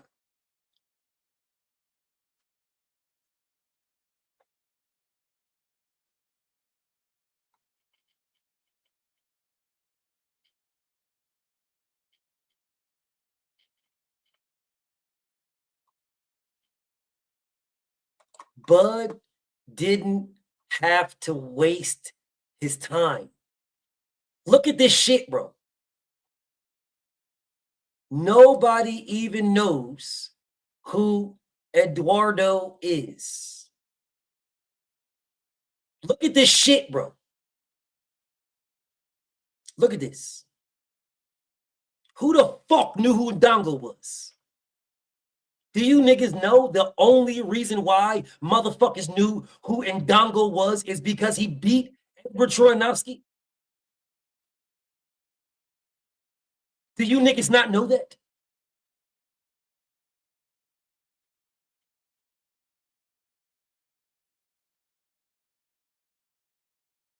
Do y'all not know that? Do you not know the only reason why motherfuckers know who Ndongo was because he beat the nigga who was chasing Bud down? That is the only reason why they knew who the fuck he was.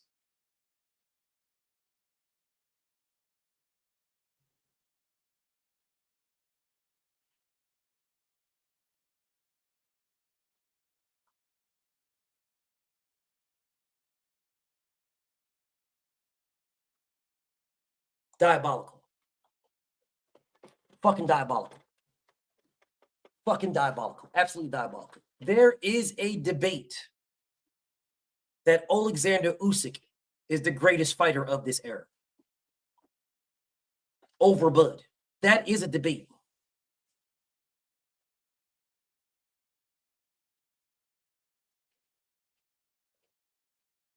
Black Jericho, my brother, you sounding like a coward, bro. You sounding like a coward, bro. None of them was much anyways. You sounding like a coward, bro. If none of them was much anyways, then Terrence Crawford should have fought them one by one. He should have did the heavy lifting.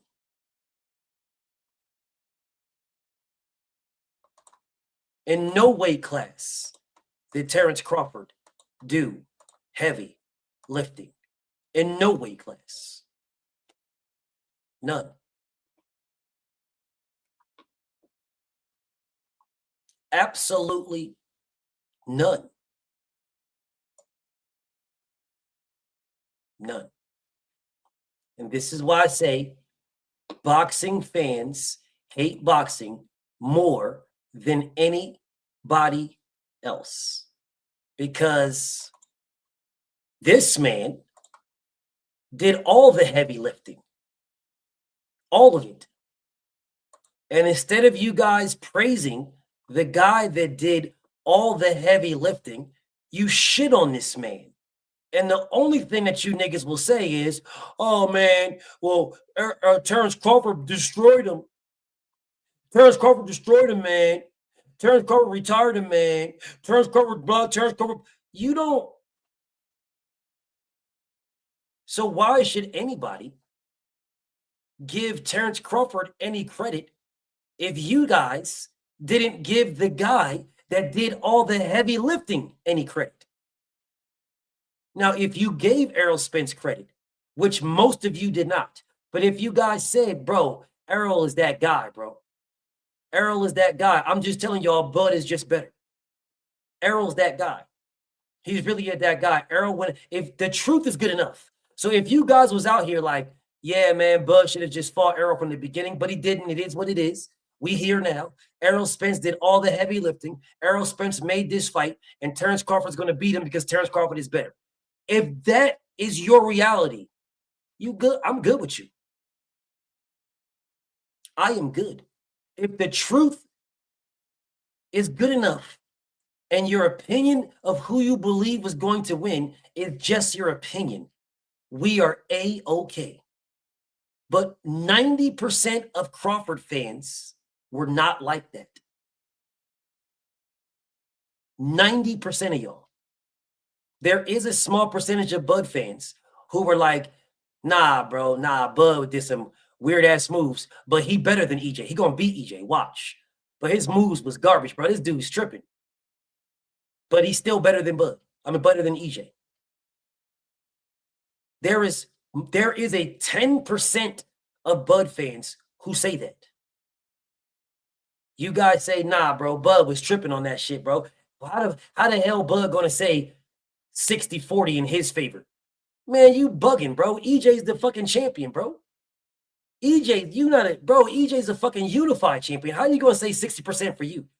Man, listen, bro. I think you beat Errol Spence, bro, but you're not at 140. I don't care if you was undisputed at 140. Your accolades don't mean anything at motherfucking 147, bro. What are you talking about? There were real Bud fans that would say, bro, hold up, dog. You're undisputed at 147, at 135, or I mean 140. If you go to 160, Canelo Alvarez got 3 belts, bro. You're not getting 60%, bro. You're not. You're not getting 60%, bro. If you go to fucking 160, where Canelo Alvarez has 3 belts, you were undisputed at 135. You ain't getting that, bro.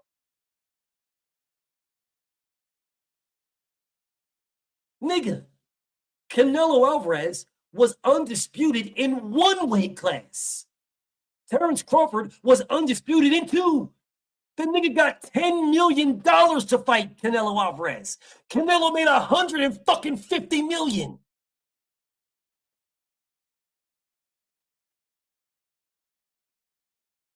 I thought, but y'all forgot that though, right? Y'all forgot that.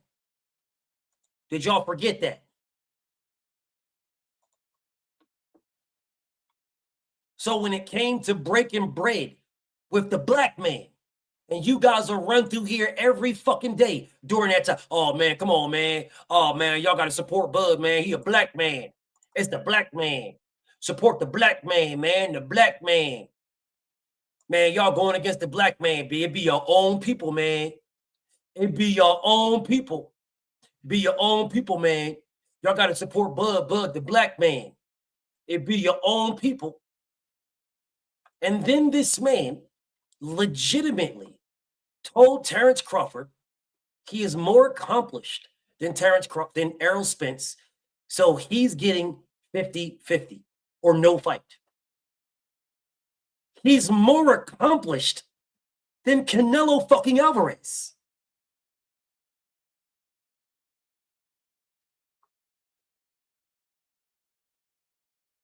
Somebody please tell me who was more accomplished when Terrence Crawford fought Canelo Alvarez? Who was more accomplished?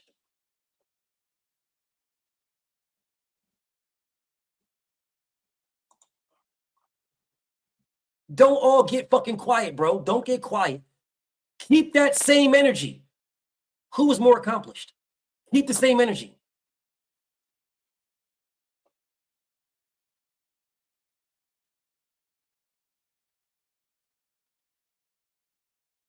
Canelo was more accomplished. Please tell me how Canelo was more accomplished. And don't say money. Don't say pay-per-views. Because Errol Spence was making more money and had bigger pay-per-views than Terrence Crawford. So don't say money and pay-per-views. So please tell me how Canelo was more accomplished. Don't tell me level of competition.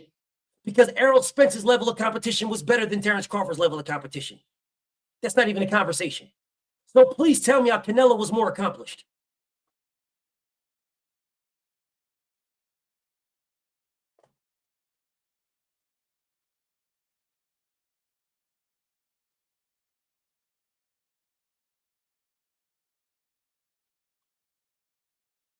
$135, WBO champion.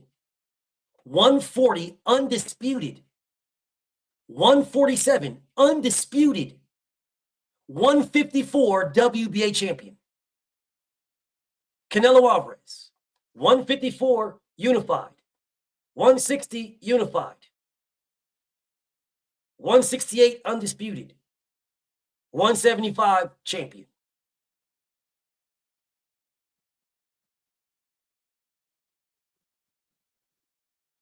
Undisputed Canelo Alvarez 1, Terrence Crawford 2.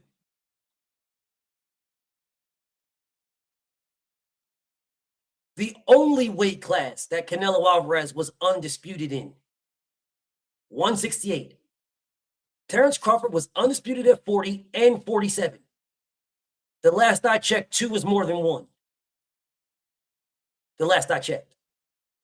So please tell me how Canelo Alvarez was had more accomplishments and accolades than Terrence Crawford.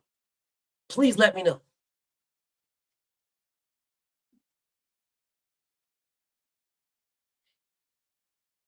How is it businessman Crawford, if he took $10 million to fight Canelo and Canelo got 150?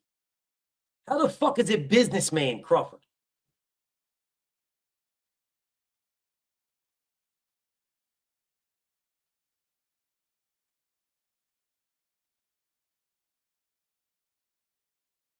Boxing fans hate boxing more than anybody because you're in here glazing and praising for no reason. But when it comes to Errol Spence, Terrence Crawford is more accomplished. That's what you guys said. Oh, come on, man. Terrence Crawford is undisputed. Errol Spence is trying to be what Terrence Crawford already is. Well, when Terrence Crawford fought Canelo, he was 2-time undisputed and a 4-division champion. How many divisions was Canelo Alvarez undisputed in? So tell me again how Canelo is more accomplished than Bud. How is Canelo more accomplished? Somebody please let me know. How is he more accomplished?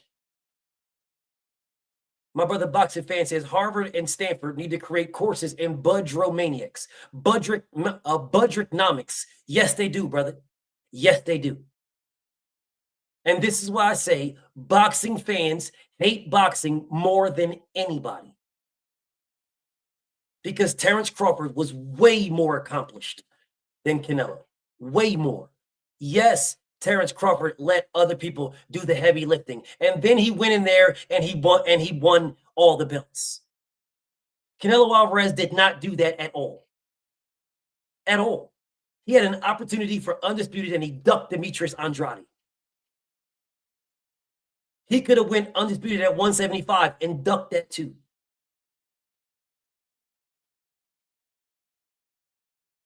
He could have went undisputed at 154 and ducked that too.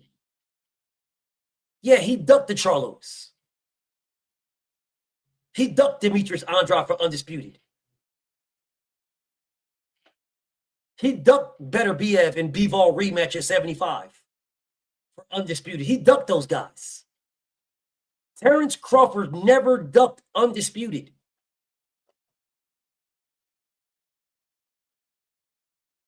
No, he fought undisputed at 40. He fought undisputed at 47. He fought undisputed at 68. When he had a chance of undisputed, he never ducked undisputed. Canelo Alvarez did. So tell me again how Canelo Alvarez is more accomplished than Bud.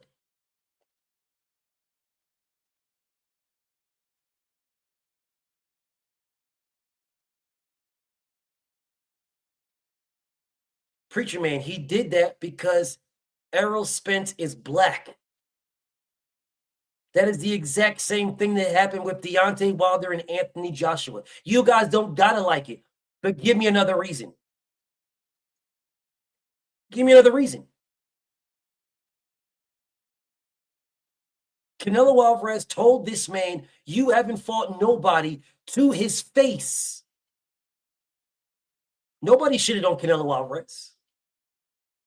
Well, when Errol Spence told Terrence Crawford, you ain't fight nobody, they shitted on Errol Spence. Because boxing fans hate boxing more than anybody. Hate it more than anybody. There is no fan that hates boxing more than a boxing fan.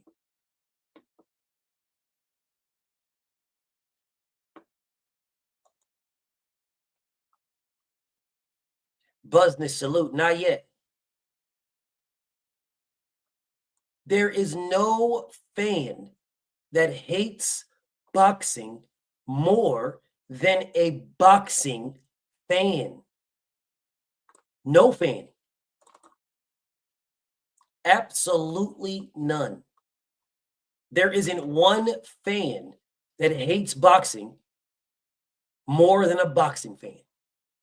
Not one.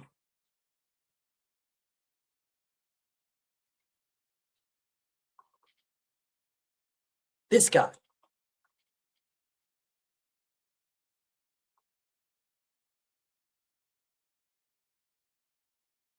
Beat Jose Pedraza for the IBF title. Can anybody tell me what weight class it was that Tank Davis beat Pedraza at? What was that weight class, y'all? Because boxing fans hate boxing more than anybody. What was the weight class? I'm going to prove to you guys that you guys as boxing fans hate boxing more than everybody. I've been doing it. I saved this one. I saved it. What weight class, y'all? What was the weight class?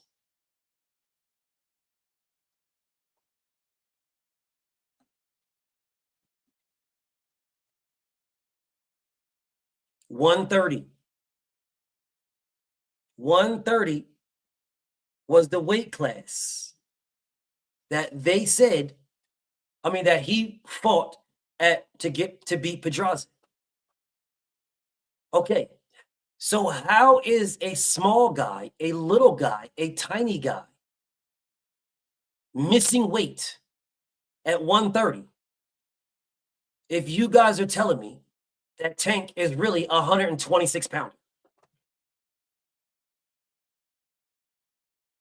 If he is really 126 pounder,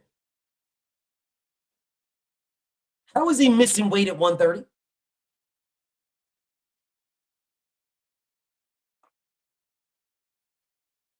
He's such a small guy, such a tiny guy, such a little guy, BF. He's so pequeño. He can make 126, y'all. You really guys don't know. He's such a small guy. If he's such a small guy, then he can make 126. Then how is he missing weight at 130? And if he's missing weight at 130 and got stripped of his 130-pound title because he couldn't make the weight, that's the statement that you guys are saying to me.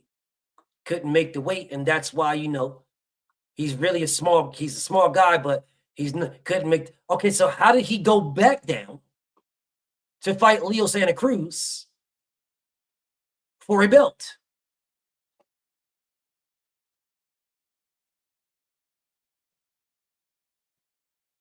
How did he go back down? And this is why I say boxing fans hate boxing more than anybody. You said the man couldn't make the weight. He wasn't disciplined. He couldn't make the weight. 135 is going to be his weight. And then he goes to 135. And in order to duck Devin Haney, he goes back down to 130, to a weight class that you guys said he couldn't make. Sort of sounds like Shakur Stevenson. My homie Boxing Fan Times 4 says, chew on the belt, wet nobody. Salute to my brother.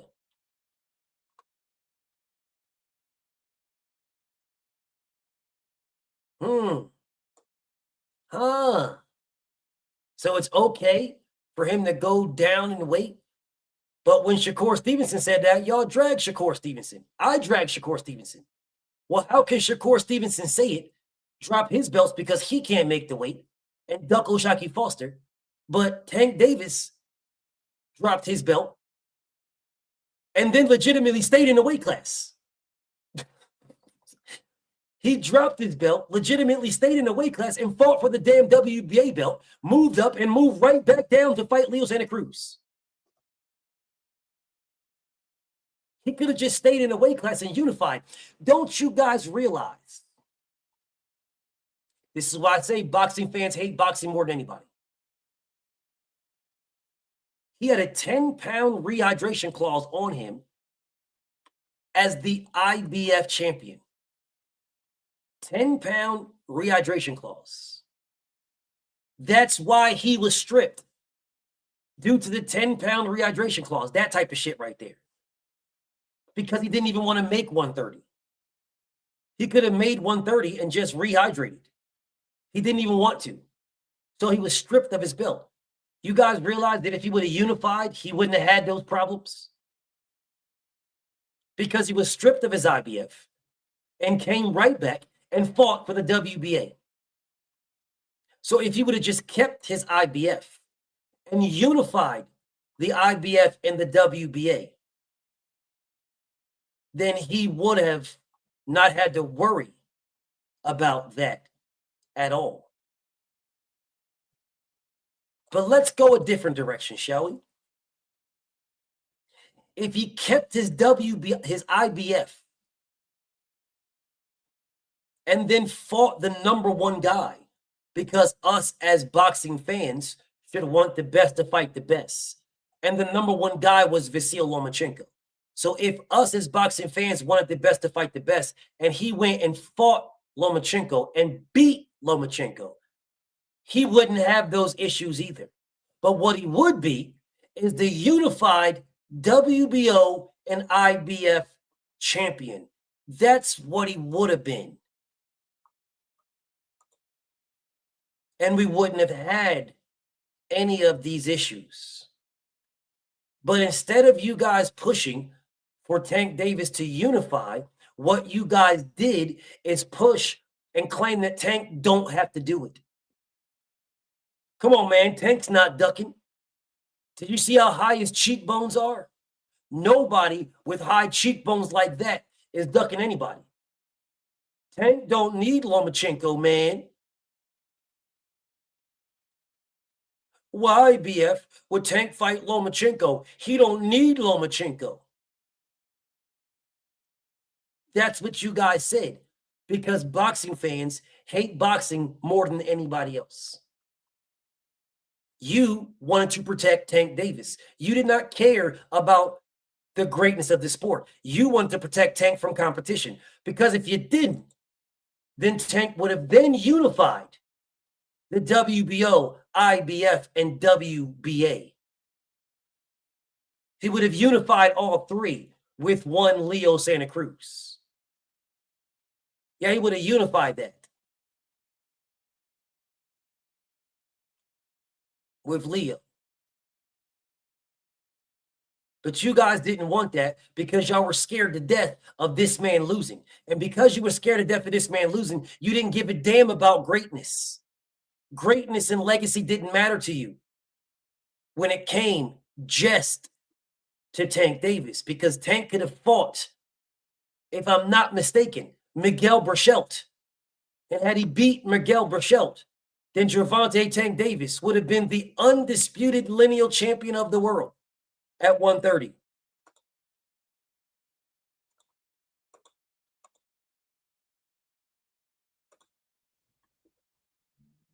But because boxing fans hate boxing more than anybody else, you moved the goalposts. You never wanted that. You just wanted to protect this man from good competition. That's all you wanted to do, is protect this man from good competition. You never wanted him to fight good competition at all. Never. But when it came to this man, you cried like a bitch about you wanting undisputed. We want undisputed. We want undisputed. We want undisputed. You cried like a bitch. Deontay Wilder can't. Who does Deontay Wilder think he is? Wilder has to go to the UK to fight Joshua. He has to go. Wilder has to go. Wilder. We want undisputed. Wilder never unified. Wilder never. The exact same fan base cried like a bitch. Yet protected every fucking move from the A side, who could have made every fucking one of these fights. Gervonta Tank Davis could have made every single one of these fights. Every single one. He could have made the Lomachenko fight. He refused. He could have made the Miguel Burchell. He refused. He could have made every single one. He refused. Tevin Farmer would have never been his champion, an IBF champion. Tevin would have been his Mando. His Mando. And that's the reason why I say boxing fans hate boxing more than anybody. Anybody. You hate boxing more than anybody, bro. Anybody. You same goofy motherfuckers that are running around here right now talking about the belts don't matter. None of that matters, man. The belts don't matter. We don't care about the belts. And you're only saying that. You're only saying that because Tanisha Davis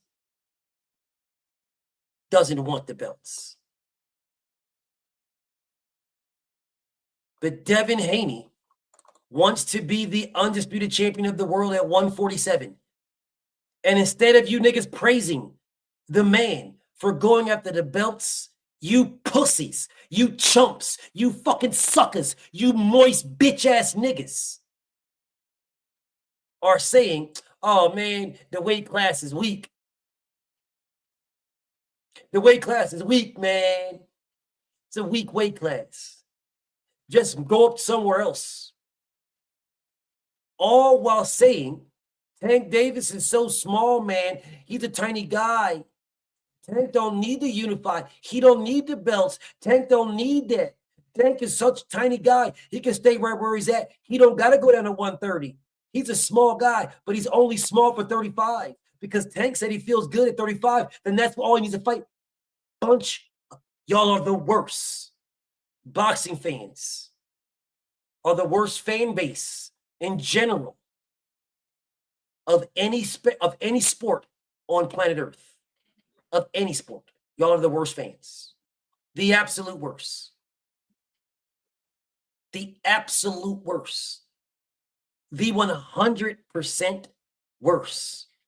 The fighters who are trying their damnedest to give us the fights we want to see are the ones y'all shit on. Those are the ones y'all degrade.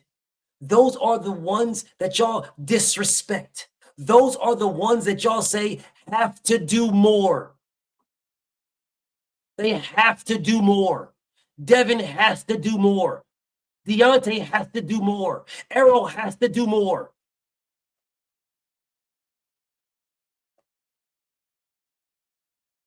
And that's why I say boxing fans hate boxing more than anybody. Big Dog Willie, my brother, talk to me, homie. I'm about to wrap this up, but talk to me, King. Okay, yeah, I just woke up, but I just want to say that you're correct. You're correct. You left Shakur out, but you're correct. But yesterday I found out by going to a Tank Maniac channel that I am secretly working for Devin Haney and his fans to destroy Tank. I just want to let you guys know that. Well, you know what? You don't work in a hospital. Your job is to destroy Tank Davis by pointing out the facts that Tank ducked Shakur Stevenson. That is you destroying him. You are destroying Tank by pointing out the facts that he ducked all of his contemporaries. So you, brother, you need to be stopped because you're out here telling the truth and it must be stopped. We have to live in lies. How fucking dare you tell the truth? Knock it the fuck off, big dog. Get with the program. I'm sorry, man. I didn't. I'm sorry. I gave her my spy whatever because I work for you now. That's what I heard. Well, you know what? Well, there you go. You work for me, but somehow me and you go at it over Devin and Shakur all the fucking time. But somehow you work for me. All right, that's what's up, bro. Okay, yeah, that's all I want to say. The greatest All right, job. man. I'm sorry I blew my cover. Sorry, man. Yeah, you fucked up, dog. It's over with now. You fucked up. All right, man. Have a good day, man. You fucked up, bro. I just want you to know you fucked up. I'm sorry. At least you apologize, my nigga. Insane, talk to me, King. What's the deal, my brother? Damn, that's crazy because I can't hear you again. You can hear me? Just shake your head if you can hear me. All right, cool. So it's been crazy lately with these Tank fans, right? First, I'm gonna start with this dude, Mace, man, Macy Cameron, bro. What they done said, they said some crazy ass shit. I heard them say that Rolly Romero is gonna stop Devin Haney if they ever fought. So I put my bid in, like, hey, look, if that's a bet, bro, I put my house up, my soul up, my life, my life savings, everything I got, nigga. I want that bet, Mace. Like, I need that. I need all that. I need everything. You know what I'm talking about? And I'm gonna go get a bank. I'm gonna get a loan from the bank too. On top of that, right? So I think I want that bet. So then, I'm shopping around. You know what I'm saying? I'm on the tube or whatever, and I'm starting to see dudes like, oh yeah, Tank Davis would have did better than Anthony Joshua what he did to Jake Paul. I said, do you understand that it'd have been the other way around? Do you understand that Tank Davis would have been the one that was running the same way he was running from Rolly and running from Ryan? But it'd have been just a little bit different because his hits wouldn't have been able to affect Jake like that. And I'm like, and eventually Jake Paul would have caught up to Tank Davis. So y'all saying that this man that's 5'4" is gonna do more damage than a man 6'6", 260 pounds? Like, I'm like, bro, come on now. I'm like, I understand being a fan, bro, but come on, my nigga. Like, where's the common sense at, bro? Tank is 5'4", 5'5" with brown eyes, bro, and like 130, 135. You know what I'm saying? That's the insanity that you hear from these Tank fans. But that's all I wanted to say, man. Salute to the LDBC, man. I'm up out of here. Salute to my brother Insane, bro. Listen, that what my brother just said is the morning grind that I've already got done. It's already done. You guys will see this morning grind tomorrow. You'll see that tomorrow. That video's done already. Matter of fact, I'll show you. I'll show you. It's done already, bro. I didn't make the meme yet, but it's done. I'm gonna show you right now. Share screen. This. There you go. Right there. There it is. It is done already, y'all. The video is done. You will see this tomorrow. It is done. I just didn't make the meme. Video's already done.